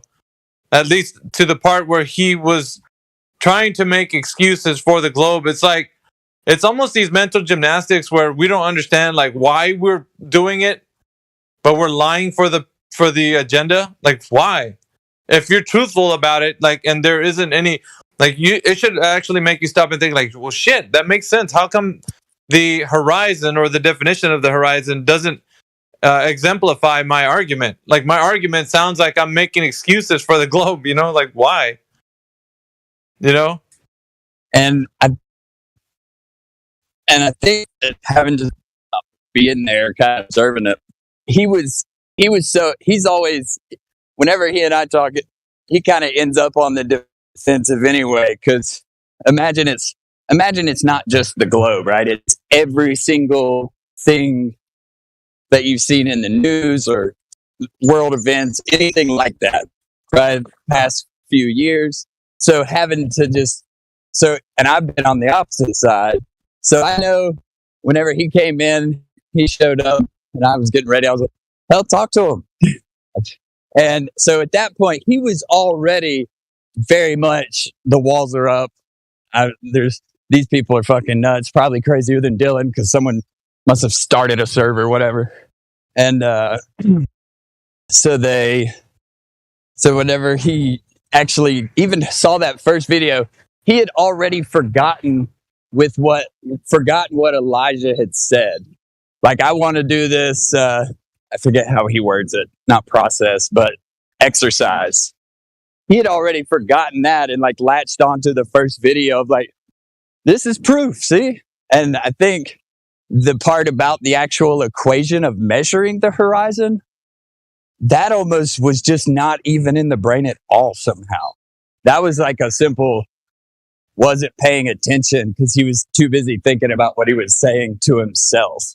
I felt like the argument could have been, if it could have been ran back just a little differently or something, where coming from his side where he was so defensive, he was already just ready to not hear a thing. He was talking to himself the entire time, I think. Yeah, I think it transpired the way that it did. And I don't think it could have been any different due to his circumstances of where his mind is currently. Yeah. Does he have an investment? Like, does he in the Globe, like, Does he have like space videos? Is he all about talking about NASA? Like, does he gush over these kinds of things? Like, I don't know. You know him as a friend, so if he hears something like, "Dude, we're planning to go to Mars soon," like, does he talk that way? Because usually a lot of people that do, they fucking hate the idea that if we're talking about flat Earth, it's like it's so retarded to them. Like, it's stupid. Why are we doing this? You know what I mean? Yeah, I couldn't say space necessarily or anything other than just how a normie is going to be, right?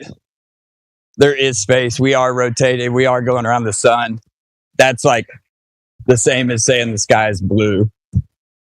So it's not like sending videos of space, anything like that. No, but I do remember the first time because he was asking about space, something we were talking a little bit about flat Earth, asking questions. And I was like, no, I don't believe that space is real.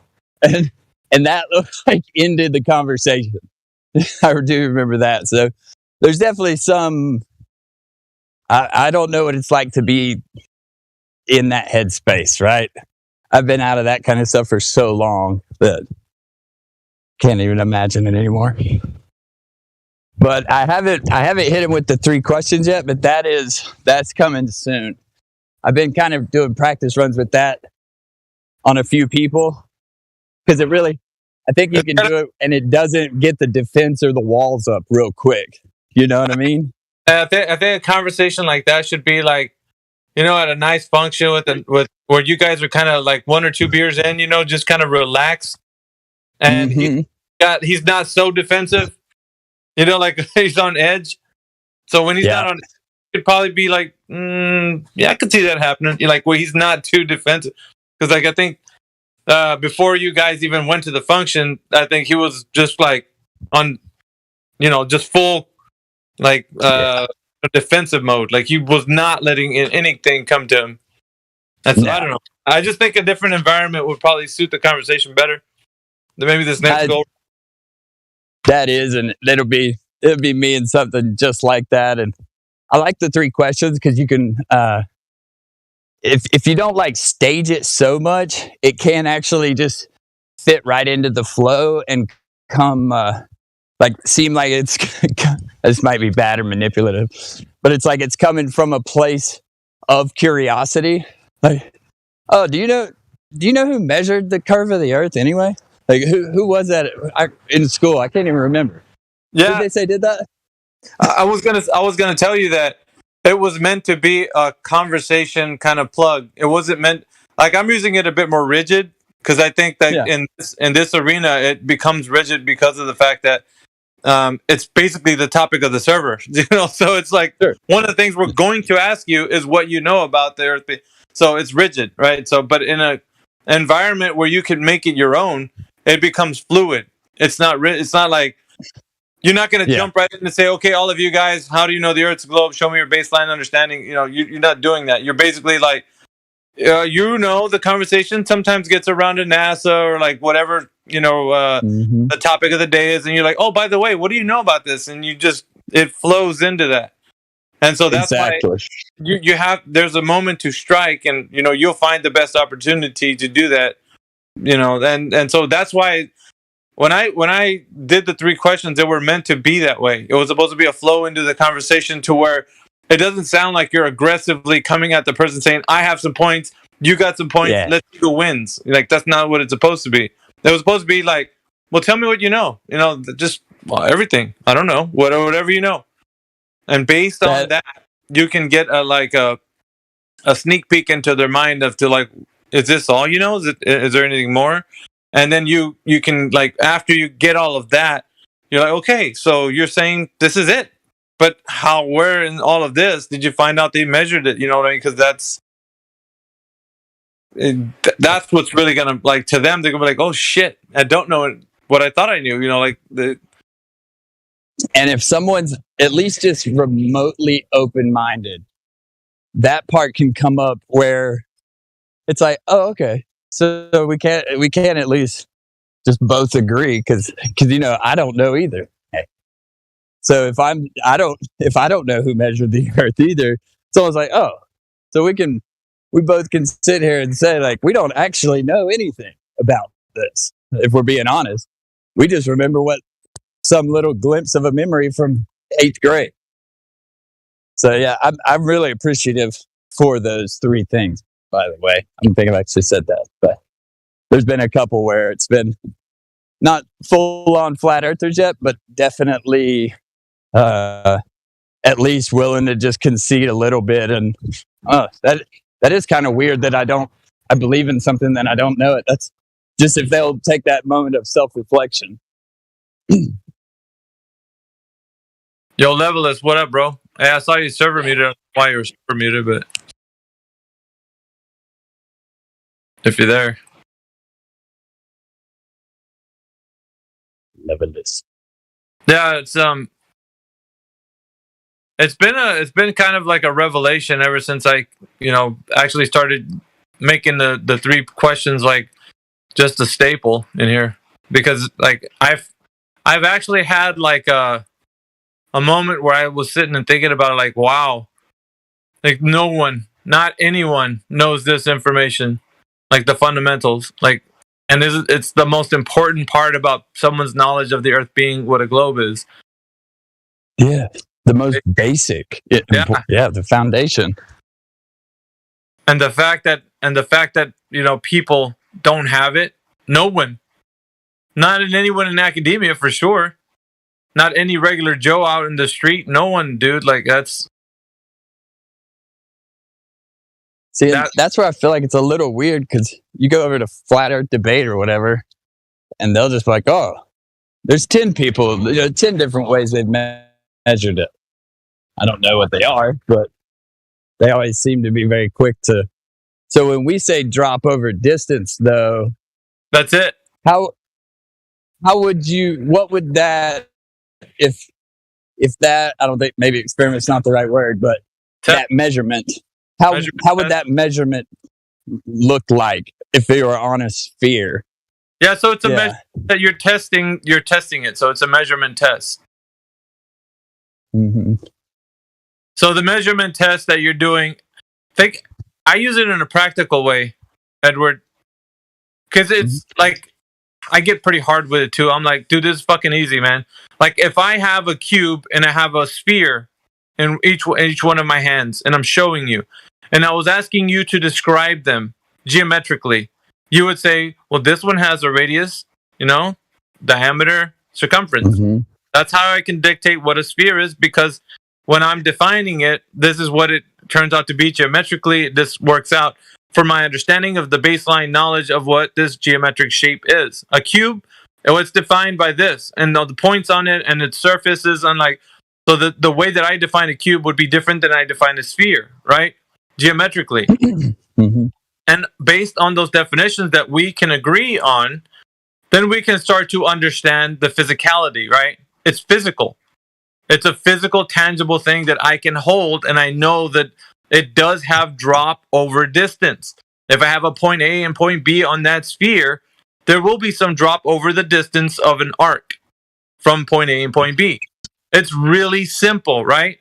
That's the most basic form of my understanding that I could take a small sample set on that sphere and know that there's drop over distance. That's it. It's all. You could just boil it down to just your basic knowledge from point A to point B. There would be an arc and drop over distance from your point, right? So that's something I know already. Now, if I was to apply this to the reality in which we are in, it should work out to be the same. Why doesn't it? That's the only thing I need to know. Why does it not work out to be the same as I do with the basketball? You can't explain to me how they're 2 different things, because on one is a small sphere, one is a large sphere. And like the way, if you heard the conversation I had with Dogs Are Gods, he said that you can't do it on the large sphere of the Earth. Why the fuck not? It's the same thing as a small sphere, just upscale it. Just upscale this shit, It's got a bigger drop over. I like how that scaling argument. Sorry. Right, no, I'm just I'm making the point. It's like It's not different. And what they say is they got 10,000 different ways to measure the Earth outside of drop over distance. I'm like, why the fuck are you doing it with something else when the only thing you should be doing it with is drop over distance? That's the only fucking thing you should be doing on the geometric shape. That's it. No fucking other mystery, magic. Don't give me the transcontinental arc of the parallel where they're doing it on Clark and Bezel spheroid models. I don't give a shit about that. I want you to go out into the field and fucking measure this drop over distance. Quit fucking around and do that. When you do that shit, come back and tell us how you did it so we can repeat it and we'll fucking end this shit once and for all. But you know the reason why you can't do that shit? Because it's not a fucking sphere. That's why you can't do that shit. So this is where the thing about it, it's like we tiptoe around it, we tap dance around it, but it's like fucking, that's right there. Drop over distance. You ain't got that shit, motherfucker. You ain't got shit. You ain't gonna do shit with that. Because it seems like something with just a small amount of loot and a laser. If I don't know whether it's over water or whatever, I should very easily, if I shoot a laser at 3 feet above the water and it's level, then a mile away, 10 miles away, whatever, it should be like, oh, I'm way lower now. I got to raise my target more than 3 feet. But obviously it's all bullshit. So I appreciate that. I'm about to hop into church, but thanks for the clip. That was you're outside of church?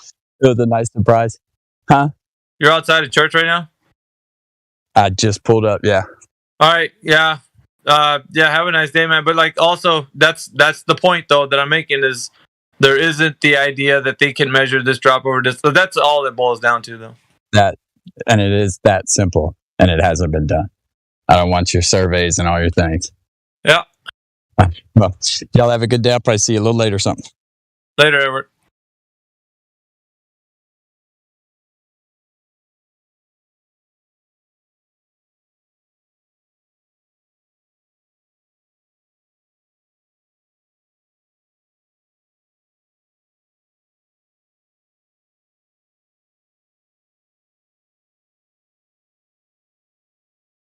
It's a bit frustrating, guys, but that's the only thing I ask for when they come in here.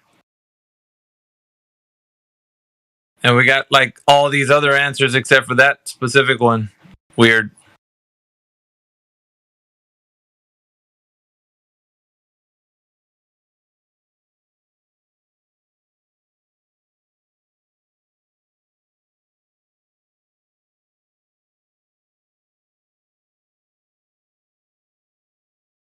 Cord, shout out to you, man. Thanks for playing the clips.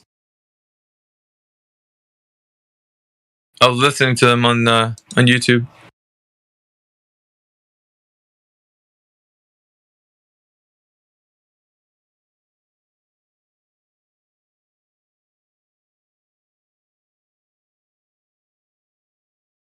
Who's that, Timbo? What up, Timbo?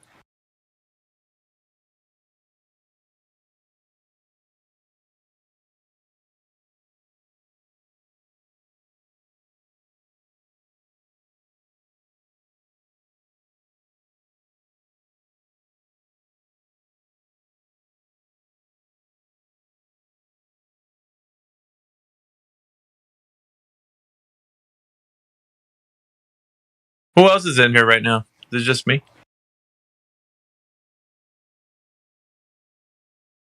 Dave's not here. Who? Dave's not here. Old Cheech and Chong joke. Sorry. Hey, what's going on, sir? How you doing, Dave? Just listen, you guys exemplify the whole gist of this thing. If it was really a sphere, it would be so easy for them to go measure, say, a 10-mile segment of drop over distance, and this server never would have existed. We wouldn't be investigating this thing for years. Back to you, Mickey. I feel like it's so easy, right? Like, because of the fact that we look at a sphere and define it by its geometric shape. We say that it's got a radius, it's got a diameter, and a circumference. So all of these things that would qualify it to be a sphere could also give us the understanding of how it does have drop over distance on its surface. We'd be able to see that over an arc. So that would be so easy. Just so easy. But when it comes to the Earth being a globe, because you scale up, oh, it just becomes the most hardest thing. It's so difficult. You know, it's like, why? Why do we have to have 10,000 other things other than the most direct way to measure it, which is drop over distance? That's why these zealots, like I think he said, Dr. God or whoever said it, but that's all they can do is obfuscate trying to say the scale is off, and there's no way you can do it on the big scale, you know, just confuse people. But you could go to any, if it was really a ball, you could go to any 10-mile stretch of ocean and you would see that 60-foot drop. You know, it should be there. And that's just a cold, hard fact. These guys don't like it. That's it. This server would probably would end overnight if that was ever found. But the reason why it has remained is because there is no way to derive any drop over distance. You can't. It's never going to be done. It hasn't been done, and it never will be done because it does not exist. If all they can do is take the way we see certain things and try to obfuscate that and try to make pretend like there's drop over distance, but they never actually show the drop over distance. So here we are.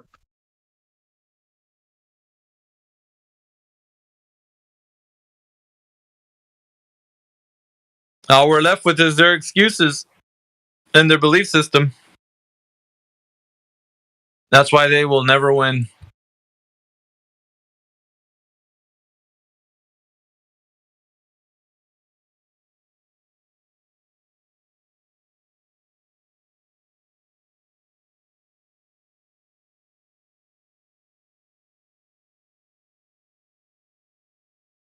Anyone know why Levelist was muted? He had the hard red mute.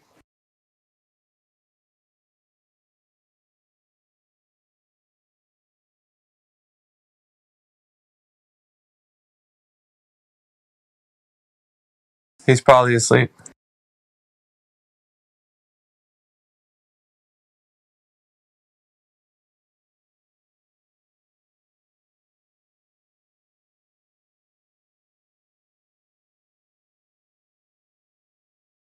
You know, Mayhem, you ever wonder what it might have been like whenever it was the first guy that said, "Hey, I think it's a globe," if the guy next to him would have said, "Well, let's verify that first before we start telling people. Let's see if we can go find some drop over distance."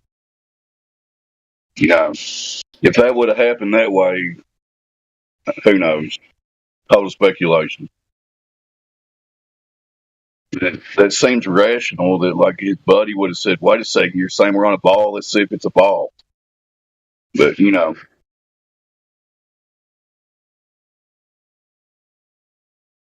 it's just funny how the human consciousness ran with this idea and nobody ever actually verified it. And so many people don't even realize that. It's crazy.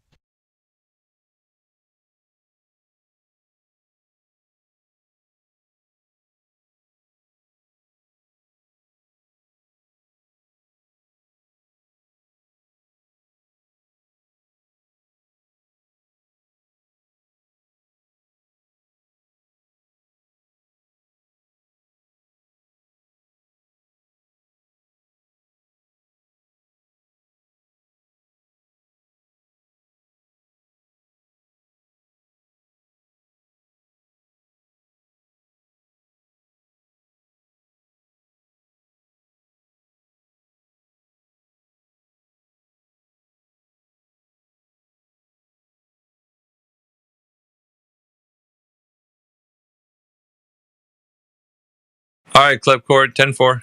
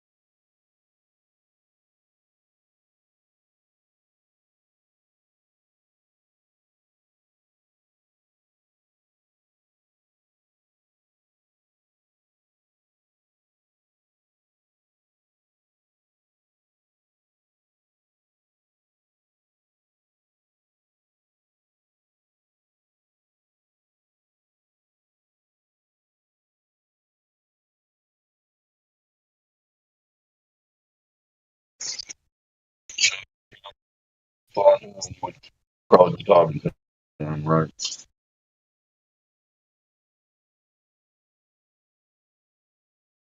So if anybody listening on YouTube or wherever, come in here and discuss the shape of the earth.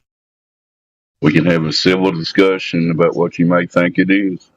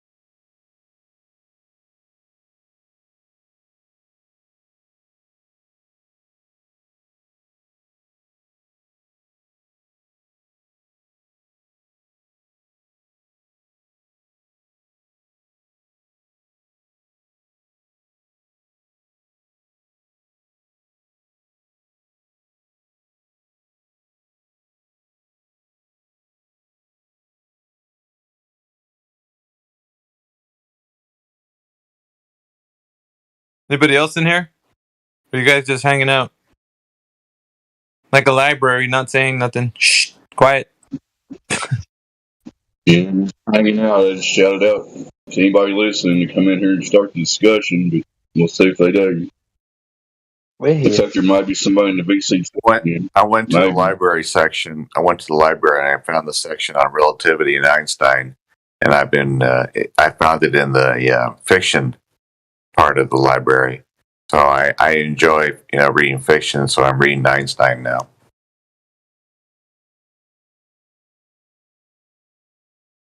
QE was asking for a hypothesis for Einstein. If you got one of those, he's like, just take it to him.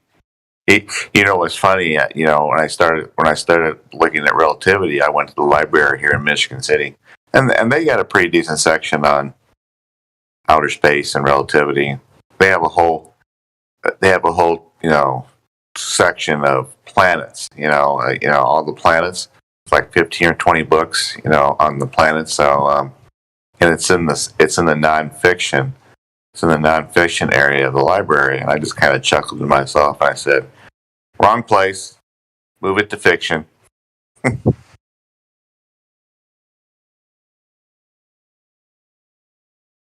It's hilarious. They can't prove relativity, but it's in the nonfiction area.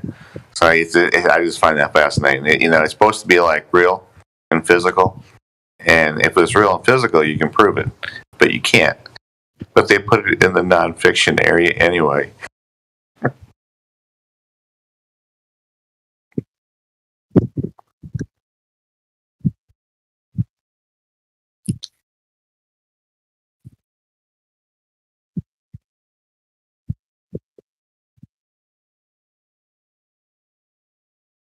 So Jim, I try to say that Einstein basically made up some bullshit and then did some math, and everybody believes it. Here's what Einstein stole the perihelion precession of Mercury from Verrier, Verrier came up with it in 1846, and Einstein stole that. Einstein stole photoelectric, which he published in 1905, won a Nobel Prize for in 1921. He stole that. He stole E equal mc squared. He stole relativity from Poincare, probably not pronouncing that correct, Poincare. And so he stole it. And he married his second marriage was to his first cousin. He wrote letters to his first cousin's underage daughter wanting to sleep with her. And I have a puff piece by Cynthia Phillips, 266-page puff piece. She's got a write-up in Wikipedia. She worked at the JPL, and I guess she's got a little juice. And she even said that Einstein, cheated on his second wife, quite often. So if she said it, he was a hound dog that couldn't keep it in his pants. Sorry to say. And he never, whenever you see him talk, he seems to always be reading from something. Like he can't just talk off the top of his head. He has to be reading something. Today it's called a teleprompter, but back then he was just reading off a script, And it's just like this guy is such a propped up puppet figure. It's just unbelievable. But for some reason, people just think he's everything. The whole world, the whole science community, physics has been running off of general relativity, being a warped space-time since 1919. For 104 years, we've been going off of Einstein, and he published his partial field papers in November 25th, 1915. They were partial; none of them were filled out to the end. It's the most stupid thing in the world that the science community actually goes along with anything this guy says, and they go along with all of it. It's just unbelievable. It blows me away. As you look into it, it just blows me away that anybody believes this crap. And yes, he made it up. It's fabricated, if he even made it up at all. He may have had a writer. He may have had a script writer. Who knows? So I don't know.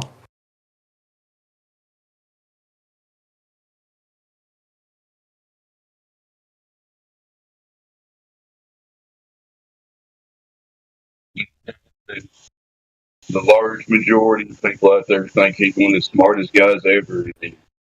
He figured out all this stuff. He just made up a bunch of bullshit. But I think, some people go, Einstein was the second smartest person who lived. Sir Isaac Newton was the smartest person who ever lived. It's like, okay, the guy that we're told an apple dropped on his head in 1666, though Newton never, ever wrote about it. He wrote over 1 million words on alchemy. One of the tenets of alchemy is turning lead into gold. Alchemy is the precursor to modern day chemistry. And Newton translated Hermes Trismegistus emerald tablets so people could read it. And in the emerald tablet that supposedly Trismegistus wrote, he talked about an invisible force He talked about things like that, the invisible force that holds all things. He was talking about gravity. That's what Tristan Justice was. And so you could make the argument that Newton stole gravity from Tristan Justice, and we don't know if he even lived. We have no idea. But it's just and so Newton stole gravity. Mass attracts mass, whatever you want to call it. Pulling things to the center of the ball, and it's just like their side is so full of BS and ain't funny. I mean, I'm telling you what, it's hilarious to look at. It's hilarious to think that we look into the sky and can determine that bright thing in the sky is 91 to 94 million miles away, and it has no way to bring heat that far in the vacuum of outer space when you need molecules as a medium or a mechanism by which to transmit heat to the Earth. There's no way. There's no way. And when somebody tells me that something called Theia, Theia, hit the Earth, the perfect straight up and down Earth, 4.5 billion with the B years ago, and gave us perfect seasons with a 23.4 degree tilt, and that object, the asteroid or planet, is now the moon or part of the Earth, and they tell me that, and then they tell me about photons being able to travel 13.7 billion years or 80 sextillion, 600 quintillion miles with 18 zeros behind it through the vacuum of empty space, which Einstein gave us, and people believe it's a vacuum of empty space. For us to be able to see it here on Earth, guys, that lie is so big that people believe it. And somebody said, whether it was Walter Langer or Goebbels or Hitler or whoever said it, people would rather believe a big lie than a little lie. And if you tell the big lie often enough, sooner or later people will come to believe it. Is that ever true with this outer space monkey fairy tale religion? That is so true.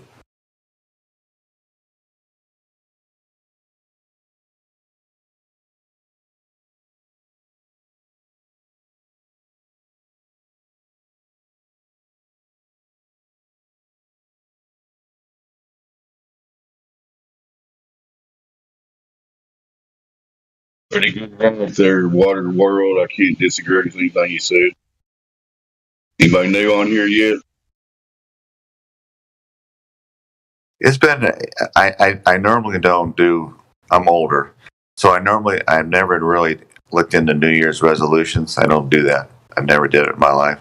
I might have said I want to lose a few pounds and things that people generally say, but this year, when I was in Dallas, around January 1st, I knew exactly where I was sitting. And I said to myself, I'm gonna do some New Year's resolutions this year, just for the fun of it. And one of them was to understand Michelson Morley, and the other one was to understand relativity, because I didn't know anything about it.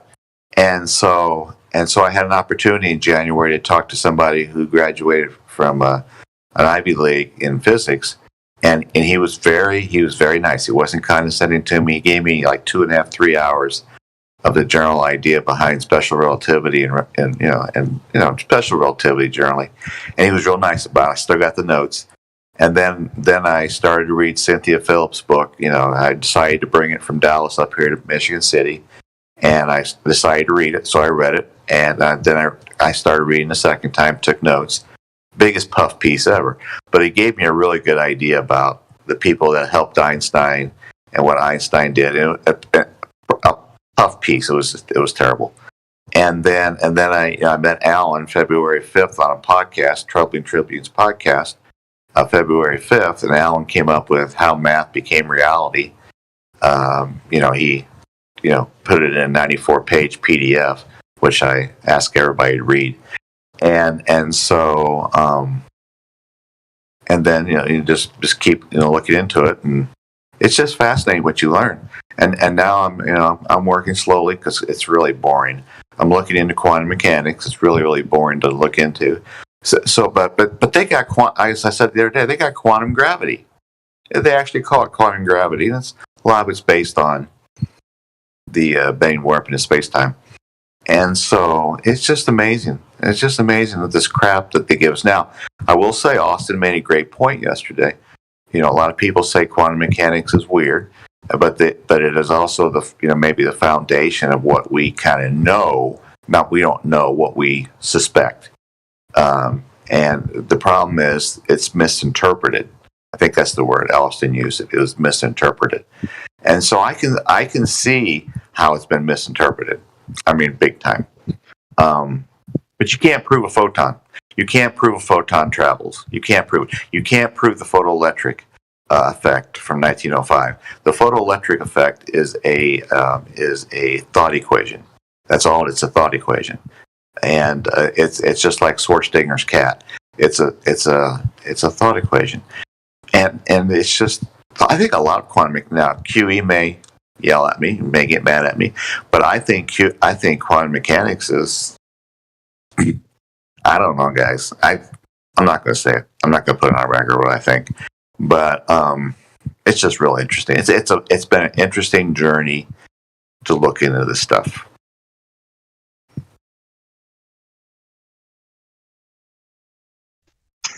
Did you say Schwarzenegger's cat? It's Schrodinger's cat. Well, I probably mispronounced it right because I think it's I mispronounced it wrong. There's a saying that it's pronounced one way and then it's pronounced in German another way. So I probably mispronounce it, and it's got those two little dots above the O, I think.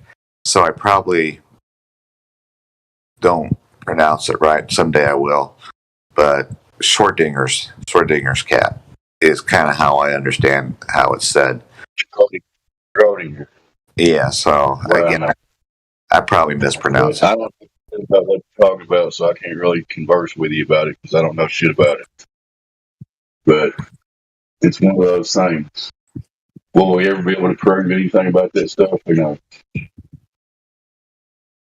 Yeah, the whole thing behind Schwarzenegger's cat is that you have this cat in a box, and you put it in the box when it's alive, but you also put some poison in the box, and so you close the box up. And at any one time, this is how I understand it. At any one time, the cat could be dead or alive because we don't know if the cat has come into contact with the poison yet. So we don't know until we actually open the box if the cat is dead or alive. So it's a thought experiment.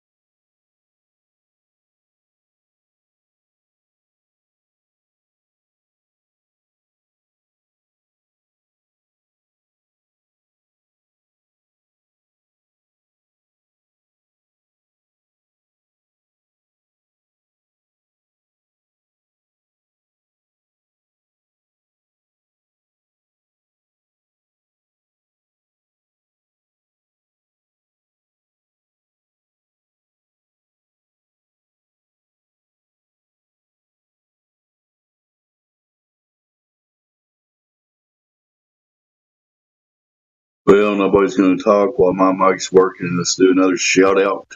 You're listening on YouTube or wherever. Click the link, join the discussion. Let's talk about this globe idea. Is it reality? Is it? Do you think it is? Come in and discuss. This is Dead Air Day, the 24/7 Flat Earth Discord, live. Back to the next person talking or silence. So one of us there.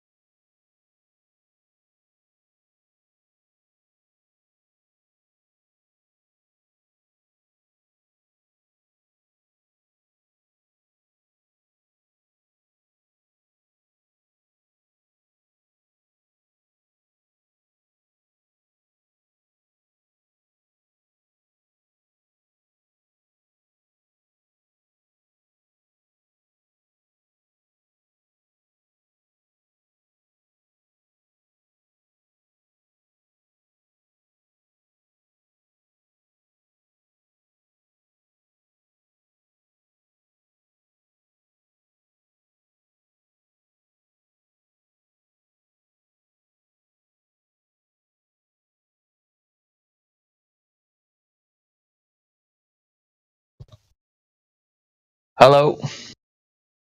Is anybody there?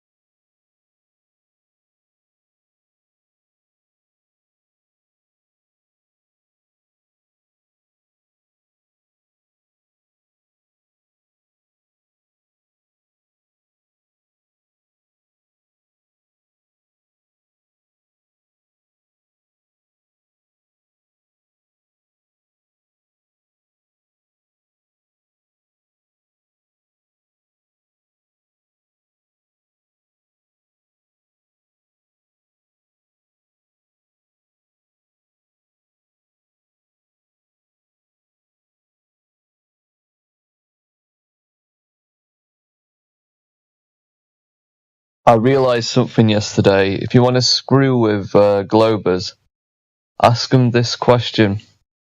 So get them to imagine that we're living on a flat plane, so to say. Imagine the Earth was flat. Would there be a horizon? And they can't envision it. 2 different Globers told me there would be a horizon, but it would be infinitely far away. So it would be seen into infinity. They can't picture it. So just ask them next time you want to mess with them, just to imagine a flat plane, and if there would be a horizon on a flat plane. They can't do it.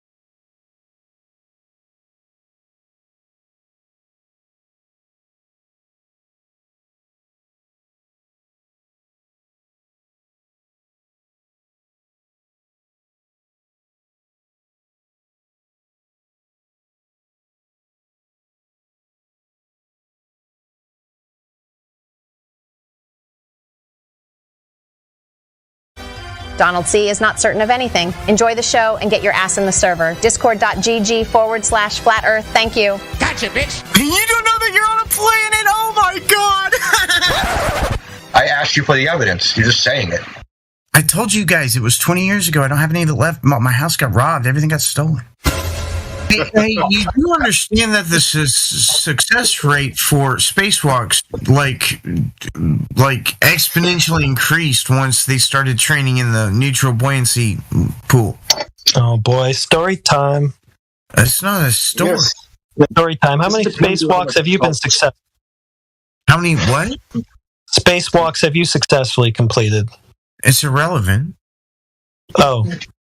They have been done. Welcome back. Okay, well, how many have you done? It's irrelevant. They have been done. Well, how do you know that? Have you done any? Well, I've seen video. Oh, you've seen video. Would you say that movies are video? You've seen video. Movies are Come on, man. But yes, they are. Right. Okay, so how do you tell the difference? Well, when I see something live streamed, then I kind of think it's not fiction. Okay, so how do you verify that it's actually a live stream? Oh shucks. Well, because I mean that was the only way to do it back in the 60s. Okay. Back in the 60s. All right, so are you sure about that? Wait. What? In the 60s? 69. Right. Yes, that's when we went to the moon. Spacewalks. Spacewalk. How sure are you about that? Wait, well, pretty fucking sure. So 100%? I don't accept certainty. What? So he's not sure. Wait.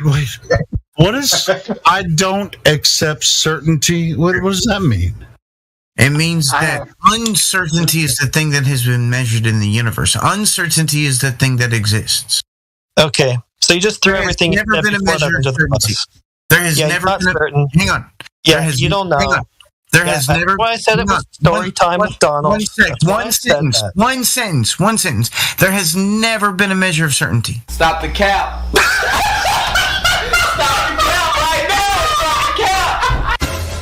Wait a second. Can I ask Donald a question about that? Donald, you said there's never been a measure of certainty, right? Yeah. Are you certain about that? Uncertainty is the thing that we measure. Are you certain about that?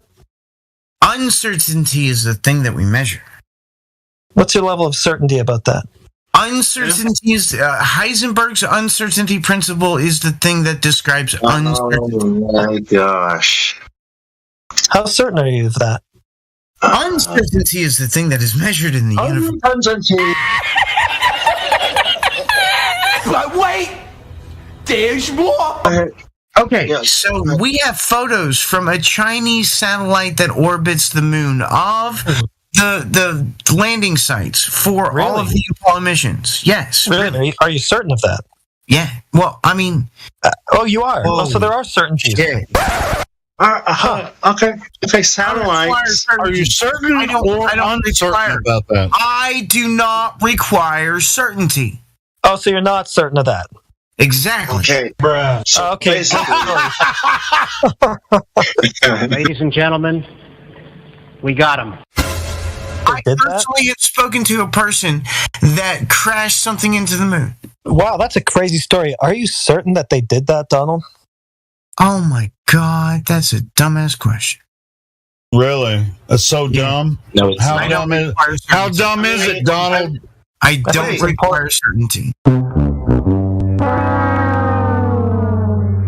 Heisenberg and Schrodinger, those are the two most important equations in physics. Shut up, bitch! Facts do not require certainty. Oh, shut the fuck up. So you're not certain of your facts, quote unquote. Well, no, facts do not require certainty is the thing. Okay, so you're not certain of the facts that you're claiming. Facts do not require certainty. So you're claiming a bunch of facts that you're not certain of. Hell no! Facts do not require certainty. Why is that so hard for you to understand? What? Flat Earth is dangerous. Flat Earth is dangerous. Shut your fucking mouth! Name a single certain fact. Oh, that Donald Duck is uncertain of everything that he alleges to be fact. Fictional. Because every single time I ask him if he knows that that's true. Fictional. Well, I can't be completely. Fictional. What the fuck is this piece of shit? So subjective things have certainty. Oh. Are you? Oh my God! Are you like? So subjects can be objects. Like, are you like we have subjective objectivity? Are we going there? No, subjective and objective are different things. So you've got subjective, objective, certainty. So you're subjectively Subjective objective. things can have like math. Math is subjective only, so it can have certainty.